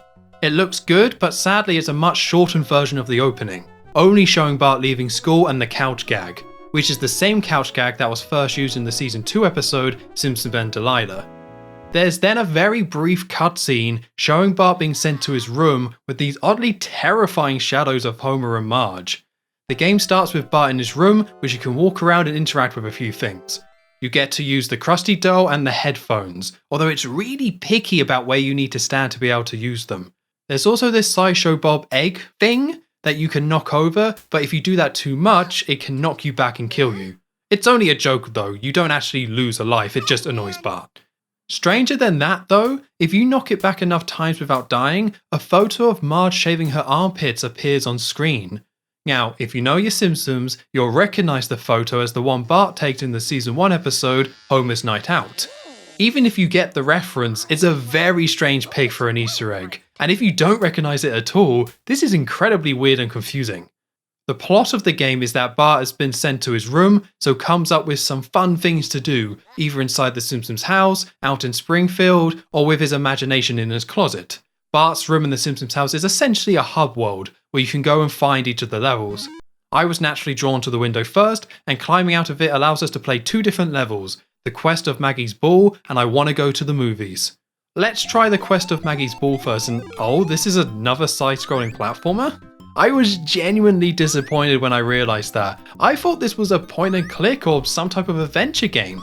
I'm apparently not the only one who thought this. In a 2014 Game Informer article, they described this game as part point and click and part action adventure. And on thegamer.com, they say that this game combines action adventure, platforming, and strategy. I don't think the people who wrote these articles played House of Weirdness, as I can definitely confirm that this is a platformer through and through with no pointing and no clicking. Straight away in this first level, you get completely swarmed by these flying bees. You can shoot at them, but it's really hard to line up your shots, and you can seemingly only shoot straight, but the bees fly all over the screen. Each level in the game is split in between individual screens, rather than one level that scrolls, but when you go from one screen to another, everything resets. You also have knockback when you get hit, so if you get knocked back by an enemy into a previous screen, you can take damage again because all the enemies are back. Forcing your way past the bees takes you to another screen with these swinging ties that you can use like a vine. Jumping on the ties allow you to swing across, but if you mistime it, you die. Each time you die and lose a life, you are kicked out of the level, so have to start it again from the beginning. There's a few bottomless pits at the start of the level, and due to the awful controls, which I'll get into later, I quickly got a game over. Okay, that was a rough start, so how about we give I Wanna Go to the Movies a go instead? This level seems a bit more forgiving. There's mosquitoes everywhere, but you have a bit more room to avoid them. I managed to get further in this stage, collecting a few coins along the way before entering the mall. In the mall are security guards and dogs, which are really difficult to kill. I found out at this point you can shoot upwards at a specific angle, but you have to fire a lot of shot at these enemies to take them out, and positioning yourself to do that is pretty awkward. The mall loops indefinitely for some reason, so it's only a matter of time before I took too much damage from the guard and got another game over. It's a pretty bad first impression for this game, and it seems really difficult, so before making myself mad by trying to beat one of these levels, how about we check out the other levels we can play? There's 6 levels available when you first start the game, and you can play them in any order you like. When starting in Bart's room at the beginning of the game, if you go left, you can choose to play Grave Danger of the Basement or The Secret of the Attic. The basement level was similar to the other levels. There's so many enemies, and I took so much damage just going through each screen. Instead of normal health, you instead have a cool meter. It starts at maximum coolness, and you become less cool whenever you get hit. If it goes all the way to uncool, you die. I ended up running out of ammo in this level, and then shortly got killed by these skeletons, so how about we jump over to the Secret of the Attic? There's more bees to deal with, although not as many as before, but I got to this screen with this sofa and moose head, and have no idea what to do. There must be something I need to do here, but I couldn't figure it out and ended up dying to the respawning bees. That's 2 more levels I could barely progress in when I first started the game, so let's check out the last 2, which you can find by going inside Bart's closet if you go to the right when in his room. These are much more abstract, being more actual dreams. So we have Space Mutant Madness and Too Much TV. Space Mutant Madness has the town taken over by the Space Mutants from the Telltale Head episode of the show, but they do a ton of damage. It only takes a few hits to die, and the level starts with a Space Mutant coming out of nowhere to hit you. I died very quickly here, only made it to a few screens. Too Much TV is just chaos. It's like being in an itchy scratchy cartoon, and like in Space Mutant Madness, every hit does a lot of damage. I died very quickly here as well. It's at this point that a lot of people will give up. It's a really rough beginning for this game as every level feels impossible. It's one of those games. Lots of content available from the start, but playing the game feels like running into a brick wall. One of the main reasons for this game being difficult is due to how stiff the platforming controls are. To fully explain why it feels so stiff, let's jump over to Super Mario Bros. For a bit. In Super Mario Bros. You can move Mario with the D-pad, you have a run button and a jump button. Even without pressing run or jump, when you move Mario he has a top speed and it takes him time to accelerate to that speed. It's not very high, but there is straight away variation in terms of how fast Mario moves based on how long you have pressed left or right. The run button increases the amount of variation with a higher top speed, allowing for additional potential speeds that Mario is moving and giving the player an extra way to control that speed. It's now both how long you've pressed left or right and whether you're pressing the run button or not. This variation of speed is then factored into when pressing jump. The faster you're travelling, the further your jump, and you can control your jump in mid-air. All these small variations creates a large number of possibilities in terms of movement. It may not seem like much, by allowing you to travel at different speeds and giving the player different ways to control that while having that feed into the platforming, it creates much more dynamic core platforming mechanics. As you play, you subconsciously get a better sense of how the movement works and make slight adjustments. You learn how all these mechanics work together and figure out the best way to control Mario, which also creates different playstyles. Some players go fast using a range of different jumps with their own heights and distances, and some will go slow, taking their time to navigate over obstacles. It's part of the reason Super Mario Bros. Is such a classic. You can argue over the specific values and parameters of the acceleration, speed and jumping, but the relationship between these elements creates an interesting game to control. You're not pressing many buttons, but the timing and combination of your presses creates slight differences in terms of what Mario does. Most games when you're controlling a character have their own version of this, and it's something that you take for granted nowadays, But imagine if all this was removed. Imagine if you took Super Mario Bros. And there was no run button and there was no acceleration at all, so Mario always moved at a fixed speed. Also imagine that when you jump, you always jumped a fixed distance and you can't control yourself while in the air. So jumping while not moving sends you a specific height every time, and jumping to the sides always sends you the exact same distance. That's how Bart's House of Weirdness controls. The normal variation and any sense of mechanical depth you would expect out of a platformer is missing, as every action is completely fixed. It's why the game feels so stiff. You always jump the same way, and you always move the same way, and it doesn't allow for any freedom in movement. I'm sure we've all played a game like this. Some game you ended up with that is clearly cheaply made, and is overly basic because it's lacking some of these fundamentals. Now, a game doesn't have to have all the elements I described in Super Mario Bros. To be good, but having none of them results in a game that feels severely lacking with its movement and control. Okay, so despite these awful controls, we need to make some progress here. So I'm only going to focus on one level and just concentrate on beating that. I'm going to pick I Want to Go to the Movies, as that felt like it was the least punishing to play. The goal of the level is to collect 5 coins and then return to the movie theatre so you can see the new Space Mutants film.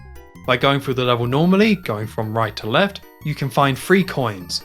It also turns out in the mall, you can walk by most of the guards. They don't attack you at first if you keep walking forward. It's only when you try and fight them that they become a problem. While the mall does loop as I mentioned before, you can actually leave the mall straight away after collecting the second coin by going right. You don't need to go through the mall again, it takes you straight out. It's one of those type of games, where you have to tap into its strange logic to progress, and if you don't, it becomes overly punishing and difficult. The rest of the coins we need are in Burns Manor, and you can climb over this fence to get in. You have to get past all the security systems to enter, which is hard at first, but after trying it enough times, you will figure out a method to get through every single screen. So you go over the fence, you shoot the second laser, you walk past the first when it goes down, shoot the third laser, avoid the water fountain, instantly jump forward to avoid the goose, spam shoot to take out the dogs, pick up that ammo, spam shoot again to kill the respawning dogs, shoot the gun upwards to take out the red thing, walk past the guard, and enter. This type of thinking and planning is how you need to approach almost every screen in this game.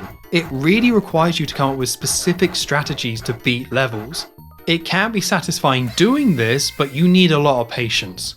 Going inside the mansion allows us to shoot this box to get another coin, and in the next room has us fight against Smithers, with Mr. Burns watching. I spent so much time trying to take out Smithers here.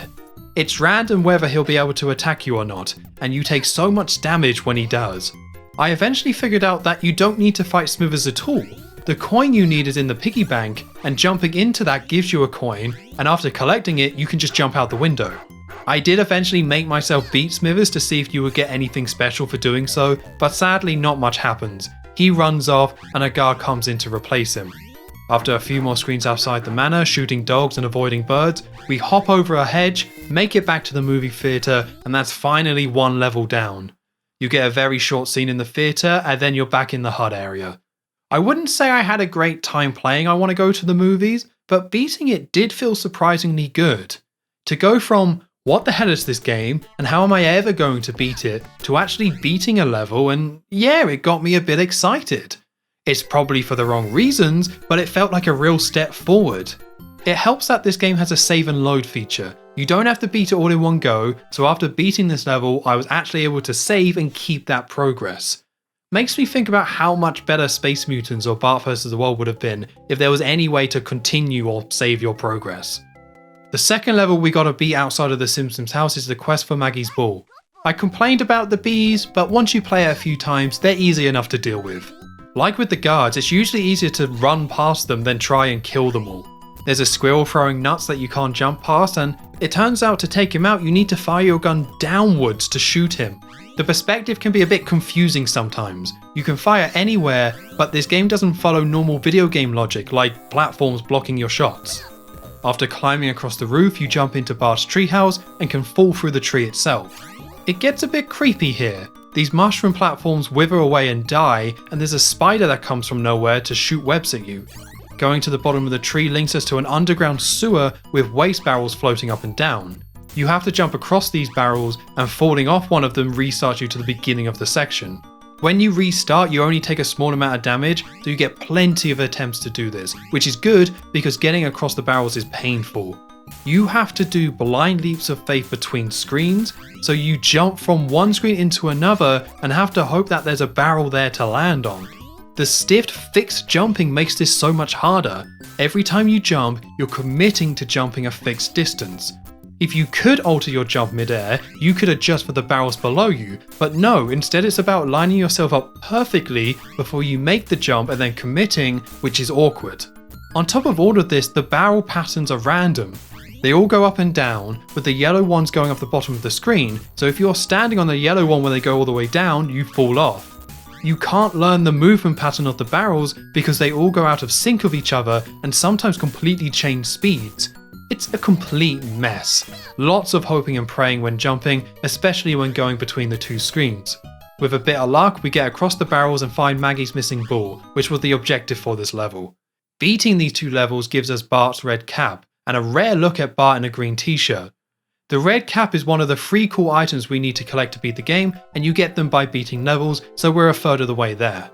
We can save again now that we've beaten 2 levels, but as I lost 2 lives during the quest for Maggie's ball, saving actually also saves your life count. It means every time I load this save, I only have 1 life, so I only have 1 life to beat the rest of the game. Anytime I die, it's game over. It means that really, I need to beat both of these levels again and make sure I don't die to ensure I have all 3 lives. It's a bit annoying, but not as bad as it sounds, as anytime you die, you can quickly press escape to leave the level, which resets how many lives you lost during that level. As dying kicks you out of the level anyway, it means you can restart a level as many times as you want until you beat it without losing a life. Being able to quit out of the level like this means technically I don't have to replay the first 2 levels, as I can always press escape and leave, but I'm going to anyway, as I don't want to have to go for a game over every time I fully die and have to reload my save. After replaying the first 2 levels, next up are the 2 levels inside the Simpsons house, with the basement and the attic. Going back to grave danger in the basement, and it turns out to actually not be that difficult. There's very little platforming, instead it's more combat focused, with you taking out all the enemies and finally reaching the end to find a skeleton key. There's only 10 screens to deal with, so you can charge through a lot of these screens and beat the level like that. It only took me 1 minute and 20 seconds to beat this one on my successful attempt. After completing the first 2 levels, I did feel like I was better at the game and more used to its basic movement. Saying that, the controls are still quite frustrating to deal with. It's a 2-button game, so you move, 1 button for jumping and 1 for shooting. If you press both buttons together, you can use your secondary weapon. For this level, you can pick up a spray can and use it against these skeletons, which is pretty much required to do to beat them. Pressing 2 buttons for an action is rarely a good idea, as we saw in the Imagineering games, and this game has the same problem of sometimes it just doesn't work. You can press F9 to switch to an alternative control scheme, which switches the jump to up instead of being on a button, so each of the buttons is used for the weapons, but it's really hard to jump like this when the jumping already feels so basic. I also ended up getting caught in objects as well. If you stand too close to something and jump, you can clip into it and not jump properly. Feels like a sloppy design choice to have objects that can do this to your jump. Next up is the secret of the attic, where I got stuck before on the moose head screen. After some random jumping around, it turns out you have to jump on the sofa and then you can get yourself to the top left screen by jumping across. It's disheartening to see the same mistakes that Imagineering kept making appear in this game. How are you supposed to know that you can use these objects as platforms, and there's nothing to show that the top left corner is where you need to go? Something as basic as just showing a ladder in the top left of the screen would have helped this a lot. There's also a bee that follows you around and you can kill it, but it respawns shortly after doing so, making figuring out the route to go upwards extra annoying. Once you do get up higher, there's a room where you have to jump across the wooden planks while avoiding the metal spikes coming out of them and a horde of bats. If you fall through the gaps, you fall to the previous screen and have to climb back up. Taking damage isn't really an issue with this level, as there's a donut item near the beginning that respawns and you can use that to grind to get back to full health whenever you want, but that didn't make dealing with the bats any easier. If you get hit by them, there's knockback, so it's likely that you'll fall down and have to start again. I tried to take out all the bats before jumping my way across, but they fly at angles that you can't shoot at, and they even go off screen and can knock you off without you ever even seeing them. Ignoring the bats is probably the better idea, but it makes the timing of your jumps so much harder. This room drove me crazy. The platforming isn't too hard, but the bats make this such a chore. After a couple more screens involving the bats, these screens are much easier to get through though. You're on the final stretch where these baby spiders start appearing.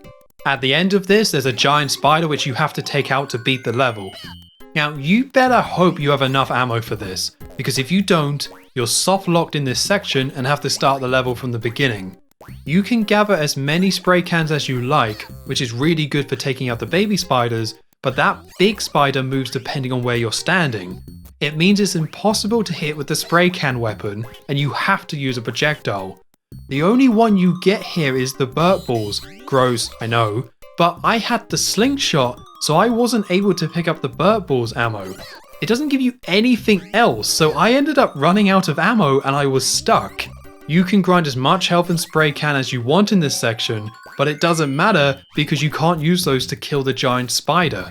I didn't even want the slingshot. I accidentally picked it up at the beginning of the level, as this is a game where sometimes you have to actively avoid items as it can switch your weapon to something you don't want. This meant starting from the beginning, grinding the dart gun, making sure I didn't pick up any other weapon, and then I was able to beat the spider. This is another short level once you know what you're doing, but figuring that out is such a nightmare. Admittedly, I've been putting off these next two levels as much as I could as they seem to be the hardest, but let's go back to the closet for Space Mutants Madness and Too Much TV. Space Mutants Madness is quite similar to the basement level, where it's all about the combat and taking out the Space Mutants in your way. This time though, the Space Mutants can only be killed by using the ray gun, but straight away they don't give you enough ammo. There's ammo at the beginning and you can pick it up without taking damage at first, but it's not going to be enough, but if you try and grind more ammo, you take a massive amount of damage from the Space Mutant on the cart. To get through the level though, you have to pick up 20 shots, so the best strategy at the beginning is to pick up the ammo to get the 10, go to screen 2, get hit by a Space Mutant on screen 2, get backed by him into screen 1, and then use the invincibility frames to get the extra 10 shots you need. It's insane some of the steps required to beat these levels, and with the Space Mutants being much more damaging, you either do what the game wants you to do, or just die. There's no in between. There are methods to beat these levels which usually aren't too difficult to do, but just trying to beat the game by just playing it is almost impossible. This level also features these robots who shoot lasers at you. If you don't have the cool hat by this point, the lasers damage you, but if you do have it, the lasers just go straight through. It's just another weird extreme difficulty swing. I like the idea of getting an item from one level to make another one easier, but I don't know if the level is even beatable without the hat. Halfway through the level, you do get a spot that you can grind as much ammo as you need, so after that point the level becomes really easy. The first few screens are tough, but the level isn't too bad once you figure out how to get the extra ammo at the beginning, and if you have that cool hat. That leaves one last level, Too Much TV, which is all about Itchy and Scratchy trying to kill Bart using cartoon violence. Bit like Treehouse of Horror 9, actually. It starts with a loading screen showing the title card from Itchy and Scratchy while playing the theme, and it's kind of perfect. This game as a whole nails the presentation. The graphics are bright and colourful, and the character models across the game match the show so well. I'm not a massive fan of Bart's character model, it's a bit too cutesy for me, but other than that, this game looks great. It's not just about the art style though, there's references and nods to the show throughout, like the babysitter bandit in the basement, to even smaller details like Homer's bowling ball in the attic. I love the structure of this game as well, having the game start in Bart's room and then having all the levels connected from it. As an example, the movies level has Bart climb out of his window, choose to go left to leave, and the first few screens show the Simpsons house followed by the Flanders house next door. During that level, you could then break into Burns Manor and actually see Mr. Burns and Smithers. Going right after climbing out the window takes you to the Maggie's Ball level, which has Bart go into the Simpsons' backyard, and then it all connects, with Bart climbing up the tree and then the roof to enter the treehouse. The framework of this game is so well done with it all being connected, and it grounds itself into the show while allowing itself to be more creative and jam in tons of different references. I wish the gameplay didn't let this all down so much, but the idea of the game is really solid and I love how it all fits together. Speaking of gameplay letting the game down, Too Much TV is a complete mess. It follows the same design principles as the other levels. Either find the correct way to get between the screens, or you will die. There are so many things on every screen that can do damage, and it takes a few tries at the level to even understand what's going on. I ended up trying to run through most of the level, as standing still meant these bombs would appear and roll towards me and do damage. The main thing you need to avoid in this level though is Scratchy. His hammer does much more damage than anything else, so you have to make sure to avoid it as much as possible. It's even okay to get hit by something else and then use those invincibility frames to run through Scratchy's hammer. The hitbox on Scratchy is a bit weird. It's only the hammer that does damage to you, so you can stand in Scratchy, wait for him to move the hammer out the way, and then run past. It took many attempts to beat this level, with most of them being running through, trying to stop at very specific points, and hoping for the best. I'm sure you could figure out the actual perfect route where you never take damage, but there's so much going on it didn't feel worthwhile. It ends on a field with American football bombs everywhere, and it felt better to rely on luck than actually try to perfectly dodge them, as the controls, as mentioned before, are so stiff. It's a cool idea for a level, but it needed to be executed much better, and it didn't need to be so punishing. With all the main levels complete, we now have all the cool items, which opens up a weird portal in Bart's room. Entering the portal takes us to the final level, Adventures in Krusty Land, which is where Bart has to rescue Krusty, who is in a jungle for some reason. Your jump is upgraded for this level, so you can cover much larger distances across the screen. This may be because you've collected all the cool items and that's giving you an upgrade, or it might just be part of the fantasy Bart is having here, which is him saving his hero Krusty. The goal of the level is to get to the end of it while collecting all the Super Burt balls, as you need those to beat the boss. It means you shouldn't fire your weapon until the very end, so 90% of the level is focused on pure platforming, and they save the hardest platforming challenges just for this level. It starts out with these logs going up a waterfall. You jump across the logs as they fall down, and do that to climb up 3 different screens.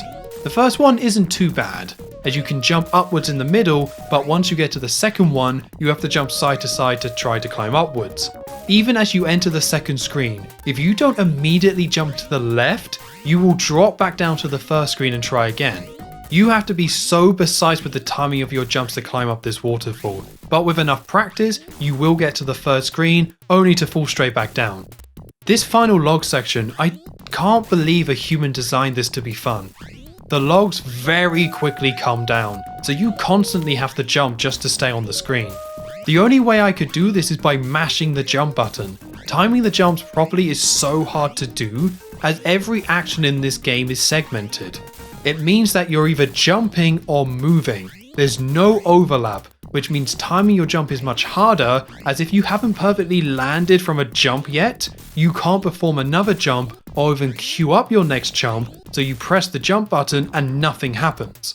The worst part is that you have to try and jump on the rocks on the side, which doesn't even look possible, but if you time it just right and get a bit lucky, you can jump across. Figuring out the timing of this was so difficult. It doesn't look like you can make it, but you just about can, so it came down to a bit of gut feel and praying. Getting on top of these rocks is a huge moment because this section is so repetitive and difficult. You have to jump on so many logs to do this, and it's easy to make a mistake and have to climb all the way back up again, and sometimes when that happens you take fall damage. This is so tough. It's hard to really describe the timing required here. If you're a sicko who loves really tough platformers, I recommend giving this a go. It's doable, but devoid of anything enjoyable. After the waterfall, you have to swing across vines and land on these alligators. When the alligators open their mouth or sink into the water, you fall off them and die, and dying means you're starting the level all over again and have to climb up the logs once more. This river section by itself isn't too bad, although the windows can be quite tight. The vines swinging and the sinking alligators are synced up, and they're synced in a way which means you maybe have a second standing on an alligator before you just have to go. Oh, and you have to jump from one screen to another, so it's possible to jump across screens, miss an alligator that you couldn't see, and die. After that, you're skating down a cliff collecting more Super Burt balls. The perspective of this cliff makes no sense. There are parts you can and can't stand on, but it's not clear where these are, so you have to experiment a bit and seeing where you can go. The problem is if you miss a jump, you either fall down to the next screen with no way of getting back up again, or you die. After managing to get to the bottom of the cliff for the first time, I missed a Super Burt Ball, but decided to leave it, because the only way I could get it would be restart the whole level, and I'm not doing that. After avoiding a giant centipede, it's time for the final boss against Sideshow Bob. He walks back and forth and throws coconuts at you, or if he gets close enough, he can kick you for a lot of damage. There's also an ant, but that's easy to ignore. You have to shoot at Sideshow Bob using the Super Burt Balls, and it takes exactly 13 shots to kill him, which is the exact number that are placed in the rest of the level. Missing that one on the cliff meant I couldn't beat the boss. I tried anyway. I ended up missing a couple of shots because you can't just shoot Sideshow Bob, you have to aim upwards when firing, so that's 13 times you have to hope the aiming upwards works, as sometimes it can just fail. This is such a depressing moment. After everything it takes to get here, running out of ammo and then being stuck feels horrible. This level is dreadful across the board. I have nothing nice to say about it. So far in this series, the museum level from Space Mutants has to be the worst level in a Simpsons game, but I think this level has it beat. The only reason it might not be worse is because House of Weirdness has a save system, whereas in Space Mutants, a game over in the museum level would send you back to the very beginning of the game. If I put that element aside though, Adventures in Krusty Land I think is worse because it never gives you a break. There's no checkpoints, there's brutal platforming, and you can get to the boss and get soft-locked, which means this game ends on such a sour note. Alright, so it takes a flawless run to beat this, so let's just do that. I ended up looking at playthroughs online and even speedruns of this game to help me get through it. I had to do anything I could to give me an edge to make this level feel doable. After an hour and a half of playing this level over and over and over, I finally had that run. I got every Super Burt Ball and I managed to get back to Sideshow Bob. This was so nerve-wracking. I really was being careful with every shot, as if you miss one, that's only 12 shots and it would mean you're soft-locked. Despite being really careful, I missed one of my shots. I say I missed, but look at this, The shot went straight through his head. That should have been a hit. I didn't miss, the game just didn't count it. This was again such a disheartening moment. I was legitimately depressed, knowing I had to start the level all over again. I decided, hey, I'm gonna fire the remaining shots anyway. I landed them all, but he wasn't dead, but then I realized that I'd picked up and kept 2 water balloons from the Itchy and Scratchy level. It turns out you can use these water balloons, so you don't actually need all 13 shots, and after hitting him with one of the water balloons, Sideshow Bob went down. It was quite an emotional rollercoaster ride, going from oh god no to actually beating the game. On the next screen is Krusty, and walking into the lock frees him. After an image of Krusty and Bart shaking hands, Bart rides through space with his cool gear, and you get to enter your name for the high score leaderboard. And that's it, the game resets after that. Feels like there's a cutscene missing, like Bart being let out of his room, or something like Escape from Camp Deadly had, where Bart meets up with the rest of the Simpsons family. It's weird not even having the Simpsons family appear. You get to see Lisa, Maggie, and even some cameos from Marge, but Homer isn't even in this game at all, apart from his silhouette at the very beginning. That just doesn't feel right. I guess it just shows how important Bart was back in the early 90s as a character, where nowadays Homer, I would say, is the main character of the show. There's a couple things worth mentioning before I rank the game. With this being on the MS-DOS, there's 3 different graphics options you can pick.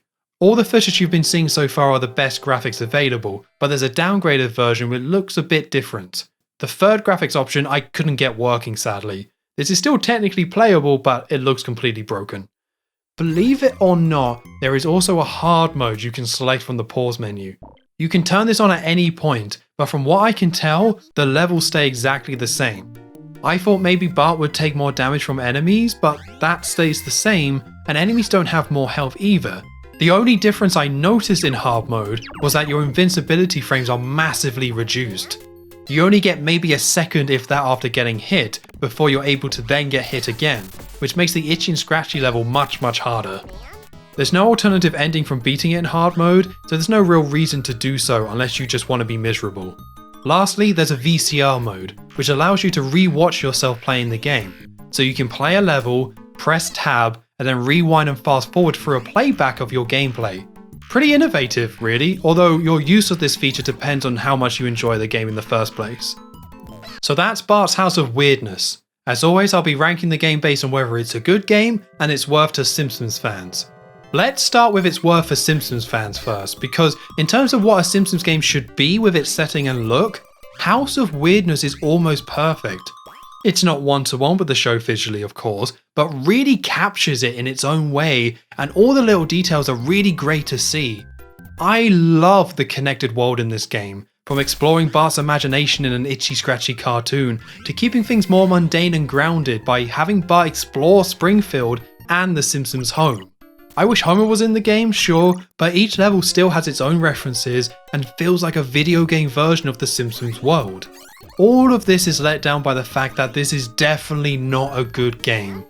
It's a dangerous combination of being overly basic and overly punishing. The movement is terrible. This plays like what a student would make as their first platformer project in Unity as they're learning how to make a game. Yes, you can move, jump and shoot, but these mechanics are simplified to an extreme. The level design for the most part does allow for an easy time, but only if you know what you're doing for every screen of the level. With some of the easier levels, it can be satisfying going through that process and figuring them out, but the annoying enemies and instant kill pits make life much more frustrating than it should be. And for the later levels, when enemies do more damage, it just becomes really hard to play.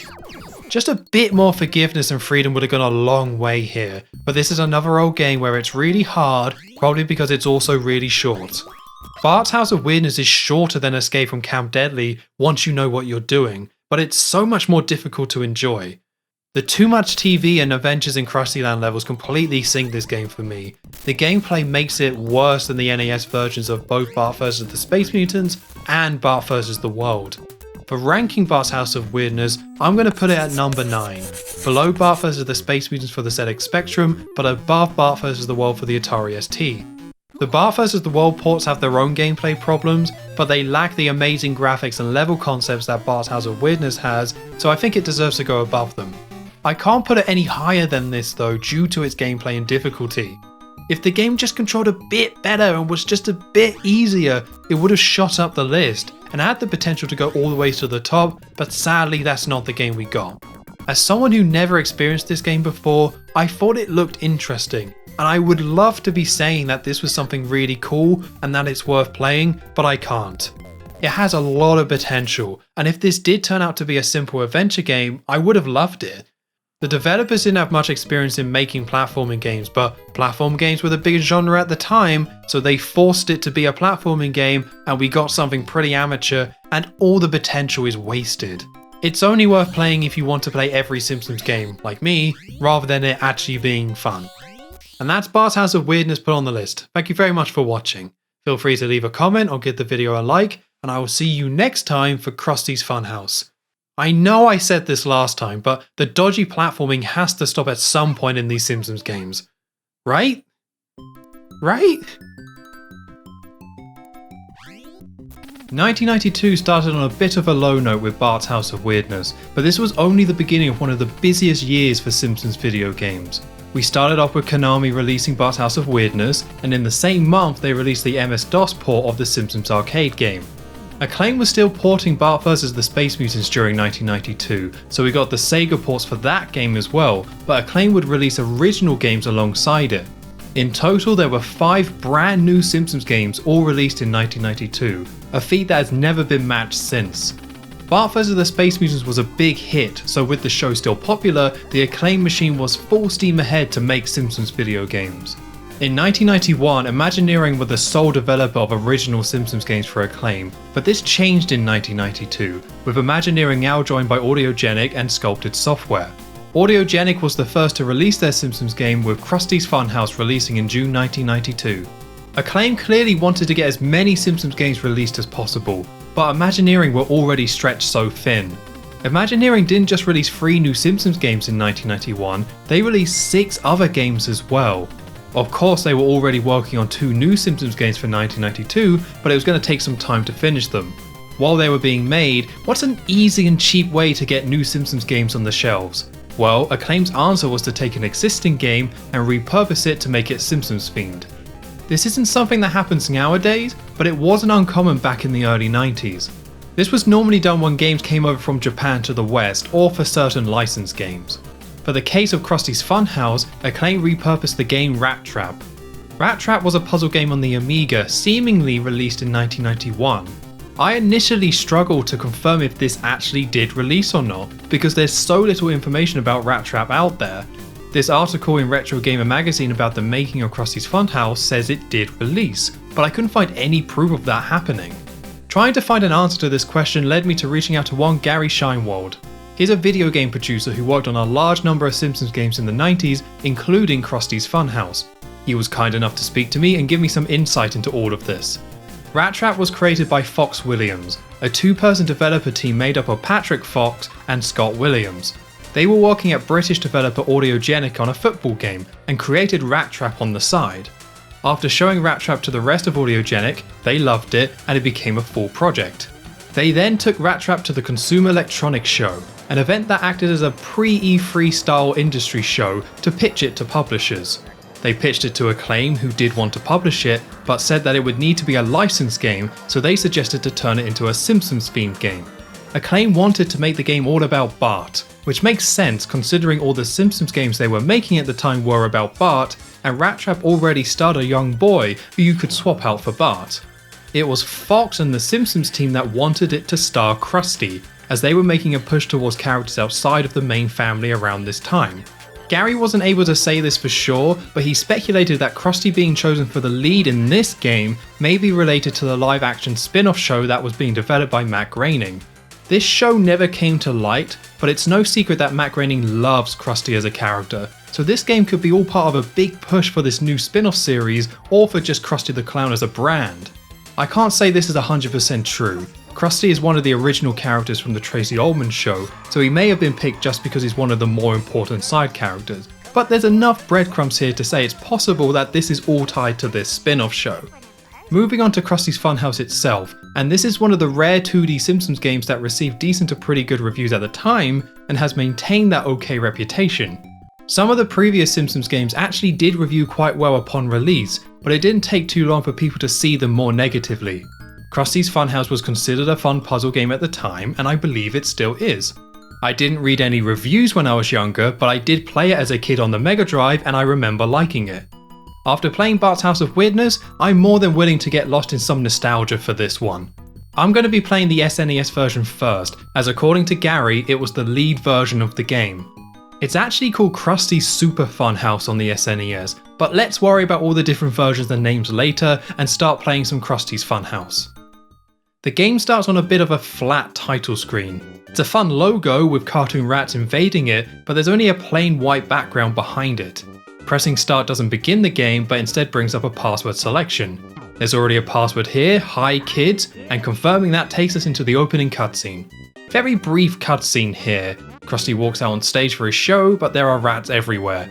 Krusty in this cutscene looks horrifying. It might be his eyes, his giant smile with his mouth open, or his weirdly thin arms waving at you.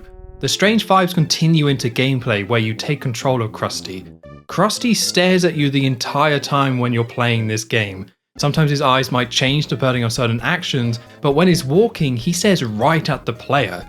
Never thought this game was creepy as a kid, but it's quite unsettling at first revisiting it years later. It doesn't help that there's this manic circus style music playing in the background.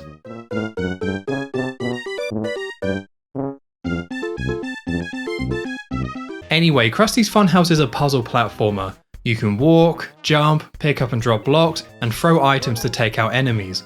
The game is split into 5 different worlds across the Funhouse. You start off in a small hut area, and going through the first door takes you into the first world and set of levels. Each door has a level behind it, and completing all the levels allows you to go into the next world. In each level you'll find one or more rats walking around. These rats will walk forever. They never stop moving, so when they reach something they can't climb, they turn around and keep going in the other direction.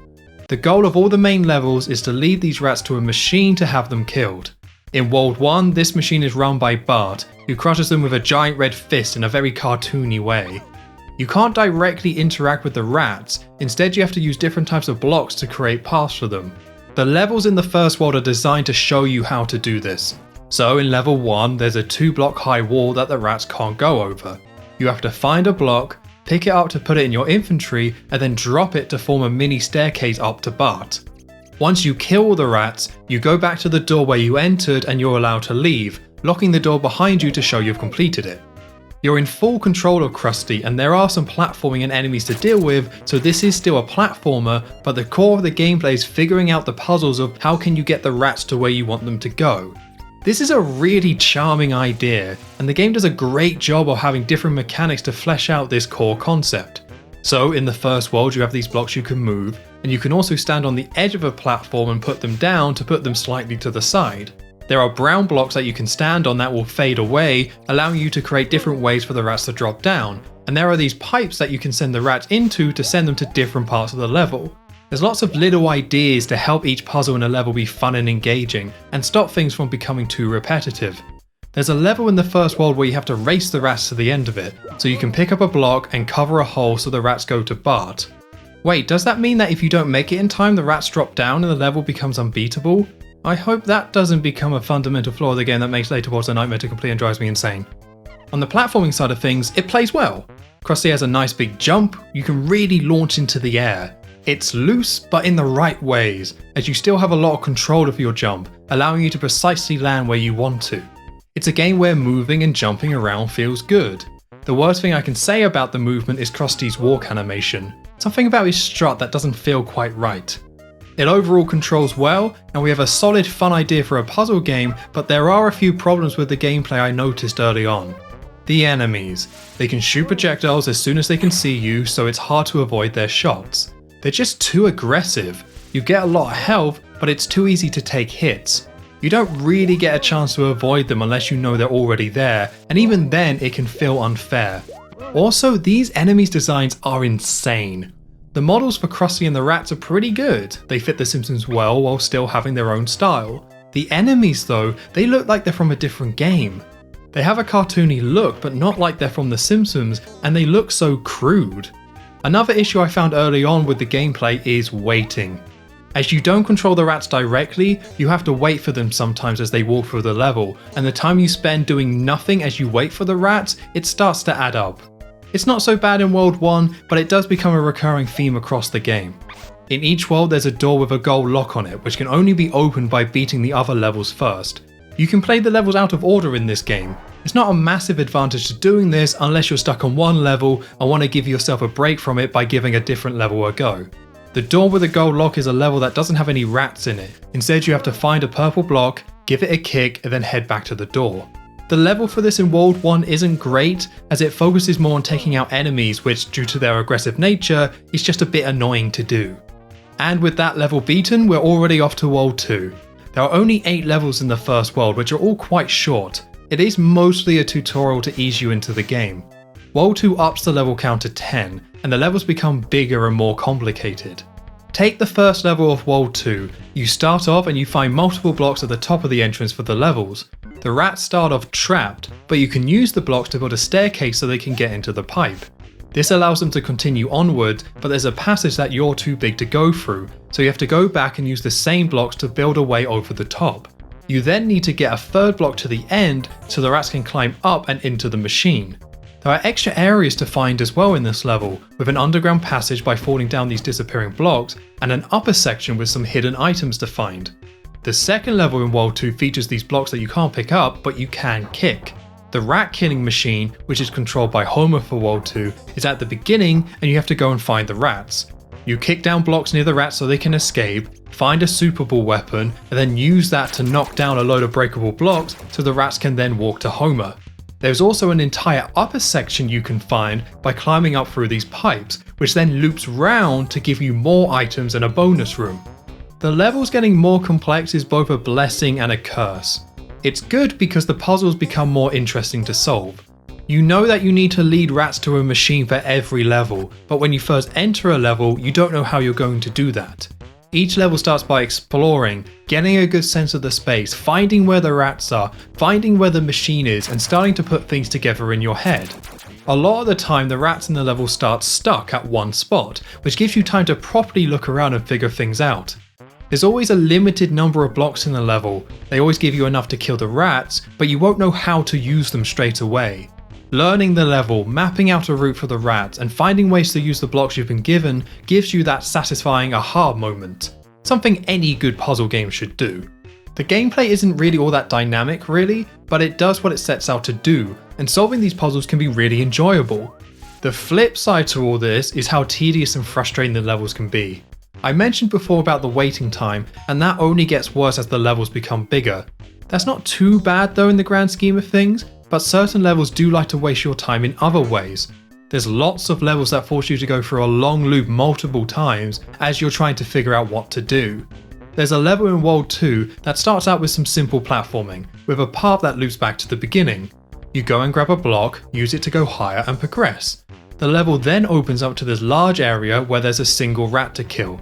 You have to guide this rat downwards with lots of different blocks to use to build a path. Once you drop down, you have to guide the rat to a specific point and use a block called a blower to launch it up to Homer. If you mess up, the rat can fall into these pipes and that sends the rat all the way to the beginning. But if you want to go back to where the rat started, you have to go all the way round, back to the start of the level and back through the open area. Some of these levels are designed to punish the player by taking up a lot of their time.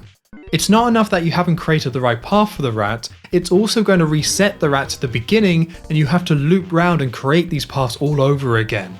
I can see the logic with the design here. It's better to reset the puzzle than kill the player, but the fun of a puzzle should be the satisfaction you get from solving the puzzle. Wasting the player's time to this degree can take away from this. Not completely, but certain levels can feel too monotonous to figure out because of this. Overall for World 2, it's still pretty fun, although on a more level by level basis. There are tedious levels, but also ones that are good and still tap into that appeal of leading these rats to their doom. There are some other annoyances with the gameplay I'm going to mention. Why in a puzzle platformer like this would there be fall damage? Feels really unnecessary, especially with how generous the jumping is. The weapon system also isn't too great.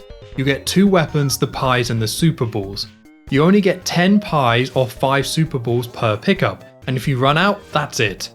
There's no other way to take out the enemies, so if you run out of ammo, every enemy becomes unkillable. Picking up one type of weapon gets rid of any of you're holding currently, and they don't mark which purple boxes have weapons in them. It's easy to lose ammo because you just didn't know what you were picking up. These complaints are more nitpicks though, so let's talk about the look of the game. Krusty's Funhouse is ultimately a reworked version of Rat Trap, with the SNES version sharing most of its visuals from that game. It retains that Amiga feel, with the specific type of colours used throughout, and it doesn't try to make any convincing environment or any sense of this being a real space, instead heavily leaning into this being a video game. These levels do not look like anything Krusty would be involved in.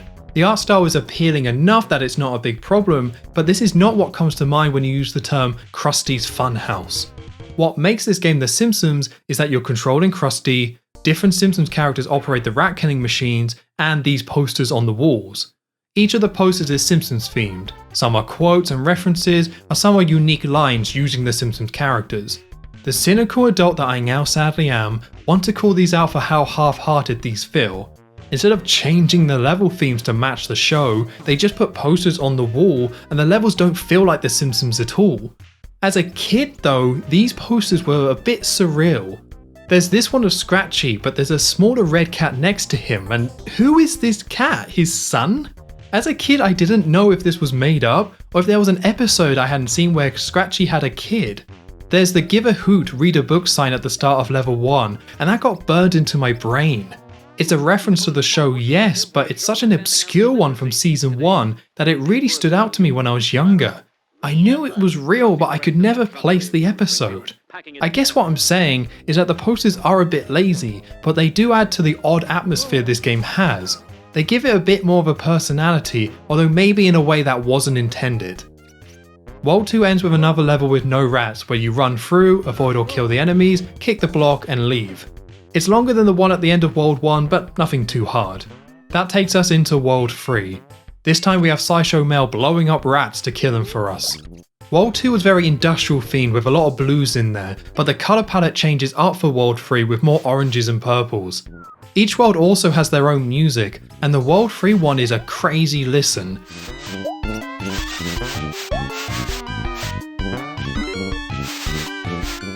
It's so manic and all over the place. It matches the clown theme, I guess, but not so much the puzzle platforming gameplay. We now have 14 levels to complete with a mix of short and long levels, and this is where the game starts to fall apart. There are fun levels here. The first world introduces the spring block, which is used multiple times throughout the game. It allows you to bounce up higher, and sometimes you can pick one up and move it to jump up to certain ledges. There are also more parts of the pipe you can pick up to make your own pipes to lead the rats down. They're two fun little ideas. Like the rest of the game, they do keep introducing new elements to keep the gameplay from becoming stale. The problem with World 3 is that you can soft lock levels. Like that one level in World 1, there are multiple levels where either yourself or the rats become stuck. The level becomes unbeatable, and the only thing you can do is press select. Pressing select will kill you, kicking you out of the level, allowing you to restart at the cost of a life. There's lots of problems caused by this system. The concept of having levels that can break isn't good, but some of these levels are so easy to break accidentally. Kick a block the wrong way, the level is broken. Fall down at the wrong point, the level is broken. Create a tall pipe for the rats to go up but fall on the wrong side of it, you've trapped yourself and the level is broken. For this type of puzzle game, it's far too easy to have levels break. I wouldn't mind if it was just very specific examples where this could happen, but basic experimentation when you're first playing a level can get you into impossible situations. This is a flaw, but one that could have been overlooked if quitting the level didn't cost you a life. You only get so many lives, and losing them all takes you back to the title screen. There are passwords, but these only take you to the beginning of a world with 3 lives. This means you have to beat all 14 levels of World 3 with only 3 lives. To be fair, there are extra lives you can find which helps with this.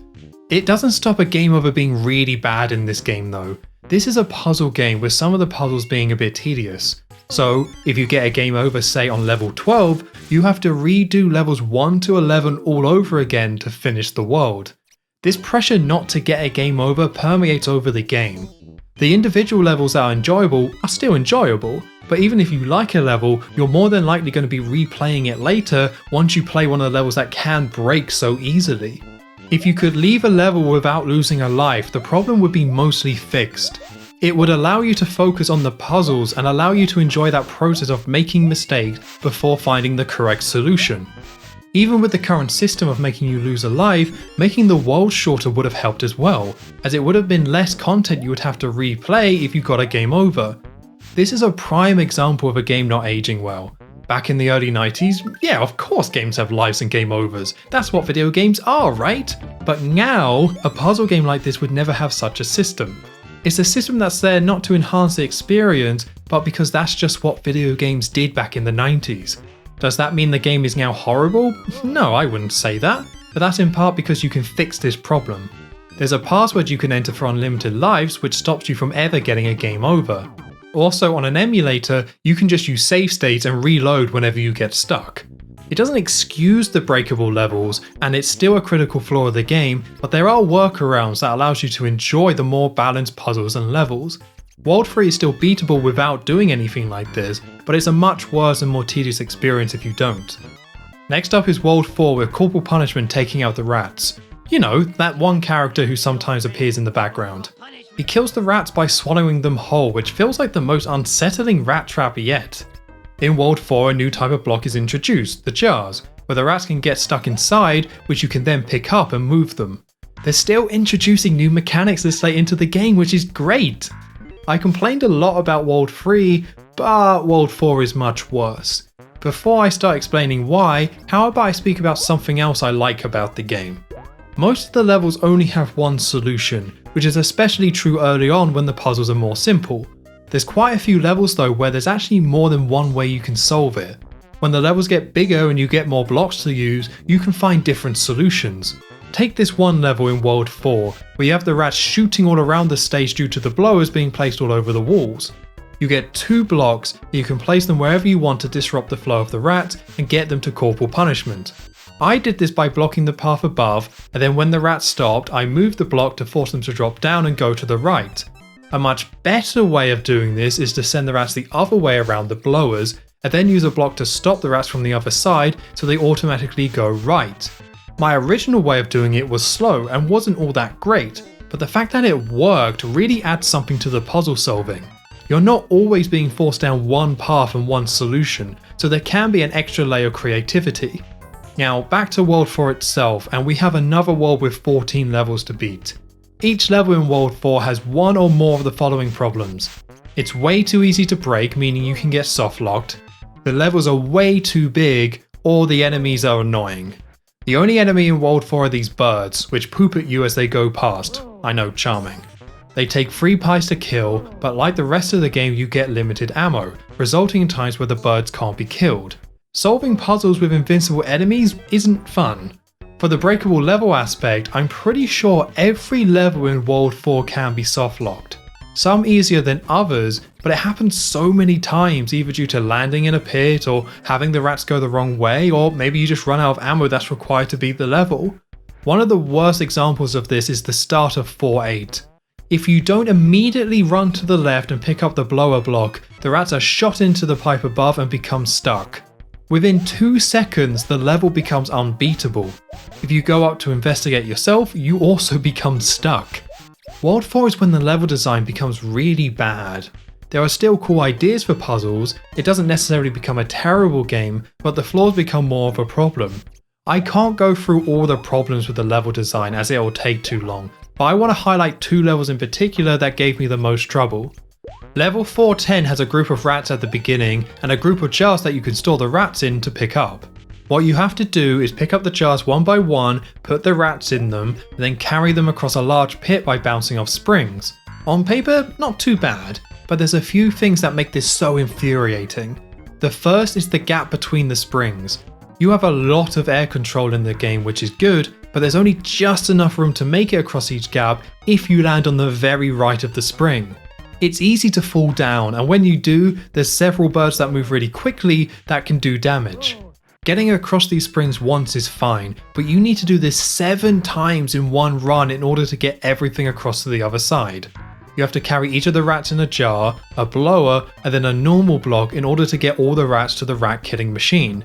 World 3 had a similar level like this, and it was bad there, but it's crazy that they used this idea more than once. This level doesn't really feel like a puzzle platformer at this point. There's no puzzle, it's just repetitive platforming that you have to do over and over again. If you miss too many jumps and take hits from the birds or take fall damage, you die and you're starting back from the beginning. It's artificial difficulty by making you do the same thing over and over again and not a fun challenge. The second level I want to talk about is 4-7. The puzzle itself is solid. There's a few different rows and you can remove blocks to have the rats drop down. The rats then go through a pipe and cycle back to the top. So if you explore enough you'll find a blower and you can use that and some blocks to send the rats upwards and create a path for them. It's a fun little puzzle, but the secret area is another story. You get 5 super balls in this level and you have to ride a platform to the top right of the screen and use the super balls to break these blocks. You have to stand in a very specific point in order to get the right blocks to be destroyed. If you don't do that, the top 2 blocks are left over and you can't get past. If you run out of super balls, you either have to press select and lose a life to start again, or kill all the rats, leave the level and try once more. Once you do manage to get past, there's a block to kick that reveals a bonus level. The time level on this bonus level is very strict. It's all about crumbling blocks, but if you sink downwards and go the wrong way, you can't beat the level and you get kicked out. If you do get all the items in the bonus level, you appear at a different location and have a secret block to kick. This is very difficult to do, but all of this would be okay if it was optional, but this is actually required to beat the game. It's not an extra thing to find a secret or get some more lives, you have to do this to unlock one of the levels in World 4. If you mess up destroying the blocks or completing the bonus stage, you have to try it all again. I was using save states in between the levels for World 4 just to save me the pain of getting a game over, and even with that, World 4 took ages. World 4 in total took me 4 hours on my first playthrough, and I can't imagine having to beat it without these save states. Outside of all the problems I've described with the levels, the pacing of the content is just very off in this game. Worlds really shouldn't be this long with no checkpoints in between. After a pretty annoying level at the end of World 4, it's off to World 5 and the last 14 levels in the game. The first half of World 5 is actually much better. The levels start taking place outside with this starry night in the background. There's plants and greenery in the levels as well, so this world has a much more unique feel. There's also levels with a snow and ice aesthetic. They come out of nowhere, but I always enjoy this type of theming. The puzzles initially feel more balanced than in World 3 and 4. Not necessarily all that easy, but we no longer have the bird enemies all over the place and the levels don't feel as fragile. There's still levels that you can break, but I didn't find myself doing this as often. There's a bit more of a focus on timing based puzzles, so you put the block down, have the rats use them, and then quickly move them to a new location so the rats can continue on. This can be stressful to do, but it's much better than having the level softlock and having to try all over again. The second half of World 5 is when all the problems with World 3 and 4 come back. Lots of levels feature these kickable barrels, and like before, kick one barrel the wrong way and the level can't be completed. There's also a level that has a pit that you can't escape from. You jump down, kick a purple block, and you're stuck. There was another level I got stuck on for a while as well, where there's a blue block near the beginning, but trying to jump on top of that block, you land on a platform above it. I couldn't figure out what you need to do, as you need to get past the block to find the rat, but you can't jump over it. It's then when I figured out that Krusty can walk on top of blocks if you go up to them and hold up. He does this awkward slide to stand on top of the block. This blew my mind. I never thought to do this, and there were probably times that this would have been really useful in previous levels. This is the only level in the game that requires this move. I like discovering something like this so late on, but this probably should have been something taught back in World 1. World 5 is still better than World 3 and 4, but it has its frustrating moments all the same. The world ends with another stage where you have to find and kick a purple block. It's pretty easy once you get past this one alien blocking this ledge, and beating it gives us the final certificate from Krusty. It tells us to go to the front door and we can now leave World 5. After reaching the very beginning of the game, we go through the locked door and get a thank you from Krusty. It's followed by credits with another strange looking version of Krusty in a pink car. After that he drives off and that's it, game done. It's a weak ending. Some original Simpsons artwork would have been really nice here, but this game doesn't have that many Simpsons elements to it anyway, so I'm not surprised the ending is unremarkable. I still like seeing this ending, as I've never seen the ending to Krusty's Funhouse before, so it's cool to see in a nostalgia-fueled kind of way. Not much else to add here with the SNES version. Usually games will have some extras to check out, but Krusty's Funhouse doesn't have anything outside of beating the main game. You can enter different passwords to jump to different stages or unlock them all at once, but that's as far as you can go. I would complain about this, but this game is so long, it's hard to feel shortchanged. It took me 14 hours to beat the SNES version. Part of what makes the pacing overall feel so off is that there's just so much content. 14 hours for a puzzle platformer which has strict checkpointing is ridiculous. These 14 hours also included me using save dates in between levels later in the game to stop myself from getting a game over. If I didn't do that, there would have been a few extra hours which would have been me just replaying the same levels over and over again just to try and beat worlds in one run. There's value for money here, but I don't think many people are able to beat this game due to its difficulty and pacing, so it's hard to compliment that too much. So that's Krusty's Super Funhouse for the SNES. Despite the problems with World 3 and beyond, there's a lot to like about the game. The core concept is solid. Leading rats around levels to have them switch in different ways is a good idea. The puzzle solving can be really fun. Investigating levels, experimenting with the blocks, and figuring out the correct path is enjoyable. It helps that the controls are nice and floaty. It's easy to get around these stages and complete the platforming sections, even though the rats move slow for the puzzle solving. During Worlds 1 and 2, this game is a great time, with solid level design centered around a good premise for a puzzle platformer. When the game needs to become more difficult though, the game becomes harder to enjoy. The level design starts to become cheap, with too many ways to break puzzles so they can't be finished. This leads to losing lives and getting game overs and having to replay levels again. The difficulty balancing is all over the place in the later parts of the game, which is a shame because the game does have enough ideas to keep things interesting until the end. Each world mixes things up with gameplay and puzzles, and there's still fun to be had throughout. It's just hard to appreciate the positive parts when you're getting soft-locked over and over. It might not be fair to say this is a great Simpsons game, as it's not really a Simpsons game, with it being a reskin of Rat Trap. There's not much for Simpsons fans if you've never played this before. I do like that Krusty is the main character though, it gives it a more unique feel compared to other Simpsons games. For ranking the game, it's still going to go quite high on the list despite everything I just said. This is still a pretty good puzzle platformer with fun ideas, and even when it gets frustrating, it never feels as fundamentally broken or poorly designed as say something like Bart vs. the Space Mutants or Bart's House of Weirdness. The core of a good game is there, it's more misguided and poorly aged in its second half. I'm going to rank it at number 2, underneath the Simpsons Arcade and above Bart Simpson's Escape from Camp Deadly. This was difficult to decide which one was better between Camp Deadly and this. Where Camp Deadly started off rough but got better over time, Krusty's Funhouse starts off really fun but goes downhill. I still think there's more positives in Krusty's Funhouse though. There's more fun to be had with its controls, concept and levels, even if it becomes unfair later. Camp Deadly is a bit more forgettable with its gameplay and concept in comparison. For Bart vs. the Space Mutants, it was given a huge push by Acclaim and Virgin Entertainment, with them putting it on as many platforms as they could. Since then, we've seen some porting, like with Bart vs. the World, but nowhere near the same extent. Krusty's Funhouse was the next game to get the Bart vs. the Space Mutants treatment. It didn't come out on quite as many platforms, but there are 8 different versions of Krusty's Funhouse out there. This is the list of all the platforms that the game was released on, and the release dates for them as listed on Wikipedia. When researching for this video, as far as I can see, these dates aren't all correct, so here's the release dates that I could find. We'll be going through the ports in roughly the order they came out in, starting with the Genesis and Mega Drive. This version came out at the same time as the SNES version in June 1992, so it's the same basic game. Most of the changes come from the presentation, both in graphics and sound.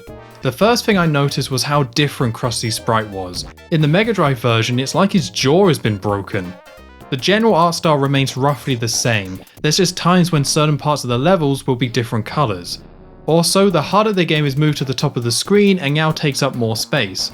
Another change is with the soundtrack. The SNES and the Genesis generated music and audio in very different ways, which gave each console their own unique sound. The music is the same for the Genesis and Mega Drive versions, but was reworked. While I'm talking about the music, for Worlds 2 and 4, there are 2 completely different songs for each of them. At some point, a 1.1 version of the game was released for SNES and Genesis, which replaced the World 2 and 4 music.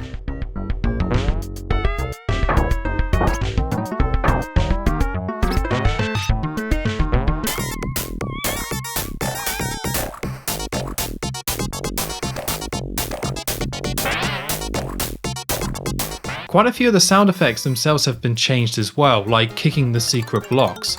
Also, Krusty sounds pretty different from the SNES version.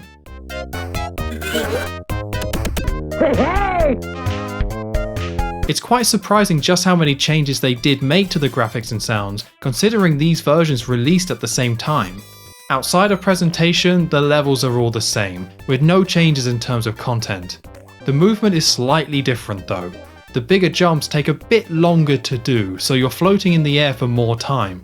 You notice this a lot when using the springs. The physics don't feel the same as it takes more time to go upwards and then reach the ground. The change in physics actually makes that awful level in World 4 with the springs much easier. You can hold a direction and make most of the jumps. You don't have to precisely position yourself anymore. The longer airtime also means it's easier to position yourself as you're falling to land back onto the springs. With these changes, I beat this level on my first attempt when playing it on the Mega Drive. I did find some of the enemies more annoying though. The birds in particular felt quicker and more aggressive, so it's not all positive gameplay side. Overall, there are differences here, but if you only played one of these versions as a kid, I wouldn't say you were missing out. There's no real good or bad version. Most of these changes are preference based. I can't say one is definitively better than the other. That doesn't mean I think it's wrong to like one of them more than the other, but some people are going to like the SNES one, and some people are going to like the Genesis and Mega Drive one. I don't think there's enough of a difference in quality or their value as a Simpsons game to split them up for the list. It means I won't be ranking them separately, and will include the SNES, Genesis and Mega Drive versions as one entry to the ranking. I only rank different versions separately when there are clear differences that make one better or worse than the other. There's definitely differences here, but not enough in terms of quality for them to be separated. With the 16-bit console versions available at launch, it only took 3 months for the SNES to get its own port in September 1992. I've mentioned before that the other NES Simpsons games were released quite late in the NES's life cycle, and this is true for Krusty's Funhouse. I will point out though that games were being released on the NES as late as 1995, with lots of these games being licensed games. So Acclaim wasn't the only one releasing licensed games on the NES this late. It was fairly common in the first few years of the 16-bit era. The NES port is the first one that removes Super from the game title and is called Krusty's Funhouse rather than Krusty's Super Funhouse. The 8-bit versions were all called Krusty's Funhouse and the 16-bit versions were called Krusty's Super Funhouse. These names don't represent all the actual differences between the games and group them in that fair of a way, which we'll see as we go through them all. There's quite a few differences for the NES version of Krusty's Funhouse, with one of the major changes being immediately obvious: the graphics. It's a 16-bit game being converted to 8-bit, so this is a big downgrade. Taking an SNES game and putting it on the NES was always going to be a tall task, but Krusty's Funhouse doesn't have an art style that translates that well. It was already quite a messy game visually, and they tried to recreate that messiness on the NES. It means there are random patterns all over the walls and the colours are all over the place. I can appreciate the effort to try and maintain a high level of detail for the NES version, but it makes it hard to look at sometimes. One of the odd changes in this version is that Bart and Homer are the only people running the rat killing machines. Sideshow Mel and Corporal Punishment have been taken out for Worlds 3 and 4. The music takes a bit of a hit as well, although I wouldn't say it's any better or worse. It being more simplistic with its sounds might actually make it easier to listen to, but that says more about the original soundtrack than it does this NES port. The next difference I noticed was with the controls and movement. It's closer to the SNES version than the Genesis and Mega Drive one, so you don't float in the air for as long and it feels quite snappy. It feels like you move a bit quicker as well, which has a side effect of it being a little bit more slippery. It's mostly okay to deal with, but it can make positioning yourself to specific points harder. As this is a puzzle game where you have to go to specific locations to place blocks in a very specific point in a certain time frame, it can be a little bit more frustrating with these controls. You can get used to it, but this port could have done with more precise movement when you're trying to position yourself. The movement changes are quite minor in the grand scheme of things, so let's talk about the other big change for this version, and that's the content. Certain levels have been cut or replaced. The original 16-bit versions have 59 levels by my count, although the back of the box says there's over 60 levels strangely, but the NES version goes down to 56. As well as removing a few levels, some of the bigger levels have been shrunk down. The levels are largely the same, and I would say at least 80% of the core puzzles match the 16-bit versions, but the levels overall aren't as big. One of the main examples of this is one of the first levels in World 4. There are rats that you have to allow to drop downwards, and then they walk to the left and you have to build a staircase of blocks to get them to the rat machine. There is also another group of rats if you climb upwards, with a whole section with its own puzzle to get the rats into a pipe that loops back to the start of the level. In the NES version, this extra set of rats doesn't exist. You only have to focus on the main group of rats, the level doesn't extend out into this separate area. Another example of this is in World 1, where one of the levels starts with you having to kick purple blocks to reveal passages to lead you into the main room where the rats are. In the NES version, the level just starts in the main room. Most of the changes are from World 3 onwards. There was a trimming of the fat done to quite a few levels. I assume that this was done for technical reasons, but it actually improves the game as a result. This is still a difficult game. There are still tricky puzzles, and there are still levels that can be broken that forces you to reset, but the balancing feels fairer. If you only played this version, you would still find it hard, but my main complaint of the original was the bloat and the content pacing, and the NES version is improved in that area. Levels are less repetitive too. Where normally you would have to kill up to 7 rats, in the NES version there's usually only 3 or 4. There was also an effort surprisingly to make things fairer in other ways, like the bonus games now give you a timer on screen and feel a bit easier to complete. They also give you 9 Super Balls when you pick one up instead of 5, so you have more ammo. Enemies are easier to deal with too. They're less aggressive, certain levels have less enemies, and the birds don't have that poop attack anymore. It just feels more balanced and better thought out across the board. It's hard, but a smoother ride. Some of the levels cut were awful, and not having to deal with them in the NES version was really nice. The more slippery controls took a bit to get used to, but once I did, I have to say the NES version is slightly better. I'm going to rank it one above the SNES, Genesis and Mega Drive versions, which is a bit of a surprise even to me. The graphics and presentation are clearly so much worse on the NES, and that is a legitimate flaw of the game. This ranking ultimately comes down to gameplay over graphics. I'm choosing the NES version as trimming it down makes it a better designed game. This may annoy some people, as I know most people grew up with the 16-bit versions, so I will say, if you're in the mood to revisit Krusty's Funhouse, you should play the version you played when you were younger. If you're playing the game for an hour just to go back to it to relive some memories, then I can't recommend the NES version for that if you've never played it. If you're doing this, just enjoy the nostalgia you have for the game and stop playing it when it becomes too hard. If we're looking at their games in their entirety, all the way through from start to finish, then the NES version comes out on top. The graphics are weaker, but this isn't like the MS-DOS port of The Simpsons for Arcade, where the great art style was lost because of the downgrade. The 16-bit versions look alright, but they don't feel like The Simpsons, so the NES version doesn't lose too much. Okay, so the versions we've looked so far came out relatively close to each other, but now we're moving across the 1993. These all feel like second wave ports, as they all miss Christmas 1992. Let's stick to the Nintendo systems for now and start with the Game Boy port. The first impression of the Game Boy port is that it's a downgraded version of the NES one. It's now in black and white as it's running on a Game Boy, but the graphics are most similar to the NES one, which is most notable when looking at Krusty. The controls are very similar to the NES one as well, having that slight slipperiness while maintaining the large jumps and mid-air control. Going through World 1, the content is the same, with the same trimmed down level design and missing levels. The problem with this version though is pretty obvious straight away. Everything takes much more time and is slower. Krusty isn't slower himself or feels bad to control, but the rats now walk much slower. There's gameplay advantages to this as now you have a lot more time to move the blocks and solve the puzzles, but it results in a lot more waiting around and not doing anything. On top of this, I found myself wasting more time generally because you have less screen space. It's harder to get a good sense of the levels and figure out where to go, resulting in more time going backwards and forwards in a level. I've played this game quite a lot by this point, so know these levels quite well, but I found myself having to explore more than normal because it's harder to know where you are. I can't imagine playing this version as the very first one and trying to figure out these puzzles for the first time. It would be much harder because you get a limited view of the levels. Interestingly, this isn't actually a one-to-one port of the NES version. It would make sense if it was, but there are a few things missing here. The timer that appeared during the bonus games is gone, and the Super Ball pickup once again gives you 5 shots rather than 9.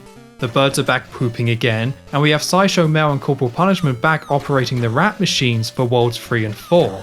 Stranger than that, there are more levels in the Game Boy port than the NES one. In World 3 on the Super NES, there are 14 levels. On the NES it goes down to 13, but on the Game Boy it goes back up again to 14. You would think this means the levels match the SNES one, but no, the levels are still trimmed down to match the NES version for the most part. It means it's a weird hybrid of all the previous versions, and it's worse off because of it.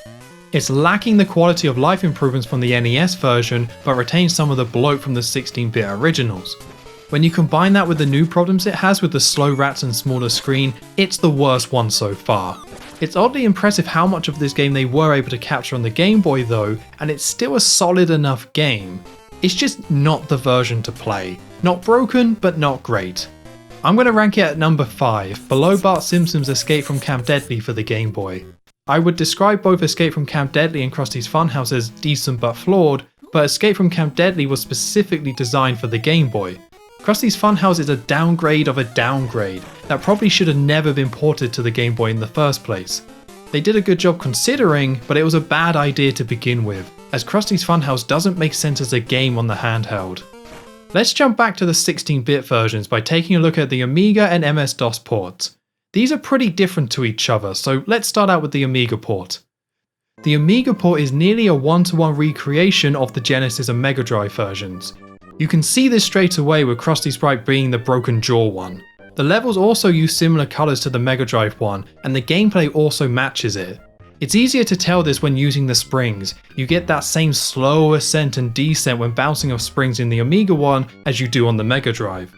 The HUD is different, but that doesn't change much in the grand scheme of things. Interestingly, I believe the Amiga port has the first reference to Season 4 that we've seen so far, with Mr. Plow being a password that jumps you straight to World 4. The Mr. Plow episode first aired in November 1992. Feels like we're still quite early on in the show's run with these games, but we've fully reached Season 4 now. The Amiga port should be an easy one to rank as it's the same as the Mega Drive one, but there's one major difference: the controls. This is the Amiga, so it's a one-button control scheme rather than two. There's no jump button, instead you have to press up to jump. Previous Simpsons games we've played for the Amiga have done the same thing, and it hasn't been that much of a problem. There's an adjustment, but nothing that affects the game too much. Krusty's Funhouse, however, relies so much on tall jumps and mid-air control, using up to jump is noticeably worse to do. You can jump really high in this game, and how high you jump is determined by how long you press jump. When there's a jump button, it means you can hold onto the button to get a taller jump and can easily go left and right to aim yourself as you're going up and down.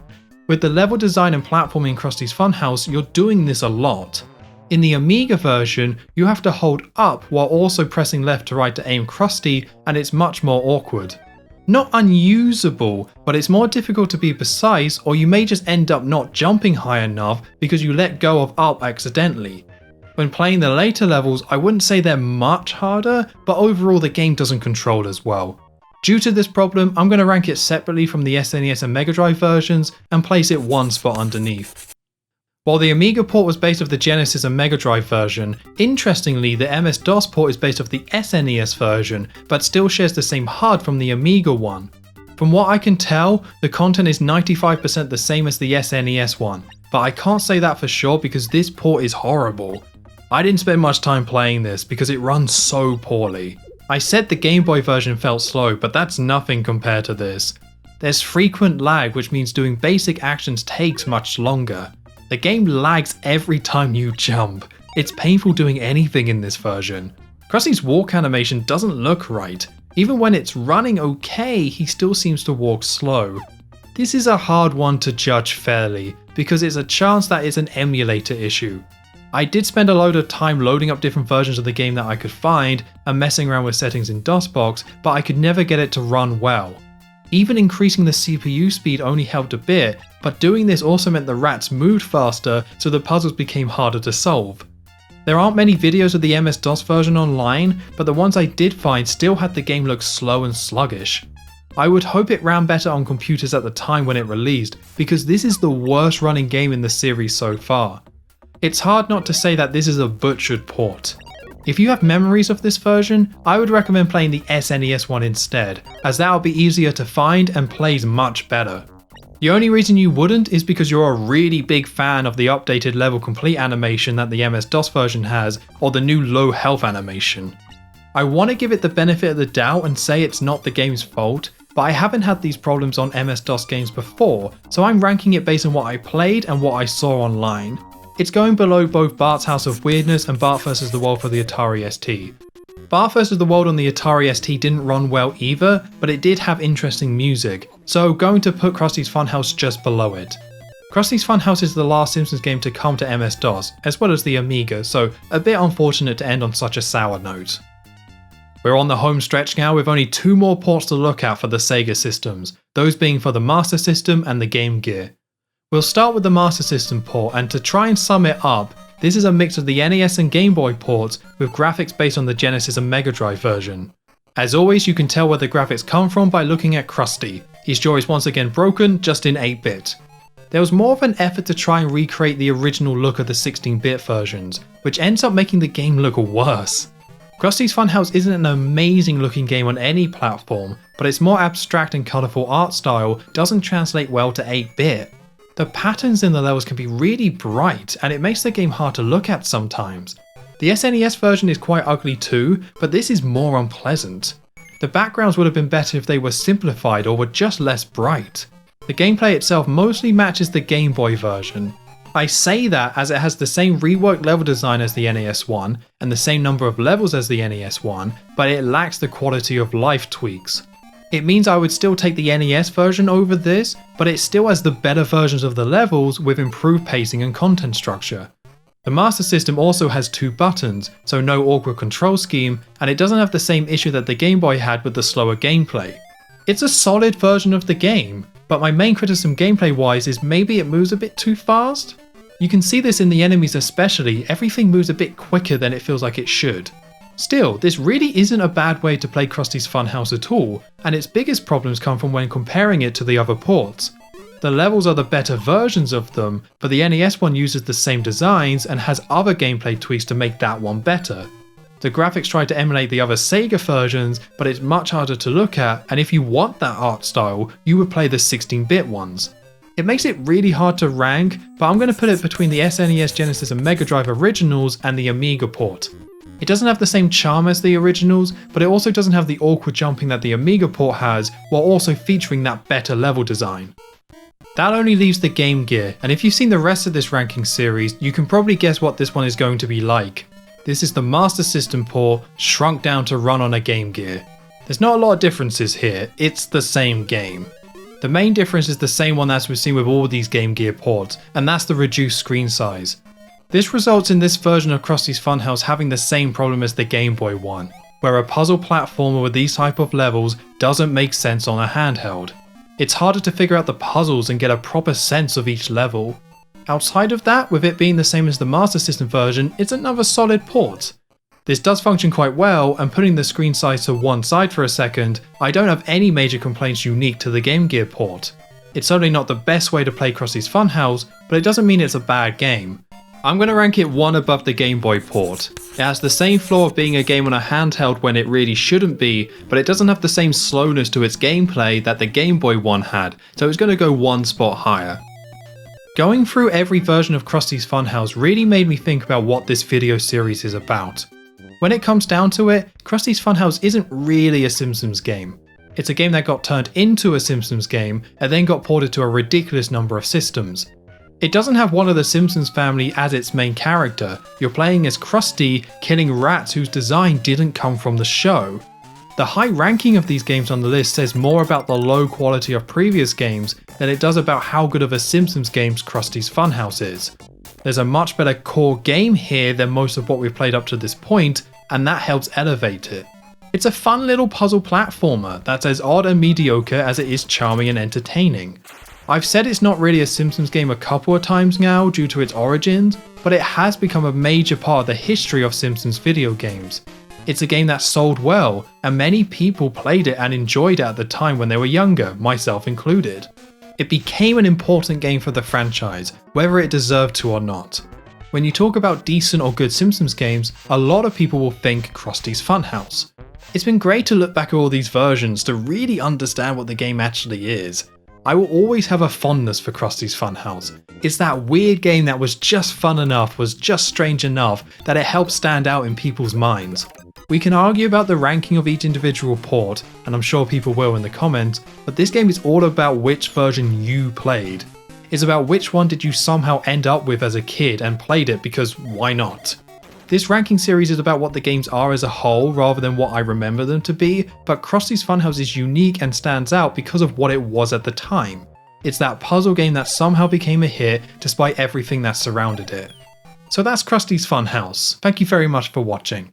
If you enjoyed this unnecessarily long breakdown of Krusty's Funhouse, please consider giving the video a like or leaving a comment below. I'll see you next time for Bart vs the Juggernauts. I'm not sure if I'm ready to jump back into another Imagineering game, but I'm open to playing a game where Krusty doesn't stare at me the whole time. We've now had 2 Simpsons games in a row that weren't developed by Imagineering. Imagineering were the main developer of Simpsons games for Acclaim in the early 90s, so it was only a matter of time before we would see them again. We all know about Imagineering at this point, right? Late 80s, early 90s video game developer that rushed out way too many games, with most of them being bad. I won't recap their history too much for this video, as we still have one more Simpsons game from them to play after this one. Instead, the Imagineering game we are looking at today is Bart vs the Juggernauts, which released on the Game Boy in September 1992. Bart vs the Juggernauts is the second of the original standalone games that were created for the Game Boy. Back when I was looking at Escape from Camp Deadly, it made sense to me that they would make an original game for the Game Boy rather than porting Bart vs the Space Mutants across. This tactic must have been successful for Acclaim, because this became the standard for Simpsons games on the Game Boy. The only Simpsons game that was ported to the Game Boy from other consoles was Krusty's Funhouse. Everything else was original. When Bart vs the World was released for Christmas 1991, we got Escape from Camp Deadly alongside it. Now that we're in 1992, the big Simpsons game for that Christmas was Bart's Nightmare. There wasn't a Game Boy port of Bart's Nightmare, we instead got Bart vs. the Juggernauts. There was a real commitment to the Game Boy, as this is the second original game on the handheld, with 2 more still to come. In comparison, Sega's handheld, the Game Gear, was treated very differently. The Game Gear got 5 games released on it, the same amount as the Game Boy, but all of them were ports. There isn't a single original game on it, it's all downgrades of console games, mostly based off the Mega Drive and Master System versions. It's cool that the Game Gear received lots of support, but its lineup of games stand out when comparing it to the Game Boy. The games each system got were very different. For the Game Boy, they were really banking on people seeing Bart on the cover and picking it up just because of that. Acclaim did a lot of marketing for games like Bart vs. the Space Mutants and Bart's Nightmare, but these games never came to the Game Boy, so the advertising for the Game Boy games were combined with other Simpsons games instead. By being original games that only released on the Game Boy, it made them all more forgotten. Unlike a game like Krusty's Funhouse, these games weren't ported to other systems, and when you had more successful console games released at the same time as each of them, something like Bart vs. the Juggernauts was never gonna stand out. Interestingly, this game sometimes got called The Simpsons 2, rather than Bart vs. the Juggernauts, which shows how little value the actual game's name had. I've never played this game before, but there's a couple of reasons to be optimistic about Bart vs. the Juggernauts. The first is that Bart Simpson's Escape from Camp Deadly turned out pretty well. A flawed game, but one that was at least designed for the Game Boy and did fix some of the problems that the console Imagineering games had. The second reason is that the credits look very different for this game. Most of the work is contributed to Bill Janet, who handled programming, graphics and design. They didn't work on any of the previous Imagineering Simpsons games, and it's a much smaller team overall, even by early 90s standard. I might be being naive, but the signs point to this being better than something like Space Mutants, so let's keep a positive mindset as we check out Bart vs. the Juggernauts. There's no boot screens, we straight away kick off with the title screen. It shows off the name of the game, with Bart and a Juggernaut person egging each other on. This is probably the best title screen we've seen so far. It's amazing how just a little bit of movement can add so much to a title screen for a Game Boy game like this. The lights going over the crowd look really good, and the music is a nice mix between something that sounds like The Simpsons and something to sell the game show setting.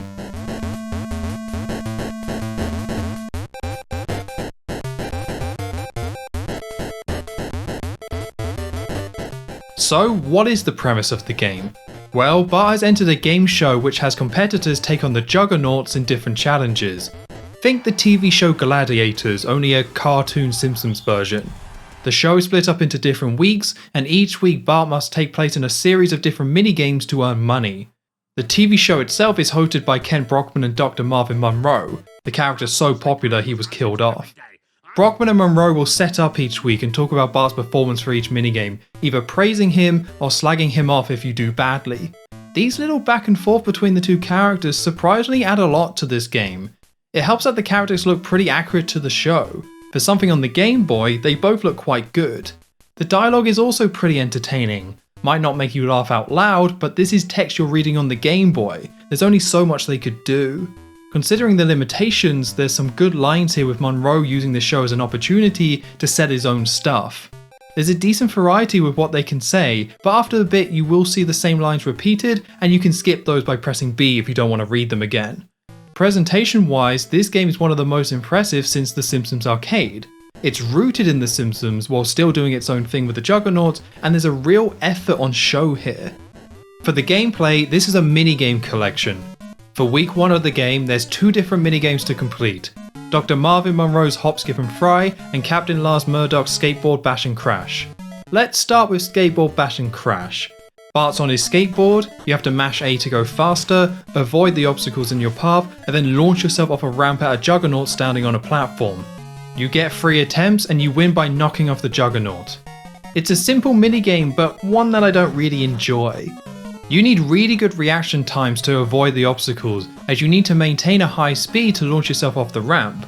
There's 3 lanes that obstacles can be in, but when you're at max speed, you get very little time to get out of the way. The game can also spawn pizza slices right at the end of the ramp, which are very hard to see, and hitting them will cause you to fail. This minigame can be very easy, but when you get bad spawning with obstacles like this, it can be frustrating. The difficulty swings based on random factors in this minigame is not a good sign for things to come. The other minigame is Hop, Skip and Fry. The game takes place on a grid and you have to pick up a ball, hop across the grid and get the ball in the hoop. There's 2 Juggernauts that you want to avoid, and you need to stay on the light panels to get across the grid. Landing on a dark panel shocks you, sending you back to the beginning, and if you get shocked 3 times, you fail at the minigame. I quite like the idea for this one. There's more to it than you would expect from a minigame, but ultimately Hop, Skip and Fry is terrible. My first hour and a half of playing Bart vs the Juggernauts was just playing this minigame and trying to do well at it. The first problem is that it doesn't explain the basic controls. To hop in a direction, you just press the direction on the D-pad and that's simple enough. But you can also hold the A button and then press a direction to jump 2 tiles instead of 1. I only knew this from looking it up in the manual, because while the minigame is impossible without this knowledge, it's not something they mention in the game itself. The next problem is the tile switching. Every now and then the screen will start flashing, which means the light and dark panels are going to reverse, so if you're currently on a light panel and don't move, it will turn dark and you will get zapped. It's an okay idea to stop the minigame becoming too samey, but the screen can flash sometimes without the panels swapping. The screen flashing for a few seconds means the panels are switching, but you'll get short flashes where nothing happens. You don't get a lot of time to react to the panel switching, as you have to hop over to a dark panel as it's switching to a light panel, but you can't react straight away to the screen flashing because if the panels aren't switching, you'll just land on a dark panel and get zapped. As the only way you can move is by hopping, there's a fixed amount of time between every move you make, so trying to trick the player like this with these different flashes is so needless. I eventually got a feel of how this worked, but it was by largely ignoring the smaller flashes and guessing when a small flash is likely going to be a longer one based on how much time there's been since they reversed. Those are the main 2 frustrations with the gameplay, but outside of those are other problems. For the Juggernauts that you have to avoid, if you do land on them, they knock you to a different tile and you could land on a light or dark panel. It's pretty much random. The minigame is also too long. It lasts 95 seconds, which is just 95 seconds of hopping back and forth. Hop, Skip and Fry and Skateboard Bash and Crash are the only 2 minigames you play for week 1, and the objective is to earn enough money from both minigames in order to progress onto week 2 and the next round of minigames. You need $10,000 for week 1, and I struggled to earn enough money for this. I was able to win at the skateboard one, which got me over halfway there, but for Hop, Skip and Fry, I was barely getting any money from it. It turns out that if you get shocked 3 times, that will always count as you losing the minigame, and you only get $500 for every ball you get in the hoop. You win the minigame not by scoring a lot, but by surviving until the end, and you get extra money for every life you have. If you win the minigame and have all 3 lives left, you win $2,500, which means I would have been better off by doing absolutely nothing and just have that count as a win. Scoring 4 times and dying gets you $2,000, which is less than you get for not trying at all. In practice, it is better to actually play the minigame to get money. A problem though is that tying winning the minigame to your lives means it's usually better to play it really safe when you only have 1 life left and do nothing for the rest of the minigame. Even knowing how to win the minigames, there's still more money that you can make, which is pretty much required in order to beat the game. In the skateboard minigame, if you go past the Juggernaut, there's a floating skateboard you can collect which gives you more prize money. In Hop, Skip and Fry, if you hold A when approaching the hoop with a ball, Bart will dunk it and that will give you extra money every time you score. Now, I'm all for having secrets in games. Playing a game, figuring it out and finding extra layers to it is really fun and rewarding. With how frustrating these 2 minigames are though, especially for the very first minigames you play, having these extra layers only makes playing the game more frustrating. There's no reasonable way to know about either of these tricks. At the beginning of each minigame, there are hints about them, but not useful ones. Dr. Monroe says to experiment with some new moves, but how are you supposed to interpret that as hold A to dunk to get more money? It doesn't even directly tell you anywhere that dunking does give you more money. The numbers are just higher when they're counting up your score at the end. I was really surprised at how painful the beginning of this game was. I expected something a bit clunky or maybe a bit basic as it's a minigame collection, but it's miserable playing this. Like any game, the more you play it, the better you get at it, and I was able to get to a place where I was decently consistent at both the minigames. Getting to that point though was awful. I hate the hop, skip and fry minigame. It's so repetitive, so annoying to play. I'm going to put it in the Simpsons video game Hall of Shame that I've just made up. It'll be joining the museum level in Bart vs. the Space Mutants and adventures in Krusty Land from Bart's House of Weirdness. Ultimately, there was no satisfaction to figuring this game out and its quirks. It was a few minutes of gameplay, getting a game over, and trying again. It's an awful start and I can only hope it gets better. After each week, if you win all the minigames in that week, then you get to play a bonus minigame to earn more money. It's a simple game where you collect weights and drop them onto a bar that a Juggernaut is carrying. This setup reminds me of the Babysitter Bandit boss from Space Mutants, only in reverse. I can't complain about this minigame. It's so basic and short that there's nothing to really dislike. For week 2, we have 3 minigames and one of them is hop, skip and fry again. We've only played 3 minigames and they're already being repeated, and even worse, it's one of the longer and more tedious minigames that you have to play again in week 2. Luckily, by the time you get to week 2, you will need to be pretty good at hop, skip and fry anyway, so it's not as bad as playing it in week 1, but it feels terrible to have to play it again so soon. The actual worst part of all this is that there's no variation. It's the exact same as it was in week 1. Nothing changes, same grid, same Juggernauts, there's no updates to it. In a way that's quite good, as there's nothing to make this minigame harder. It's difficult not to call this anything but lazy. If you're going to reuse minigames, at least make them a little bit different. The other minigames in week 2 are brand new, with most having Shove Fest and Nuclear Power Plant Bop Till You Drop. These minigames are quite similar, where they're one-on-one fights against the Juggernauts. They both have the same problem of there's actually quite a few moves you can do, the game just doesn't explain to you what they are. After another quick look in the manual, I was able to try different moves, but I was losing badly in each fight. You're going to fail at these minigames the first time you play them, and that means you don't earn enough money to get to week 3 and getting kicked back to the title screen. To get back to week 2 and to try and figure out these new minigames, you have to play week 1 all over again. The minigames themselves are frustrating, but this strict game over system makes them even more frustrating. The game makes no effort to explain how the minigames work, and when you inevitably lose, you're then punished with a game over. Even if a minigame is decent, you're not given a chance to figure out how it works properly and enjoy it. A better system would have been something like in the Wario Land series. In those games, you get different endings based on how much money and treasure you collected. The more you collect, the better ending you get, with Wario's prize increasing in value. This is also something that Luigi's Mansion did. You can reach the end of those games without collecting much money, the game allows you to complete it either way. Bart vs. the Juggernauts would have been much better with this system. Rather than using money to gatekeep progress and trigger game overs, instead have it as a high score system, where the better you do in the minigames, the more money you earn and the better ending you get. A practice mode would have helped as well, with proper control explanations so you could get a better sense of the minigames before going on a full run to get a high score. Instead, we have this loop of playing the same minigames over and over again, and the sense of progression gets lost. It's a nasty mix of being repetitive and ambiguous, which makes it annoying to play. For Shovefest and Bop Till You Drop, both the minigames can be beaten by repeating the same move over and over again. Whenever I tried to use different moves and mix things up, it gave the enemies too much time to attack back, and once they start attacking, it's very easy to lose.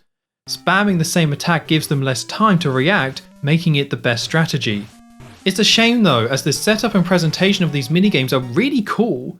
It's pretty novel to be fighting a Juggernaut above the nuclear power plant. You even fight Barney during Moe's minigame, in a setup that's strangely similar to the Simpsons wrestling that came out years later. I love having Moe and Mr. Burns set up the minigames as well. They really managed to capture the show more than other Imagineering games have done before. It's impressive seeing how much Simpsons they've crammed into the Game Boy. If the minigames were more fun and the gameplay better balanced, I would probably be singing this game's praises. Spamming the same attack actually makes the new minigames easy, so it didn't take long to get to week 3. Winning each minigame once again lets you play the bonus minigame, only this time you need to drop extra weights to win. There are 4 minigames in week 3, with 2 new ones and 2 repeats. The repeats are Skateboard Bash and Crash and Shove Fest. Even when I was able to get to week 3 consistently, I never enjoyed the skateboard one. You can earn a lot of money finding the bonus skateboard, it just always felt too random, and the reaction time always felt too strict. The Mo one was okay to have to play again as it's easy to cheese. The first new minigame in week 3 is the Krusty Land Hammer Slammer, and this is the most horrific version of Krusty I've ever seen. After playing so much Krusty's Funhouse for the last video, I thought I had seen it all, but Krusty looked so wrong. Look at him when he speaks to you, it's completely demonic. It's way scarier than the clown bed that Homer makes for Bart in the show. The minigame itself is a plate spinning game. There are 4 poles that Juggernauts are climbing down, and you have to stop them from reaching the bottom. You do this by hitting the bottom of the pole with a hammer, which sends a Krusty face up to knock the Juggernauts back upwards. Essentially, they're the test your might machines from a fair. It's an okay minigame, but it falls for the same trap that we've seen with the other minigames, where it doesn't tell you the controls, and not knowing them makes it impossible to beat. When I first played this minigame, I failed it because I didn't realise you could run between the poles. If you double tap left or right, you run to the next pole rather than walk. You need to do this to beat this minigame, you're too slow if you're only walking.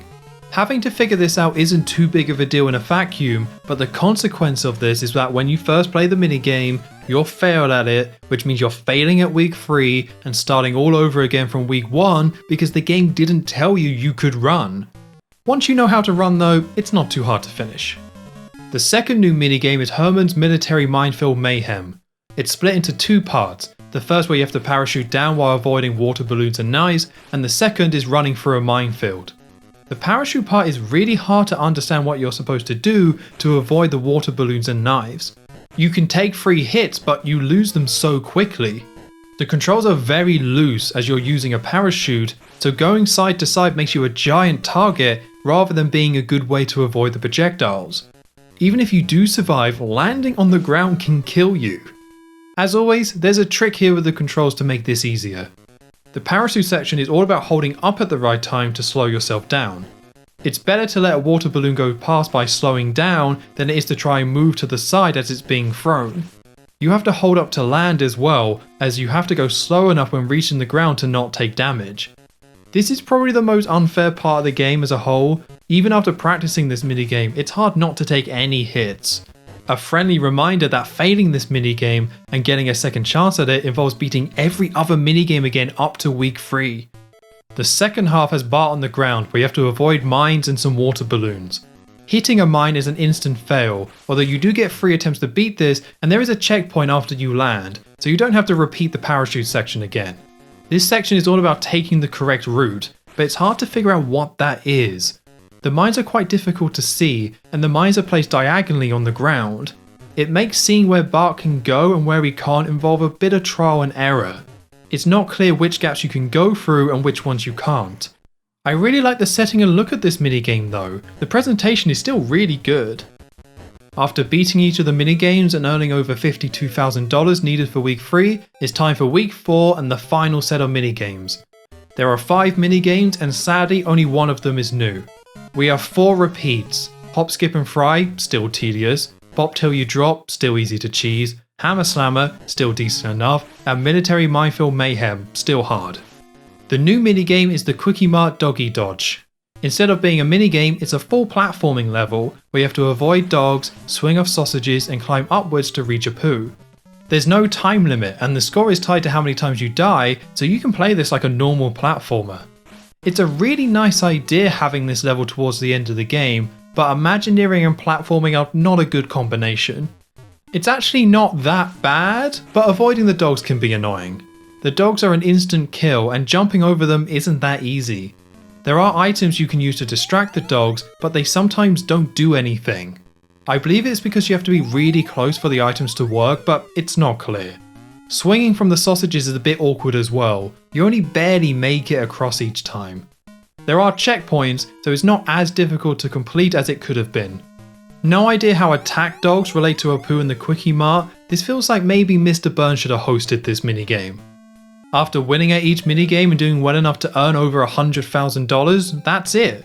Ken Brockman declares Bart the new Juggernauts champion and your prize is revealed. Bart is awarded Truckosaurus, and there's a little scene showing Truckosaurus destroying a car with fireworks going off. Truckosaurus looks pretty amazing for the Game Boy, it looks spot on. Nothing else happens though. You get this scene with the Simpsons theme playing in the background and then it's back to the title screen. As cool as Truckosaurus is, I would have liked to have seen something a little bit more. For how difficult it is to beat this game, how many times you have to play the same minigames over and over again, there needed to be something else to make the journey feel worth it. Even one extra screen would have been enough.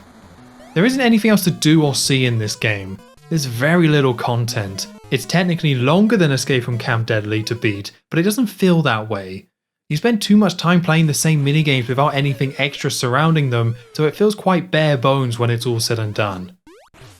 So that's Bart vs the Juggernauts. I was surprised by this one. I was surprised at how much it captures The Simpsons, while using the silly premise of Bart going on a game show. The dialogue between Ken Brockman and Dr. Marvin Monroe is enjoyable, and there's lots of different characters hosting the minigames, which is fun to see. I couldn't ask for much more with its presentation for a minigame collection on the original Game Boy. As a minigame collection though, it's a pretty bad one. There's a few decent ideas littered throughout, but most of them aren't very fun. The minigames are bogged down by the game not explaining how the minigames work and the structure of the game as a whole. There are only 8 minigames in total, and that's including the bonus one, so the game ended up being padded and overly difficult to stretch out its total playtime. 7 of the minigames you have to play more than once in a full playthrough. Combine this with the game over system, and it means you're playing these minigames over and over again just to try and beat this game, and it shines the light on each minigame in a way that I don't think a good minigame collection should. A good minigame collection is one where they find an appropriate framing around the minigame so it's a fun, complete experience where you're not focusing on each individual minigame. Like how WarioWare has really short minigames and is fast paced, and Mario Party has the game board with the random chaos factor added in. Bart vs the Juggernauts doesn't have a good gameplay framing for its minigames, so for this game to be good, each minigame has to do a lot of heavy lifting in the gameplay department. None of the minigames are particularly great, and at their worst, they're frustrating and tedious.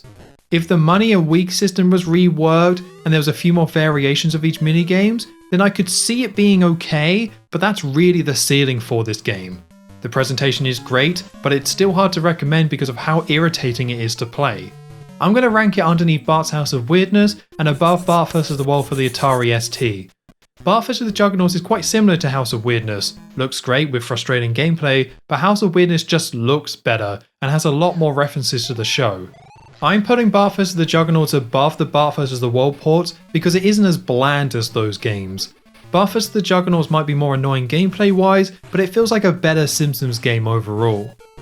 And that's Bart vs the Juggernauts added to the list. Thank you very much for watching. If you enjoyed this look at the game, please consider giving the video a like or leaving a comment below. I'll see you next time for Bart's Nightmare. I don't know what type of nightmare Bart is going to have, but after playing all these bad Bart video games, I feel like I've already experienced it. The way we understand and consume retro games is very different to how the games were originally perceived.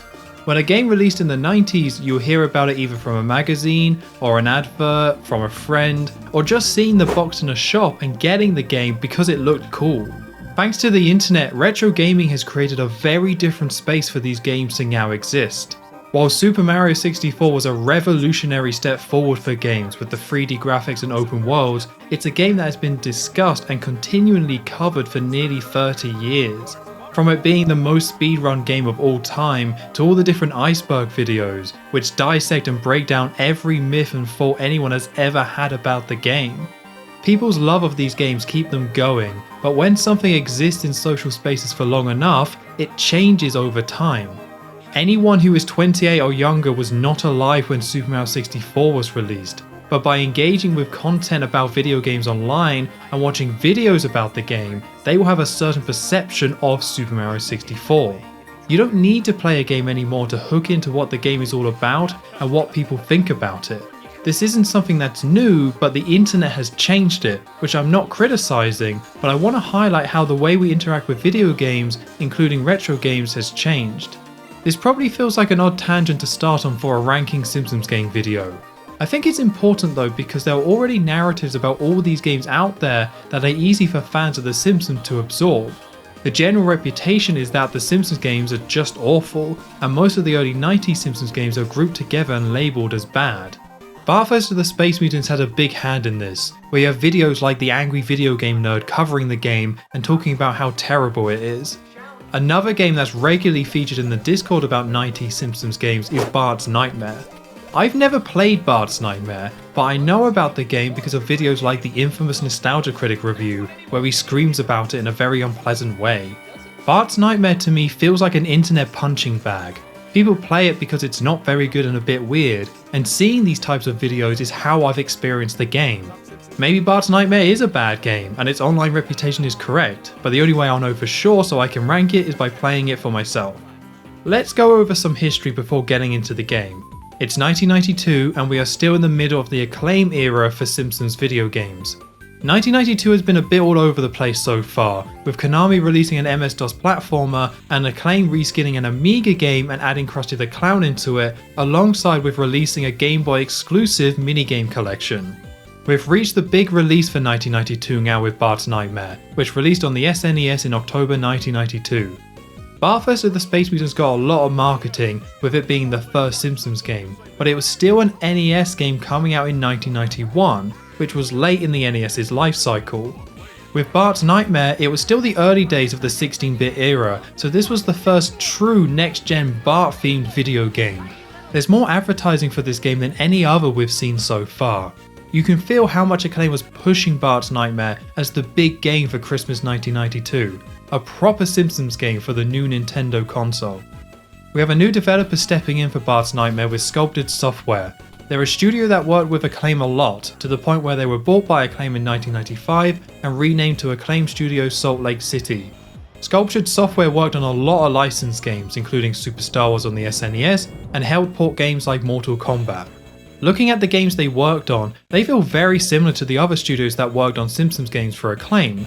They're so similar in fact that there's a game called Fight Night that released in 1985 that was worked on by Sculpted Software, Distinctive Software, and Imagineering, with each of them handling a different version of the game.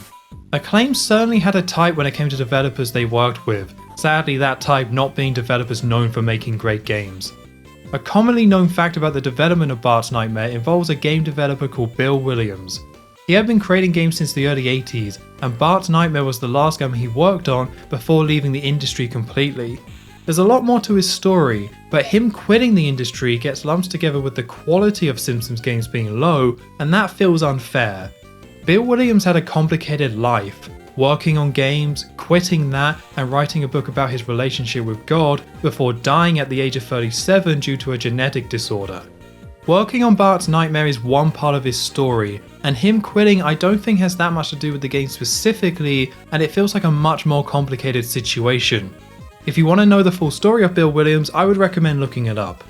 As for today though, I'm going to be jumping in headfirst into Bart's Nightmare to see what I've been missing out on for all these years.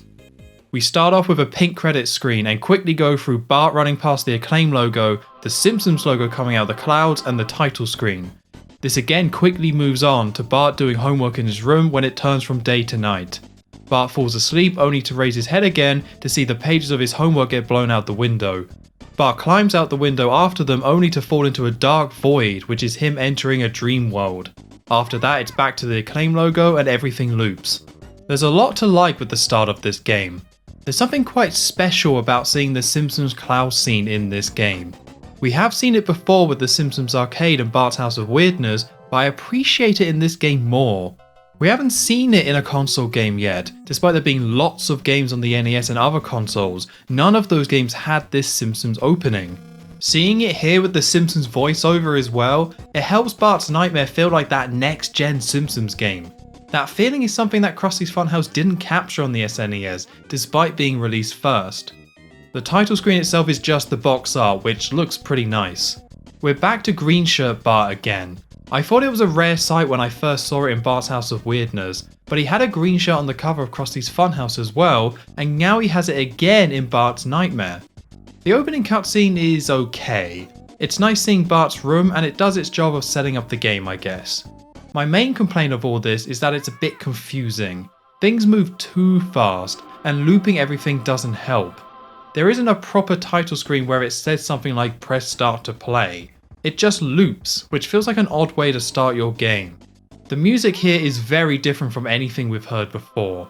It doesn't sound like The Simpsons, and doesn't make any effort to match the show, and I kind of like that about it.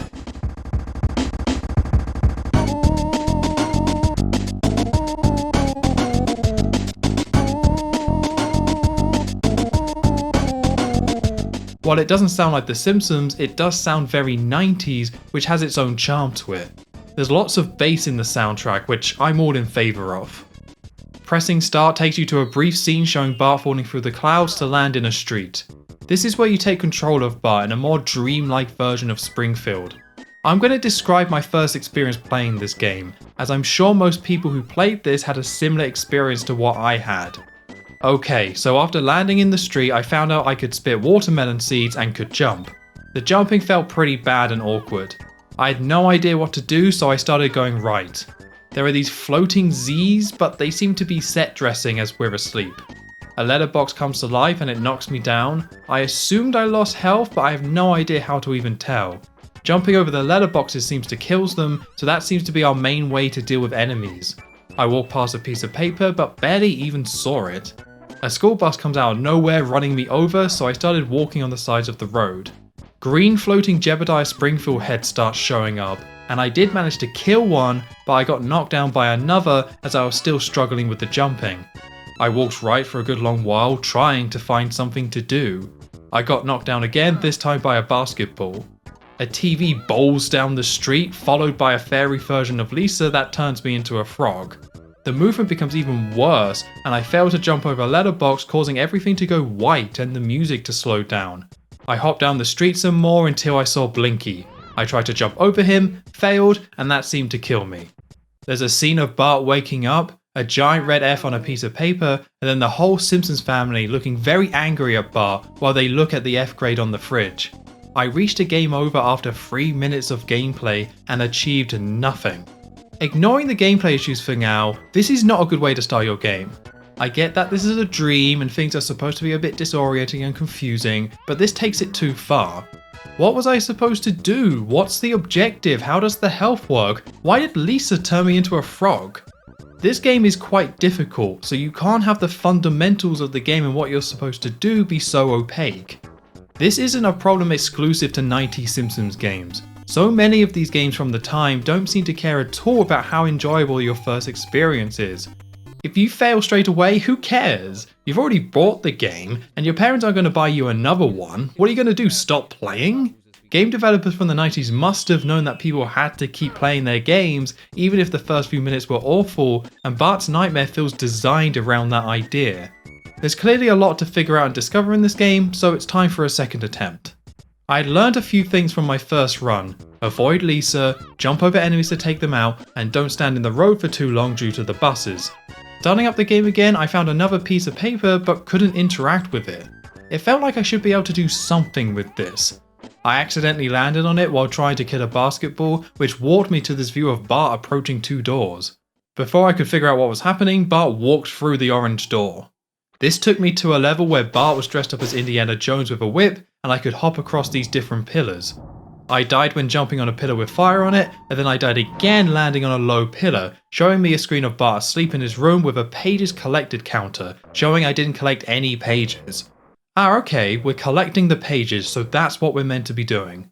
After being sent back to the street, I quickly found another page. Jumping on that sent me back to the doors, and I went through the orange one again to go back to the pillar jumping game. I did a bit better this time, only to be blindsided by Maggie shooting me with a pacifier, taking me back to the street. Everything went white, but I managed to kill a basketball which got me a skateboard. I immediately got run over by a bus, and it was game over once again. It was nice to make a bit more progress, but it's clear what type of game this is going to be. I needed more knowledge on the game, so it's my favourite time of playing any Simpsons game, and that's reading the manual. There's lots of critical information in the manual, like the Z's at the top of the screen is your health, and when it's all gone is when the screen goes white. You can recover your Cs by using a bubblegum attack on the blue Zs. Not the red ones though, those are the bad Zs for some reason. With the manual now in hand, I can start playing the game for real and we can start understanding and critiquing this game properly. Bart's Nightmare is a side-scrolling minigame collection. There's not enough platforming to call it a platformer. It's more exploring this street and playing different minigames. The street you start in is a bit like a hub area called Windy World. It's called that, I believe, because of the fan blowing the homework in the opening cutscene and the pages are still being blown through the street.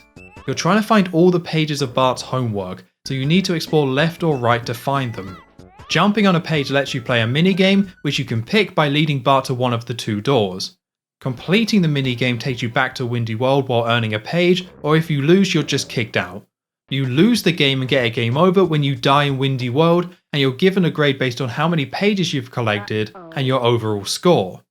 In the context of the SNES, this feels like a dated way to structure the game. The SNES was creating games that were bigger in scope, more epic with a better sense of progression to feel like you're really going on a journey. A Link to the Past gave you Hyrule to explore with a coherent story, while Super Metroid created a new genre about exploring a planet and the game expanding due to new abilities you could find. These were worlds to get lost in. These ideas started on the NES, but improved with the 16-bit hardware and really came into their own. It makes something like Bart's Nightmare, which is throwing yourself at a bunch of minigames and starting the game from the beginning every time you die, seem quite simple and almost lacking. Going for high scores with a minigame collection, it's always going to feel lesser compared to some of the more ambitious SNES games. However, because it didn't follow the trends at the time and is focused on this high score system, it makes it a more unique challenge nowadays. It being dated at the time almost helps it stand out as its own thing now. If you can get over the initial confusing nature of the game, it's easy to get sucked into it. You learn something during each run and you see your score increase, and eventually your grade at the end of each run improves. That's something I started to get lost in, and after a rough start it became a strong driving force for playing this game. What minigames was I going to find? What weirdness would I come across in the Windy World? And what tricks would I pick up to improve my runs? It might be too punishing, but it's all part of getting better at the game and getting further each time. I complained about Bart vs the Juggernauts as its structure was tied to giving you game overs by not earning enough money, but Bart's Nightmare fixes the problems that game had. Compared to Bart vs the Juggernauts, there's more freedom, with different ways playthroughs can pan out, and the scoring and letter grades are better at giving you something you want to chase. If you're willing to take the time, there's an interesting challenge here. What about the minigames themselves? Well, there's 5 in total to beat. It might not be fair to call them minigames, you could call them levels instead, but each one has unique gameplay which makes them feel more like minigames to me. Let's start with Bartman, which sees Bartman flying through the clouds. You fire your slingshot to take out enemies as well as obstacles like missiles and Krusty balloons. This level is littered with Simpsons characters, with Apu giving you health, Nelson flying past from time to time, and there are several bosses which are all characters from the show.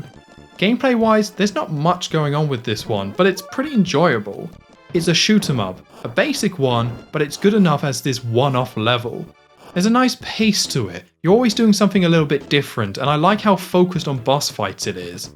Barney's in particular stands out. He rides a pink elephant and burps green gas at you. I believe the connection between Barney and pink elephants is that Barney is a drunk, and pink elephants is used to show being drunk due to their use in the film Dumbo. The show would make this same connection between the two years later in season 10. There's a few annoyances with this level. You can only move in 8 directions, which makes getting through the poisonous gas a bit trickier than it needs to be, and the last boss against Mr. Burns in the plane is a bit boring. Tapping the fire button for the slingshot can be a bit tiring as well. Bartman isn't anything amazing, but it's fun enough and it's got tons of Simpsons references in it, so I quite like it. This is the first minigame I was able to beat, and after taking down Mr. Burns, you get one of the pages. I didn't beat this the first time I played it, and I had also failed at plenty of the other minigames before this, so this felt pretty good earning one of the pages for the first time. The next minigame I want to talk about is Bart's Bloodstream. Bart is scuba diving inside his own body, and you have to inflate evil viruses with a hand pump. This is a lot more abstract. With the Bartman level, you understand Bart having a dream about being a superhero flying through the sky. Swimming inside your own blood fighting germs? I'm less convinced this is a dream a kid would have. The manual even describes this one as being weird. They were almost proud of how strange this level is. After blowing up a few viruses, one of the pages appear protected by a barrier. While avoiding the viruses, you have to collect several Smiling Joe fissions to get rid of the barrier and get the page. If you get hit by one of the bombs that the viruses throw, then it's an instant fail. But outside of that, this one's pretty easy. It's the shortest minigame in Bart's Nightmare, and once you get used to the swimming controls, it doesn't take much to earn the page. I do appreciate how much easier the minigames are to understand in Bart's Nightmare compared to Bart vs. the Juggernauts. Conceptually they're much more bizarre, but the controls are easy to figure out. For Bartman you move and shoot, and for Bart's bloodstream you move and pump enemies. They can still take a few tries to find the best tactics, but at least the games are designed so you can understand the basics quite quickly. You're going to be confused due to all the strange theming and how this game presents itself, but at least you can control it. There's 3 other minigames to play, and early on I couldn't beat any of them. They're all quite tricky, but it wasn't the minigames that were ending my playthroughs, it was the Windy World. It was hard to play more than 3 minigames in a playthrough before I would die, and as I would fail at least one of the minigames, I was only getting a grade D- every time. The Windy World is a good idea, but has clear problems that can end runs in a frustrating way. The main problem is the jumping. You can jump straight upwards by pressing jump, or you can press left and jump at the same time to jump to the side. That's very standard, but you can only jump to the side if you press a direction when jumping. If you start jumping and then press left or right, nothing will happen, and your jump doesn't change. There's no mid-air control when you jump, it's fixed after you press the jump button. This is a horrible way to handle jumping. The timing for jumping over enemies is already quite strict, and not giving any mid-air control is a cruel choice. It's a limitation you can grow to get used to, but the game would have been improved with smoother jumping. They didn't even animate Bart when he jumps, he just launches into the air, which is how little they seem to care about jumping. Another gameplay problem that's a bit more minor are the trees. The trees closest to the camera can block your view, meaning you can take damage from something you couldn't see. This is cheap, and overall Windy World feels quite cheap a lot of the times when you get hit. The Jebediah heads hone in on you, and they're irritating to avoid, and so much random stuff appears on screen with most of it doing damage. When you just want to find the next page, the random nature of what can spawn in doesn't help. I still like the idea, and learning how Windy World works is all part of the experience of beating this game. Like how before when I got turned into a frog, the way you change back is by staying alive long enough to find a grandma who fires a kiss at you and turns you back into Bart.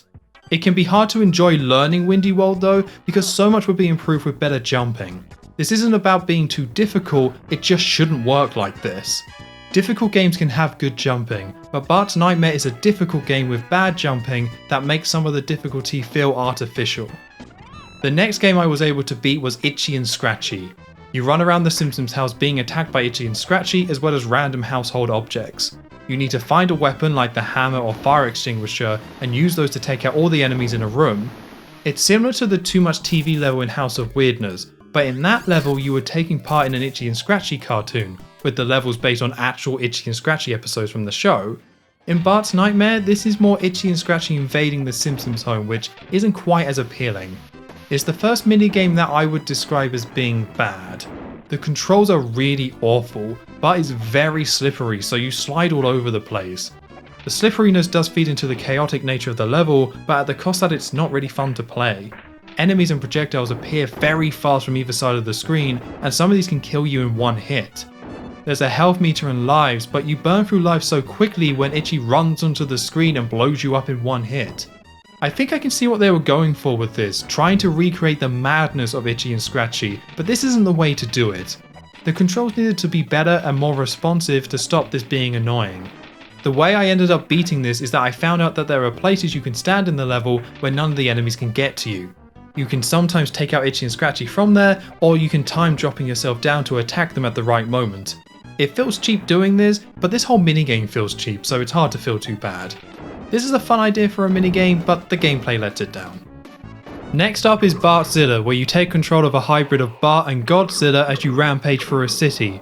This is another great idea. It's very weird in the right ways. It's taking full advantage of the dream setting of the game, and it was cool seeing Bartzilla for the first time. I like weird in my Simpsons video games. It gives fans of the show something unique that you wouldn't see in the show, with ideas that fit better for a video game. Well, there are the Treehouse of Horror episodes, I suppose, but the video games still feel like a different take on the characters, which I like. The first part of this level has Bartzilla walk forward, where you destroy buildings and defend yourself from the military using lasers and fireballs. You don't move Bartzilla directly, he walks forward by himself and you press the D-pad to shoot fireballs and the face buttons to fire lasers. I didn't understand this when I first played this minigame, and I failed it because I was cancelling out my own lasers by pressing the D-pad so my lasers didn't destroy anything. This is an okay enough section. It's the easiest part of the entire game once you know how to use the fireballs and lasers. Getting to the end of this gives you a page. This is the first game where you can earn 2 pages instead of 1. The second half has Bartzilla shrunk down, and you have to climb to the top of a tall building, which is very similar to the Empire State Building. You have to avoid people throwing rubbish out of their windows, which includes Sega Genesis consoles, and a giant angry Marge version of Mothra that flies across. I again enjoy the weirdness of all of this. Mothra Marge was not on my bingo card of something to see in a Simpsons game. Marge! The controls and difficulty are a bit rough. It looks like you can move freely, but you actually move on a grid. If you press left or right, you move a fixed amount to stay aligned with the windows. You can only move in 4 directions, and it doesn't feel very good. Due to the fixed movement, it makes dodging what people throw at you harder than it should be. It's doable, but I ended up not liking this one as it's so easy to get knocked down. I did dodge objects, but sometimes they come from off screen with little warning, making this too luck based. You can avoid Marge Mothra by climbing to the poles on the side, but you risk being killed by a UFO, and this wastes more time than it saves. You can also go off the edge of the building as you get towards the top and fall down that way. Once you do get to the top, there's a giant King Kong version of Homer that you have to zap by timing electrifying your own body as he punches you. This might have been inspired by the music video for Deep Deep Trouble from 1990, but it does have a different design for King Kong Homer, so probably not. This idea also appears in the Season 4 Treehouse of Horror, with again a different design for King Kong Homer there. The idea of Homer being a giant ape must have been too perfect for them, so they used it multiple times. Overall, Bartzilla is a decent minigame. The idea of Simpsons characters as different kaiju is enough to carry it for me. I just wish the controls for the climbing were a bit more fluid.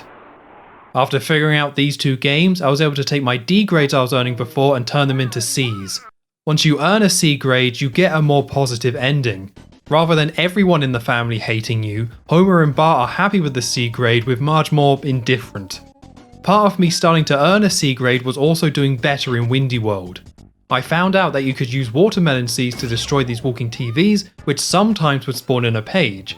My playthroughs were starting to be ended by being turned into a frog by Lisa, and then not being able to find a grandma to switch me back. The random nature of Windy World can be annoying. It can take ages before you find a page, or any type of power-up that might be useful. You can get really lucky and have pages spawn quickly, or get stuck in a loop with so much spawning in and attacking you without anything good happening. At this stage, I was able to earn 5 of the pages needed to beat the game. 1 from Bartman, 1 from Bart's Bloodstream, 1 from Itchy and Scratchy, and 2 from Bartzilla. That leaves 2 more minigames that I needed to conquer to get the final 3 pages. This means it's finally time to return to the Indiana Jones minigame that I couldn't figure out when I first started playing the game. The game is called Temple of Maggie, and you have to hop across the pillars to get to the end and find a page. There's 2 areas to go through, so 2 pages that you can earn by beating this one. This game is the hardest one to figure out what's going on and what you need to do. It's grid-based movement, and you need to jump on the pillars and make sure to avoid the pillars that have flames coming from them, as it means you'll fall if you jump on them. Jumping on pillars lowers them, and the flames appear once the pillars are too low. As well as avoiding the low pillars, you have to jump on the right pillars, as lowering one pillar raises another one. Meanwhile, these devils will appear and you have to whip them before they knock you backwards and potentially onto a low pillar. It's surprisingly difficult to know which route you need to take here. The first mistake I was making was that I was going too fast. You can move very fast across these pillars if you want to, but that's a bad idea as it's easy to accidentally land on a low pillar you didn't see. You need to take your time, but there's this weird pressure to not go slow that I was feeling. If you slow down, you realise that there's no logic to which pillars when jumped on raises other pillars. There's so many pillars to jump on and no pattern that I could see to tie together where you should be going. Jumping on a pillar will always raise the same pillar that it's connected to, but there's no logic to which pillar raises which other pillar. It feels like it's meant to be a puzzle to solve, but it ends up being randomly jumping around hoping that a path clears up. You can even screw yourself over when landing on a pillar, as you can be surrounded by low pillars with no way to get out. The flames are meant to be a clear way to know when a pillar is too low, but sometimes they just don't appear, so you can jump on a pillar you thought was safe as there was no flames, only to fall. Then there's the Maggie statues. You either have to quickly jump past them and risk falling, or try and find a specific pillar to jump on to trigger the pacifier so you can get past. This game didn't make much sense already with the pillars, but avoiding the pacifiers was something I couldn't get my head around. Sometimes they would trigger, sometimes not. The angle that they're placed at makes it really hard to know when they will fire and what they're aiming at without trial and error. With the way this game is structured, you will randomly get a chance to play Temple of Maggie at some point in a playthrough, get a couple of tries of it, die, have no idea what happened, only to play other mini games and never really get a sense of what that game was all about. I couldn't beat this, so in order to figure it out, I started making sure it was the first mini game I played. I started the game from the beginning, got the first page, picked the orange door if it was there to play Temple of Maggie, and if it's not, then reset the game and try again. Playing the game over and over again is the only way to figure it out and start putting together how you should approach it. Even doing this, it can still be unclear what to do. I got stuck on the second section of this minigame, and there was only one thing left for me to do to solve it. I had to watch playthroughs of the game online to get some tips. By doing this, I found out critical information to do with the Maggie pacifiers. They trigger based on camera position, and they give you the ability to scroll the camera in this game. It means you can go close to where the statues are, scroll the camera without moving yourself at all, and it will trigger these traps. This trick in this minigame as a whole is so unreasonable. There's no logic to triggering the pacifiers that you can tap into. How are people supposed to figure this out normally? How is it fair to have a grid-based puzzle platforming section which is overly difficult in this game? I haven't even talked about the devils properly. They take forever to move, and the whip collision to take them out is all over the place. The whip is unresponsive and sometimes doesn't work. With enough patience and knowing the tricks to the Temple of Maggie, this is beatable, but it's miserable playing this one. For the second video in a row, I'm putting a grid-based minigame into the Simpsons Video Game Hall of Shame. It's truly deserved. I had to restart so many playthroughs due to this one awful minigame. I was eventually able to beat Temple of Maggie, and that leaves one final page, which is actually another Itchy and Scratchy level. After beating the first level for Itchy and Scratchy, the door for the minigame will appear again, only this time you have a different level to beat. This one's a bit more surreal. Same premise as the first level, but there are these giant Itchy and Scratchy heads in the doors that attack you. These freaked me out when I first saw them. How enlarged they looked was really unsettling. Most of the locations in this level are the same as the first, just remixed with different enemies and a fire boss at the end, which is surprisingly easy. Like the first level, I don't really enjoy this one, but you can cheese it by figuring out the correct spots to stand in. Getting past this scratchy tongue though is annoying. The jump barely functions in this minigame. And with that, it's finally time to put everything I've learned all together into one beautiful playthrough. We've been getting more and more pages each time, and we want to increase our grade to the max, which is an A+. That means beating all the minigames, getting all the 8 pages, and also making sure we have a score of at least 120,000.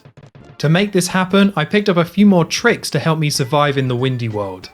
You can move the camera with L and R, so when you're going through Windy World you can scroll the screen and you get much more time to react to things coming at you.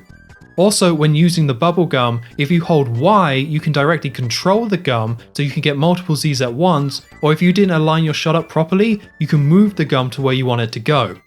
With a bit of luck, it's actually quite easy to build up a lot of health in Windy World. It just takes practice dealing with the bad controls and properly understanding how everything works. Temple of Maggie is the hardest minigame, so I continued to reset the game until it was the first one to come up, and if I failed it, I restarted and tried again. In my first playthrough where I was able to beat Temple of Maggie, I did badly in the other minigames and failed 4 separate times. I ended up with a massive score, but missed 2 pages and ended up with a B+. The run only ended because the pages in Windy World stopped spawning. I spent a literal 10 minutes going up and down Windy World and wasn't able to find any pages until I eventually died. This could have been a bug, I could have been unlucky, but it feels like there's a limit to how many pages you can find. The second time I beat Temple of Maggie, things went much better. I built up a lot of health in Windy World and didn't fail any of the minigames.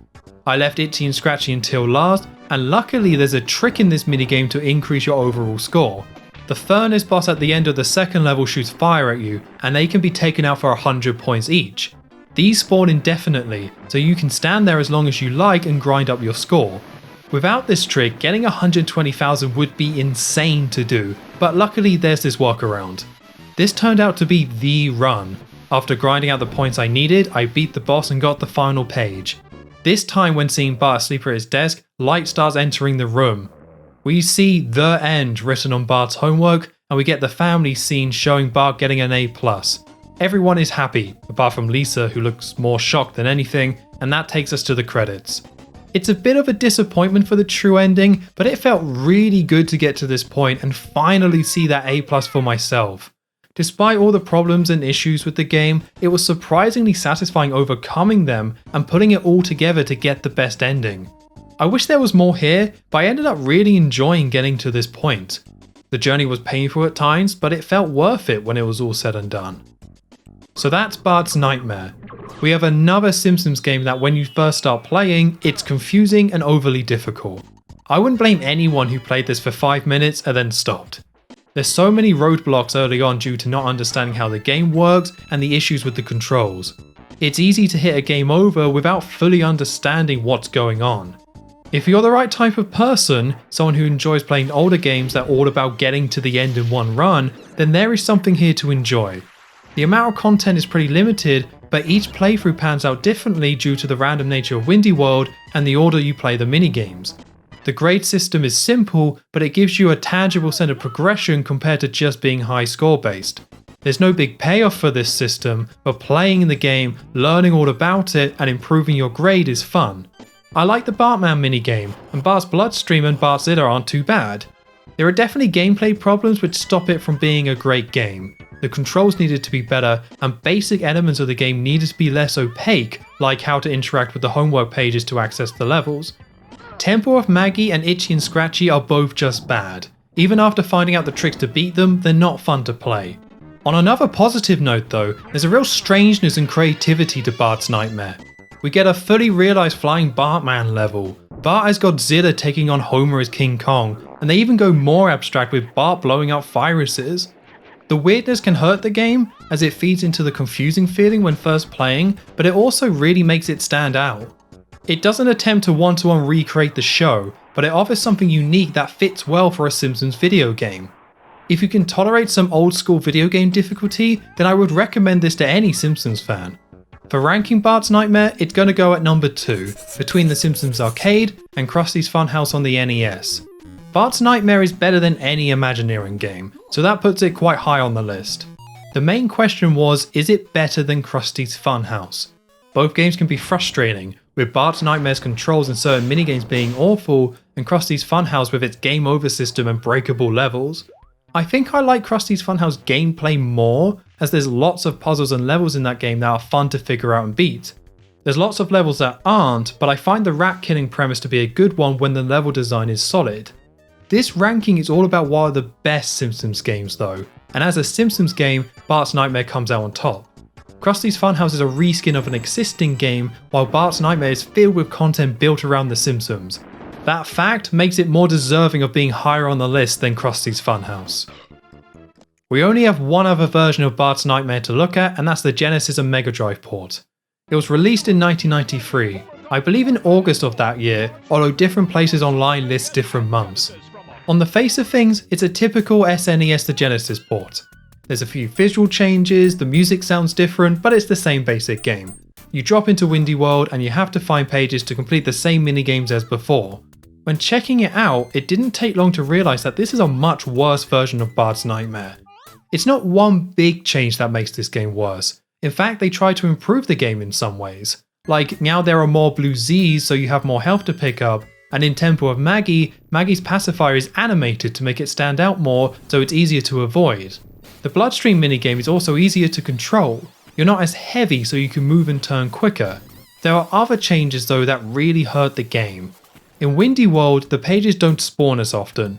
You find the first one easily and the second one usually isn't too bad, but any pages after that can feel impossible to find.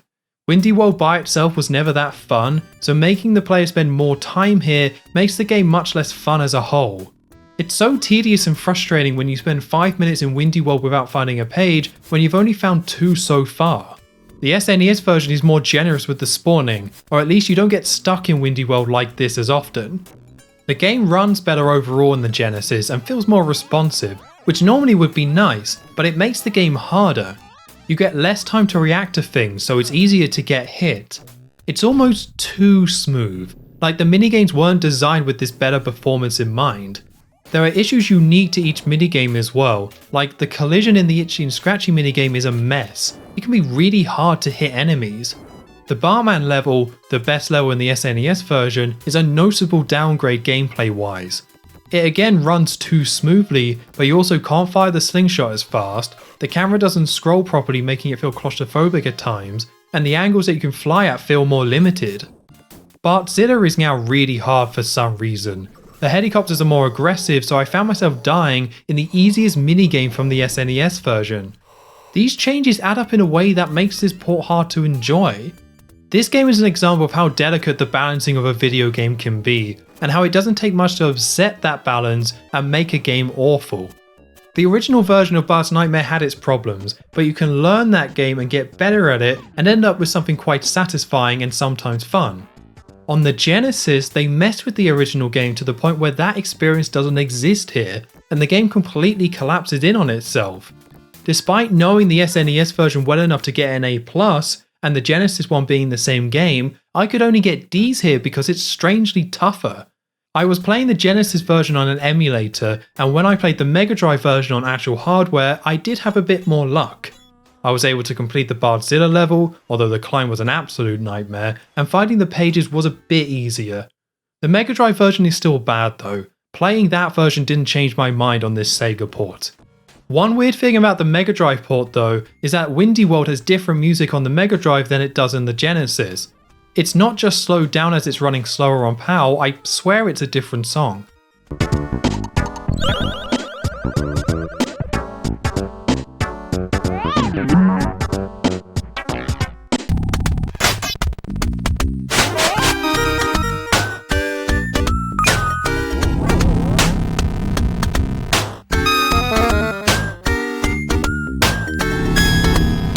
Another thing to mention about the Genesis version are the control changes. The SNES has 4 face buttons and shoulder buttons, and Bart's Nightmare uses them all. The regular Genesis controller only has 3 face buttons and no shoulder buttons, so they had to remap the controls. It's mostly okay, but to move the camera you have to hold a button while pressing left or right to scroll. It's more awkward than using shoulder buttons, but these are controls you can get used to, they're functional. I was expecting to rank the SNES and Mega Drive versions of Bart's Nightmare in the same spot, but this is going to have to go much lower. I'm going to rank it underneath the best versions of Bart vs. the Space Mutants and Bart vs. the World. I'd rather play those games than this. The creativity and weirdness of the original remains intact here, but they messed with the gameplay and made a more punishing game, and it's punishing to the point where it's not enjoyable anymore. If you're going to play Bart's Nightmare, make sure it's the SNES one. It was nice to finally go back and look at the biggest Simpsons game on the SNES with Bart's Nightmare. Ignoring the Genesis version, I did overall enjoy what I played, but it feels like a case of being so close yet so far. It has variety and creativity, although arguably House of Weirdness did some of these ideas better, and the game grew more fun the more I played it. I can see myself as a kid playing this a lot. It's a game that you can throw yourself at over and over again and get something out of it. I like this game. It just falls short in a few areas that stop it from being all that good. In some ways, it does live up to being that big 16-bit Simpsons game. It has the presentation, the ideas, and takes the characters from the show and runs with them. It's almost a great Simpsons game, but it couldn't quite get there with its gameplay problems, from the jumping in Windy World to Temple of Maggie being a mess. It's a step forward from the Imagineering games, and I think it does deserve to be remembered. It just didn't take that big step forward to put it in the same class as the Simpsons Arcade. Between Bart's Nightmare and Krusty's Funhouse, things were better on the SNES for The Simpsons than on the NES, but not as much as the fans ultimately deserved.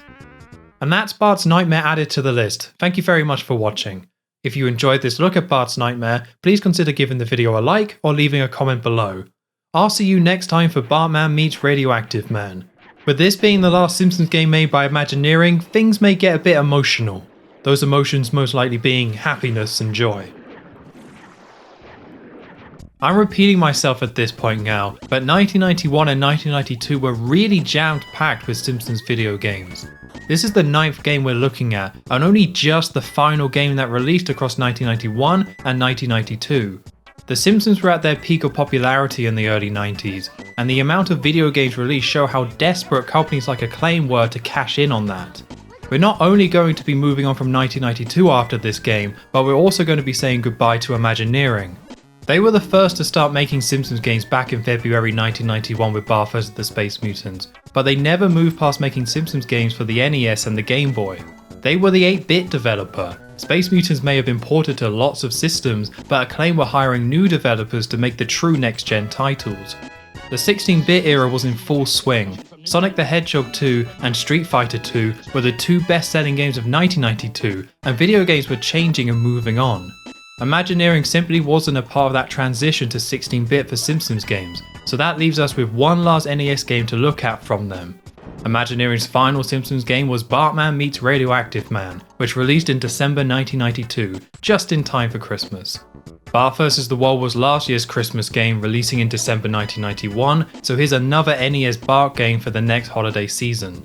There's lots of people who played Bart vs. the Space Mutants. It was a big hit, and you could get it on most platforms at the time.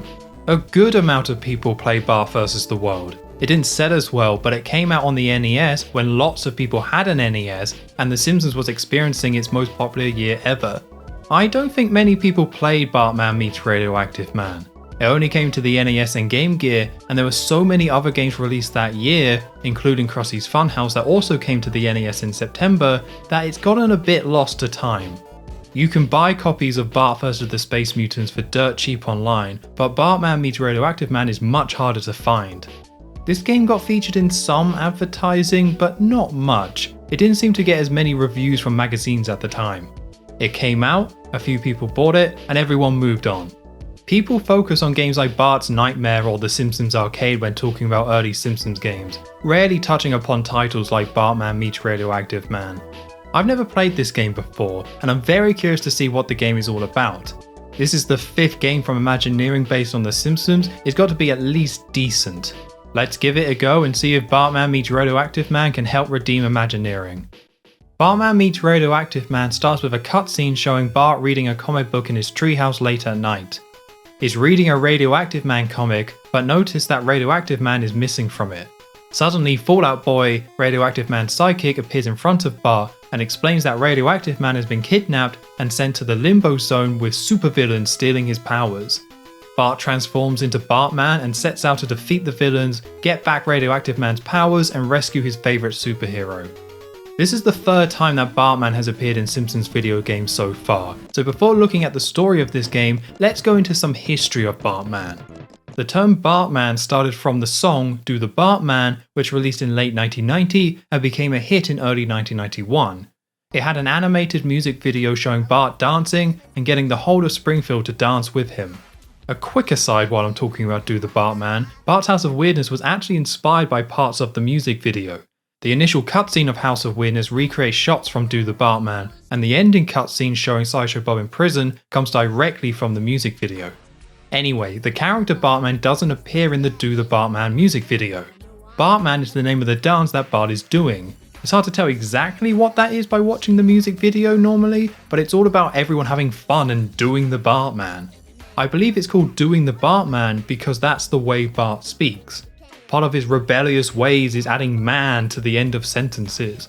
So instead of doing the Bart, it's doing the Bartman in the same way that he says don't have a cow, man. The song title does combine Bart and man into one word, likely because that's the way it's sung in the song itself, but you can see it written separately in the background of the music video. Later, in May 1991, we have the Season 2 episode 3 Men and a Comic Book. This is where Bartman would first properly appear, where Bart tries to get into a comic book convention for cheap by pretending to be in cosplay as the superhero Bartman. 3 Men and a Comic Book wasn't the most watched episode of Season 2, that honour of course goes to Bart Gets an F, but it got higher ratings than normal and was the first time in the show's run that it got higher ratings than The Cosby Show, which was its direct competitor in the early seasons. I also want to note that Bartman is also just a versatile and appealing idea. During Bartmania, the idea of Bart having a superhero alter ego and that having direct ties to the show is a strong one. Combine the broad appeal of Bartman with how well known the phrase Bartman was thanks to the Do the Bartman song, and people seeing the character in the show due to the higher than normal ratings for the episode he appeared in, and you have a recipe for a character that was used a lot. You got the games, there were comic books based on Bartman, and of course Bartman t-shirts. I don't believe Bartman was a massive part of Bartmania, but it was a very marketable idea.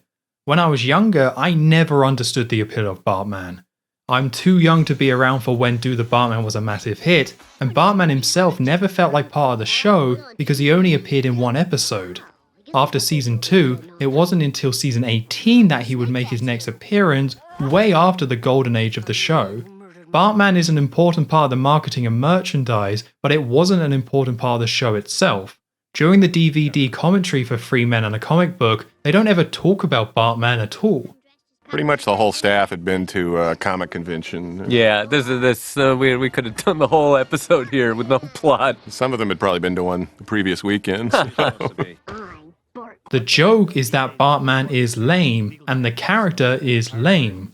Bartman to me feels like the 90s equivalent of Spider-Pig. A joke that wasn't that funny, that got overdone and repeated because of how marketable it was.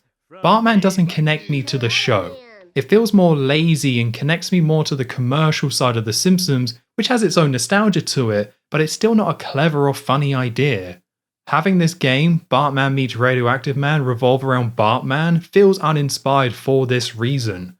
With the video games, they're no longer trying to find creative ways to interpret the show in video game form, it's taking the idea of Bart as a superhero with Bartman and turning that into a game because it's easier. The connection to the show is minimal compared to something like Bart's House of Weirdness or Bart's Nightmare, which makes this game less interesting. Right, back to the cutscene itself, and it probably is the best cutscene we've seen from Imagineering so far. There's a bit more atmosphere, with Bart reading the comic at night in his treehouse. The artwork is still questionable. Both Bart and Fallout Boy are brown, which is the same colour as the wood behind them. Their mouths look odd when they speak. They flap, but the mouths look too pointy and weird. The end of the cutscene shows the title screen and the questionable artwork continues. I don't want to be too mean straight away, but this title screen looks so amateur. They try and use perspective to have Bart and Radioactive Man fly at the camera, but the effect doesn't work, so their heads are too big and their legs are comically tiny. This image might be the worst artwork in an Imagineering game.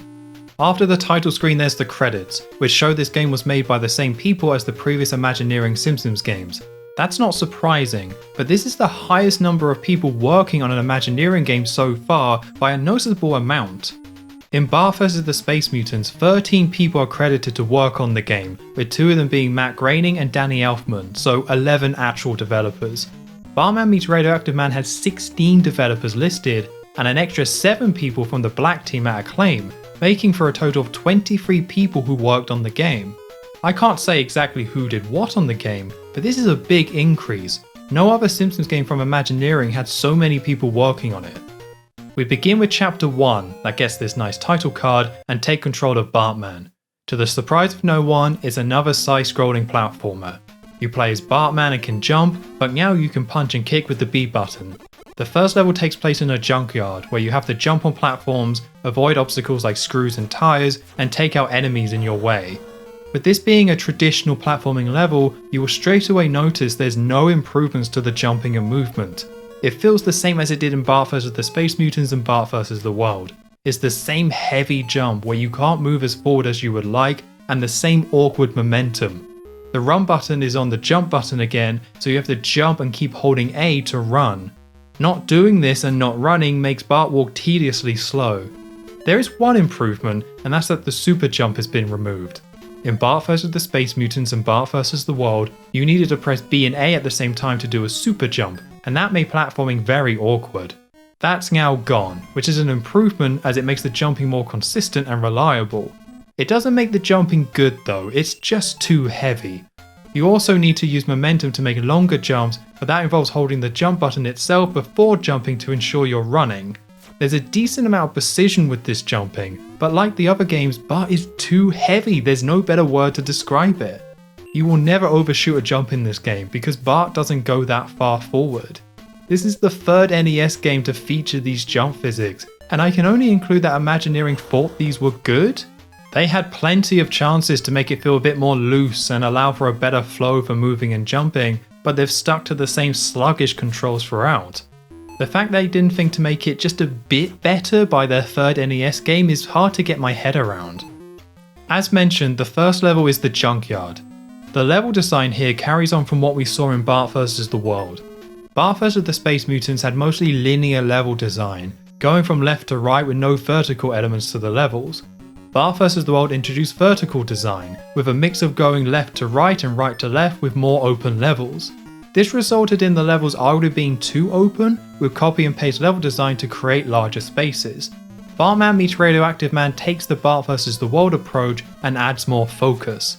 In Junkyard, you're going from left to right, but you have flat areas, pits to drop down into, and platforms where you can climb up to higher points before coming down again. There's a few side bits to find secrets and extra items, but there's a clear path to get to the end. Ultimately, this level design approach is nothing crazy or inspired when compared to other platformers, but when looking at just Imagineering games, the level design has improved, creating more focused but still dynamic levels. The overarching level design approach is better, but there are still specific problems with this first level. The copy and paste level design is still here. You do have to repeat identical parts of the level multiple times. You will see the exact same pit a lot, and you have to climb up very similar tiles to climb up and back down again. It's not as bad as Bart vs. the World, but the level feels a bit repetitive because of it. There's part of the levels that are just annoying to deal with. There are blind leaps of faith in the second half that if you miss your jump, you fall into a bottomless pit and lose a life. Normally in a game like this you would be able to crouch to move the camera, but that doesn't work, so you have to jump and hope for the best. Blind leaps of faith are bad in any level, but having them in the first level of your game is pretty inexcusable. With these type of moments in the level, alongside the heavy jumping and repetitive design, you're gonna die a few times trying to get through this level on your first attempt. As for the first impression of Bartman meets Radioactive Man, there are positives with no super jump and a better level design philosophy, but the jumping and the annoying parts of the level stops it from feeling like a real improvement from the other Imagineering games. I'll say it's an okay start. After Junkyard, level 2 is the Subterranean Pipe. That's its official name, but really it's a sewer level. You go through green pipes, avoiding red sludge dripping down and riding on top of these droids. Having the first level take place in a junkyard felt pretty unique, so it's disappointing to see such a standard trope for level 2 with the sewer. What's also disappointing is the level itself. Too much of the level is riding on the droids and it gets boring after a while. You have to go up and down these vertical shafts, and you can only do that by jumping on the droids. You have to wait for them to shoot, jump on top of them, wait for them to move, and then jump onto the next one. These shafts also include instant death. If you miss a jump and don't land on the droid in time, you die. It's technically not an instant kill pit, but falling too far counts as a death. The collision on the droids is also not great. I found myself falling through them sometimes and dying because of it. This level also has enemies that you can punch and kick to take out. This game has some of the most lifeless and unclear combat I've ever seen in a game. You go up to an enemy, start mashing B to do a punch kick combo and hope for the best. There's no feedback to tell you when you're hitting an enemy. If you're close enough then it should work, but there's nothing to confirm that until you defeat them. Whether the enemy damages you feels random. You need to get in close to do damage to them and sometimes they damage you, sometimes they don't. Also, while there are invincibility frames, there's not that many of them, so you can take multiple hits quite quickly. You can't really move to avoid the enemies once you start attacking due to the heavy movement.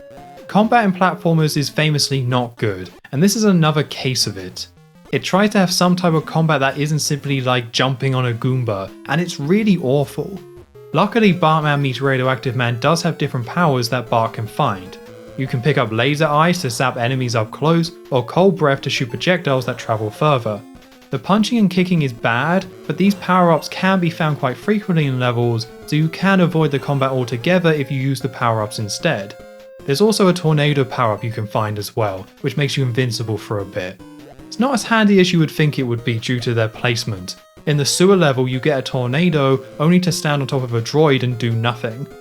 The droids in the combat are just two of the reasons why this sewer is arguably the hardest level in the game.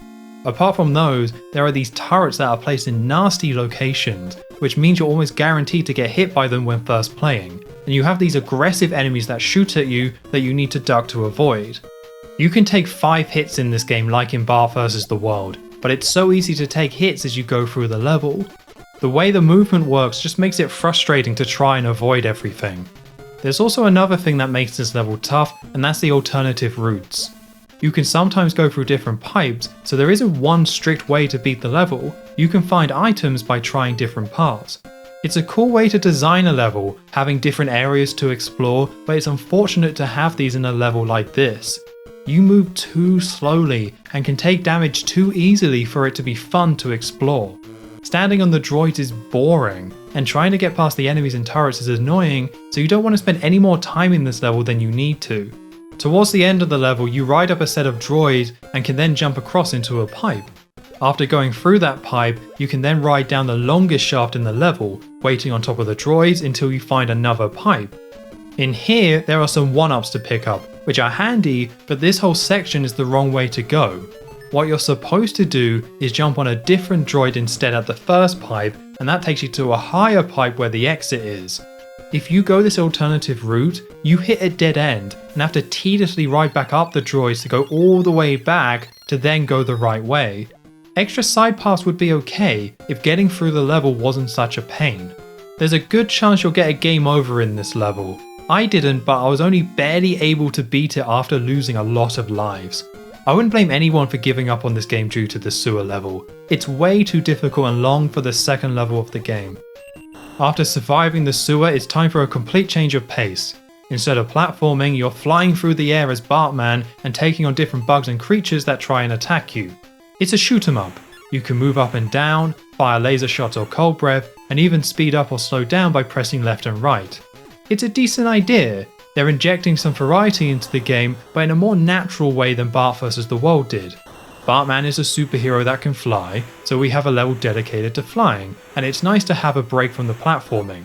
Despite it being a different style of gameplay, it still suffers from some of the same problems as before. The movement is just too sluggish. Bart doesn't move as fast as you would like. The level is repetitive as well. You have to fight the mosquitoes for a good while, and each section of this outstays its welcome. The pacing isn't so bad that I would say this level is boring, but more moment-to-moment variety would have been nice. Shooting the mosquitoes doesn't feel great. They can move around much quicker than you can, and the cold breaths have a slow rate of fire. I stopped trying to properly aim and started firing as fast as I could and hoped for the best. The worst section though is against these bats. They fly at the top of the screen and drop, well, something at you, and that does damage. You can only take out one of the bats. One of them is always higher than you can reach with your attacks. There's an invisible barrier stopping you from going high enough to take out the bat, so you can take out the lower bat, but you have to avoid the other one. Adding an invisible wall to stop the player from reaching the higher bat feels wrong. You're trying to position Bart in the right place to dodge them, but you're too slow to truly react to the bats in a way that feels skillful. The game throws enough items at you that you can get through this level without too much trouble, but it feels like a waste. All it needed was a bit faster movement and making the bat lower, and it would have made for a decent level. It's a cool little idea that's executed in a clumsy way. The next level is the final part of Chapter 1, where you take on the first villain who captured Radioactive Man, the Swamp Hag. The Swamp Hag is a Radioactive Man villain that was taken from Season 3 of the show. This level is less of a proper boss fight. Instead, it's all about using your cold breath to create platforms that climb to the top. Once you reach the top, Swamp Hag is easy to take down by attacking her directly. Once again, we have another nice little idea for a stage. It's cool building your own set of platforms and finding your own way up. To make the platforms, you're freezing what the manual describes as balls of swamp fungi, and you're at the mercy of wherever they feel like dropping. If you freeze one and jump on it, sometimes the balls will go miles away from you or land directly on you so you take damage. The platforms only last for so long, so you can end up falling and having to start from the bottom. With enough practice, this level is okay, but like the rest of the game, it struggles to get the difficulty balancing right to make it actually all that fun. It's cool making the platforms, but when there's this random element to it with where the swamp fungi goes, it just makes it a bit more irritating than it should be. After a few punches and kicks, the swamp hag goes down and we restore the first of Radioactive Man's powers. There's a cutscene showing Radioactive Man stuck in the limbo zone. He explains to Bartman about the next villain, kicking off Chapter 2, the waterlogged lair of Dr. Crab. Chapter 2 mixes things up again with an underwater level. This chapter actually starts with 4 separate underwater levels: the seabed, the crab walk, the inner wall, and then back to the crab walk again. Swimming underwater is another new gameplay style. We've gone from traditional platforming to more vertical platforming to a flying level and then a unique platforming level to now pure underwater swimming. I appreciate the effort to have different types of gameplay as you go from level to level. Chapter 1 wasn't all that great to play, so starting off Chapter 2 and having it be something completely different was nice. There are 4 levels to play through which are underwater, which sounds like a lot, but each level is quite short. Splitting up the underwater section into different levels allows it to mix things up and the pacing starts to improve. There's less repetitive level design. You go from open water to caves to being tracked by a searchlight as you try and get through a dark maze.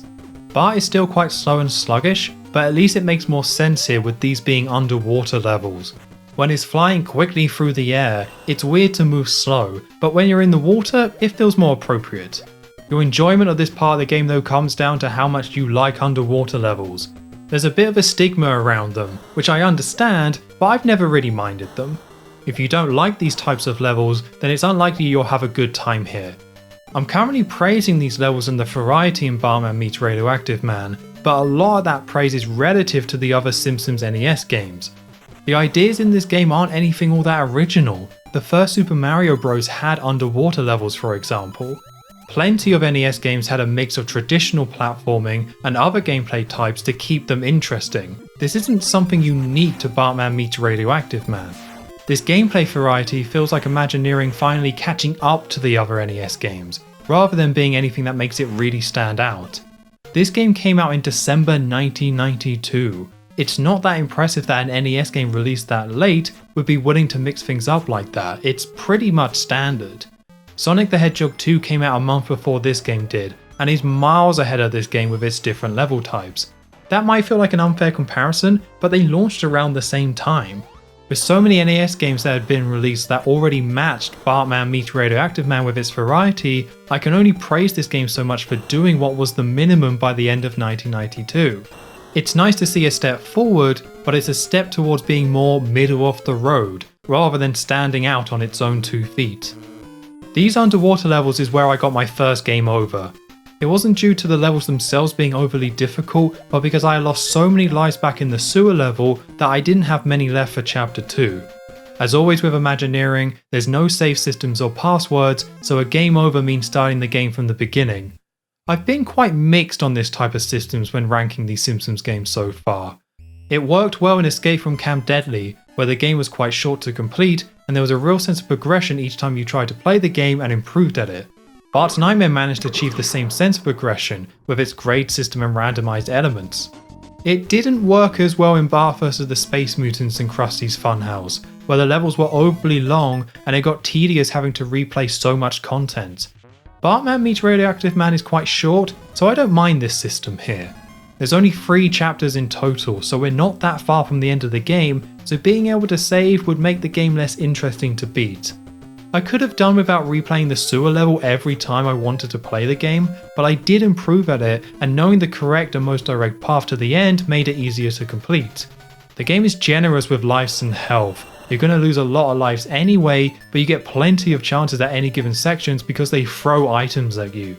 There's bonus levels you can find in levels as well that take place in the limbo zone, where you can get even more lives.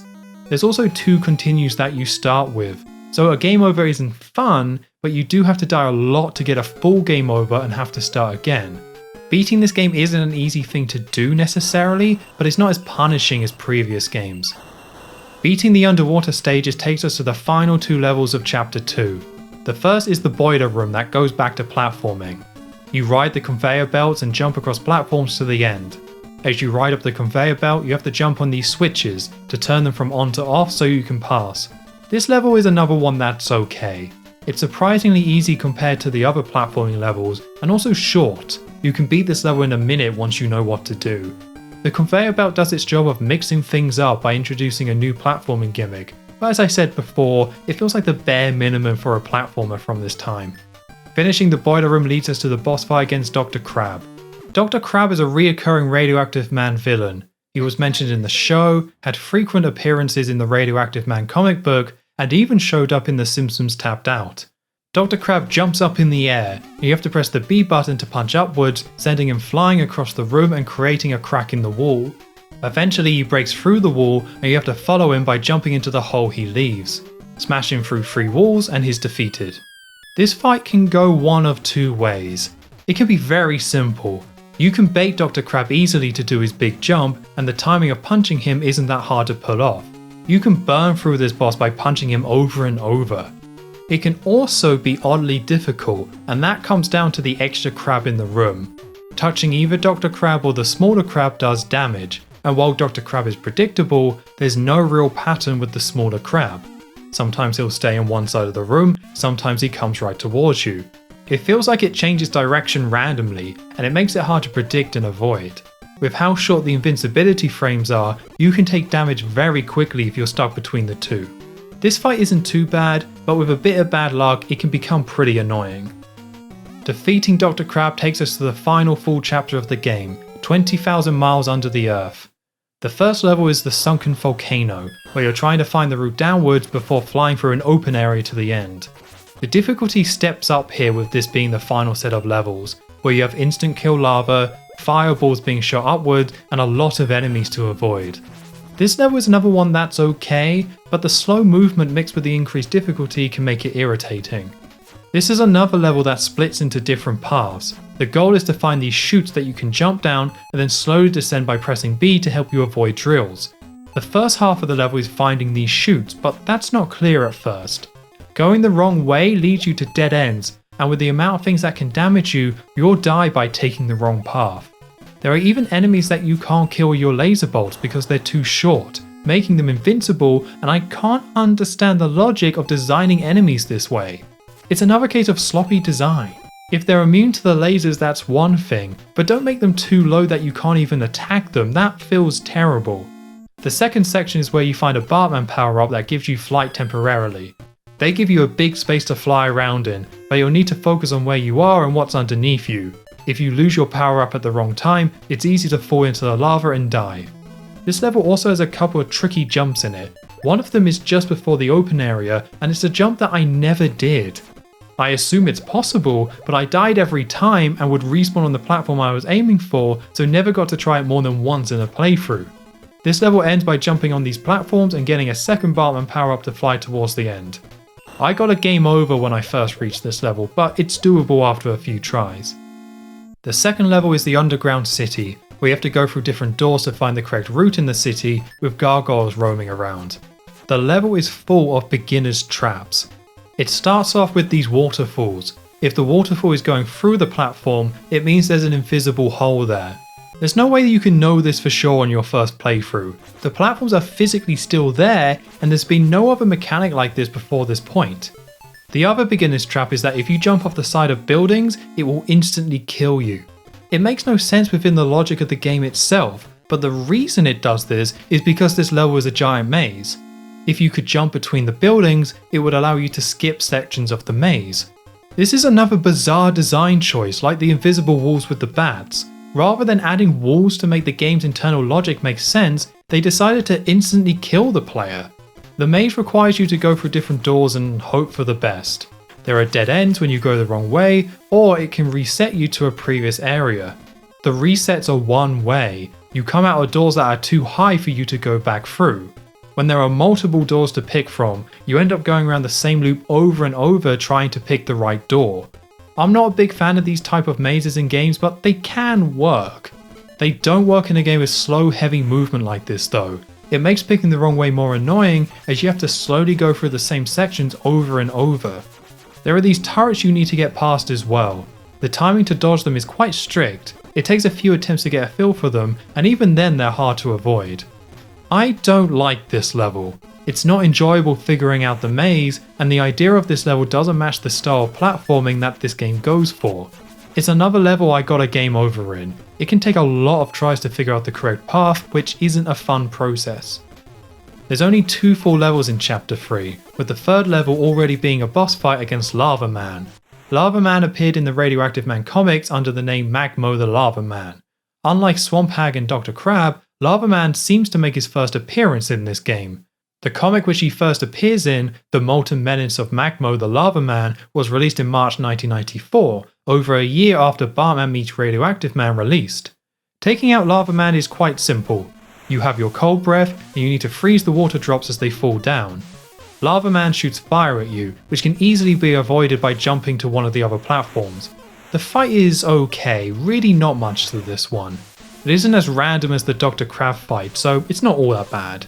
With Lava Man beaten, Radioactive Man is freed with all his powers restored.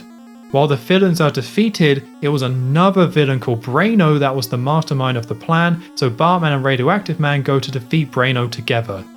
Braino is similar to Lava Man. He was mentioned in the Radioactive Man comics and made appearances, but this game was the first time he appeared.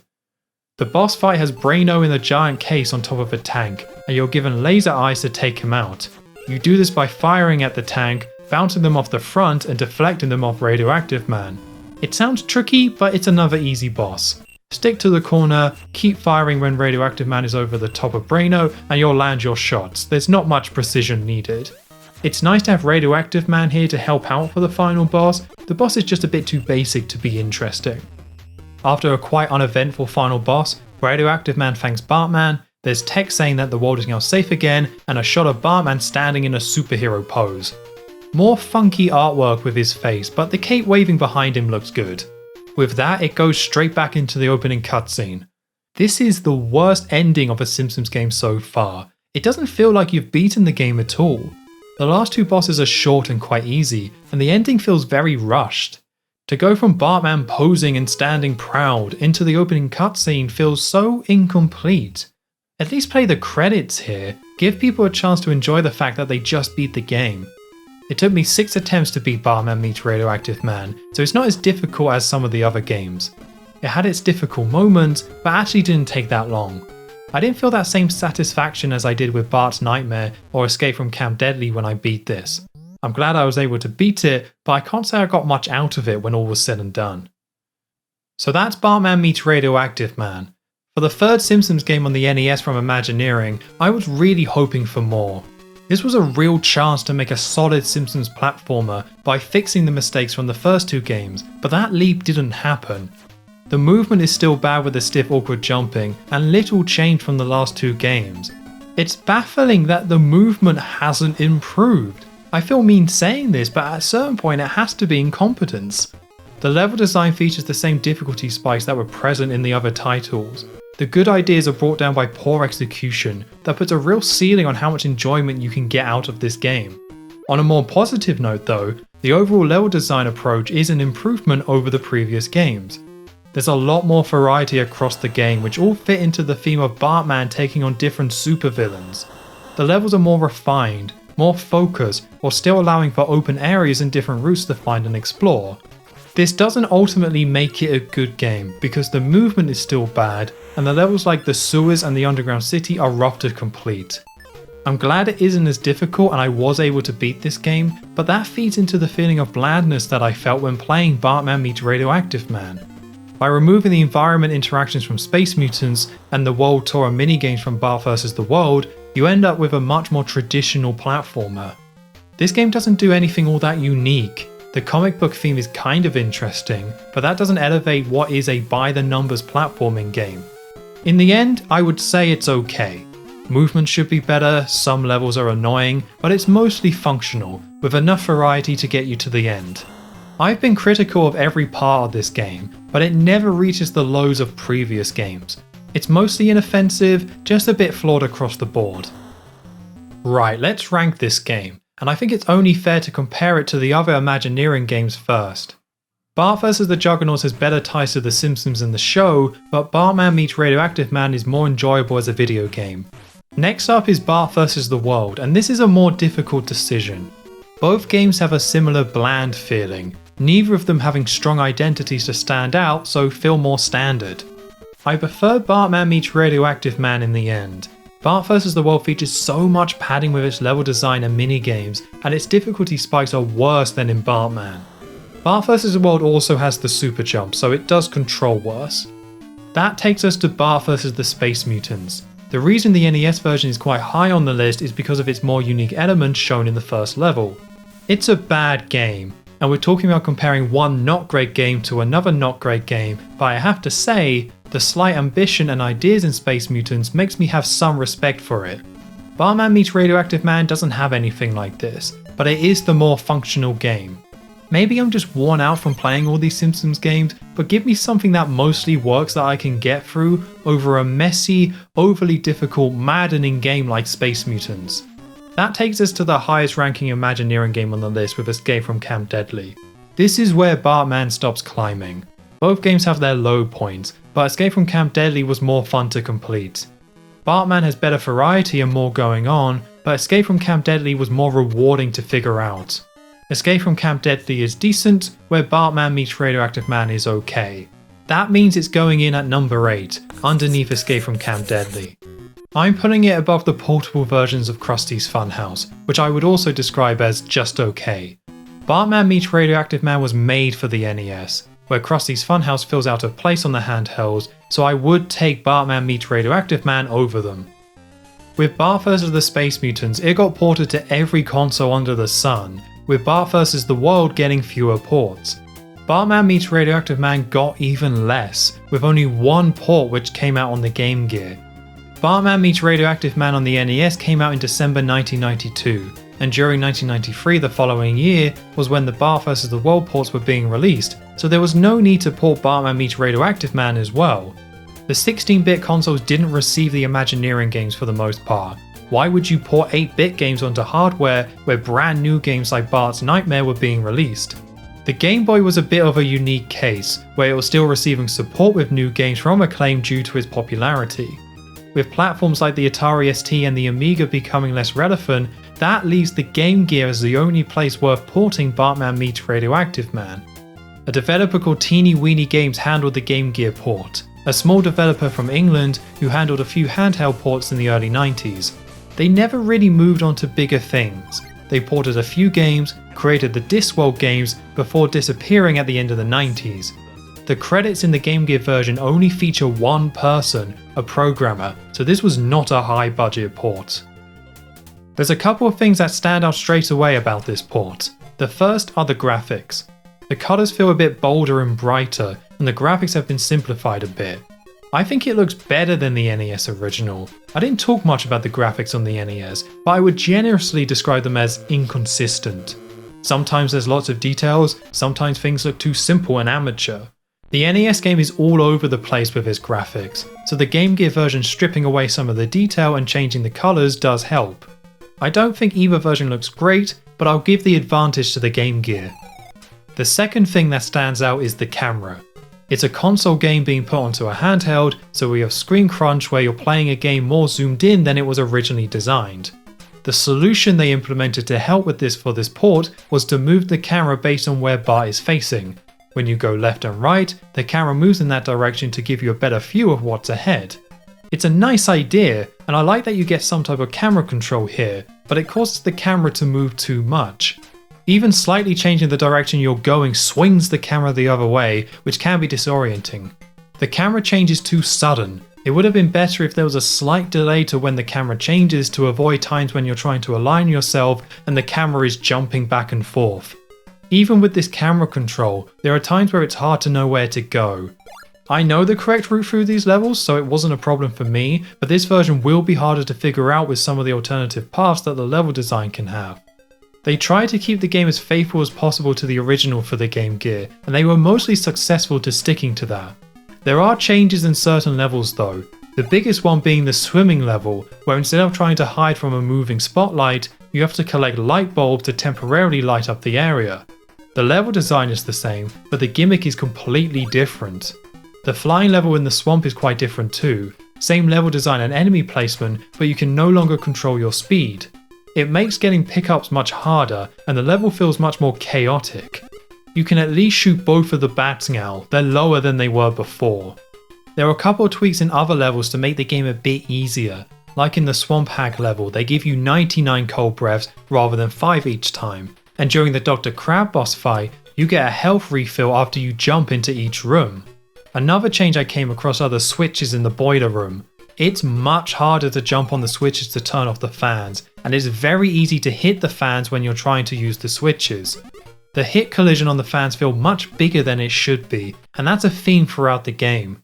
The hit collision wasn't great on the NES, but the hitboxes feel bigger here and you can take damage unfairly. The game has some performance issues too, which can make it feel unresponsive at times. With the camera changes, hit collision and performance issues, I ended up having a worse time with the Game Gear port than the NES one. Some level changes are okay and help, and I think it looks nicer, but I found myself taking extra damage in a way that felt pretty bad when playing. Couple this with the camera changes, and I'm gonna have to rank it a bit lower. I'm putting it at number 10, above the port of Krusty's Funhouse for the Game Boy, but below the Krusty's Funhouse port for the Game Gear. It feels weird putting it between the two handheld ports of Krusty's Funhouse, but when it comes to which Simpsons game on the Game Gear is better, I would give the advantage to Krusty's Funhouse. Both games here are out of place on the Game Gear, but Krusty's Funhouse is the better port, and doesn't have the technical issues that Bartman meets Radioactive Man has. I would still take Bartman meets Radioactive Man on the Game Gear over Krusty's Funhouse on the Game Boy. Krusty's Funhouse is a bit more boring and less fun to play on the Game Boy. With Bartman meets Radioactive Man, we've reached the end of this chapter of Simpsons games. After releasing so many games in 1991 and 1992, Imagineering closed its doors in 1993, after releasing a couple more licensed games. Imagineering was absorbed into Absolute Entertainment, meaning Imagineering was no more, and Acclaim moved on to working with other developers for The Simpsons. Absolute Entertainment continued the Imagineering tradition of making bad licensed games, before closing down themselves a few years later in 1995 after going bankrupt. I would love to start talking about how Imagineering wasn't really that bad and how their games will always have a special place in my heart as a Simpsons fan, but it simply wouldn't be true. Imagineering was a company that certainly had ideas and concepts for games, but they never really improved as a game developer.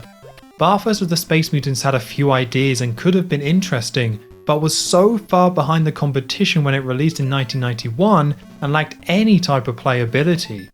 Future games became more bland in comparison, going for more standard ideas which helped with Escape from Camp Deadly, but Bart vs. the World was a more forgettable mess as a result. Imagineering seemingly never learnt from their mistakes, never really improving movement, and the level design always has these awful moments and difficulty spikes. Playability was something they never figured out, as seen in Bart vs. the Juggernauts, where they crammed it full of Simpsons references and characters, but it was frustrating to play. Bartman meets Radioactive Man was their final chance to prove themselves, and while it's far from the worst, it shows their progression from being a slightly ambitious studio who couldn't make a functioning fun video game, to ending up being a less ambitious studio who could make a slightly more functional but less interesting game. I'm sure people have some good memories with these games, but after 5 games where the absolute peak was just decent, at a certain point you have to say enough is enough. Goodbye Imagineering, I look forward to playing Simpsons games that you had no part in making. And that's Bartman meets Radioactive Man added to the list. Thank you very much for watching. If you enjoyed this look at Bartman meets Radioactive Man, please consider giving this video a like or leaving a comment below. I will see you next time for Bart and the Beanstalk. With Imagineering gone, it's time to see how Acclaim will handle the franchise without them. The fact they started with a Jack and the Beanstalk parody for the Game Boy doesn't fill me with confidence.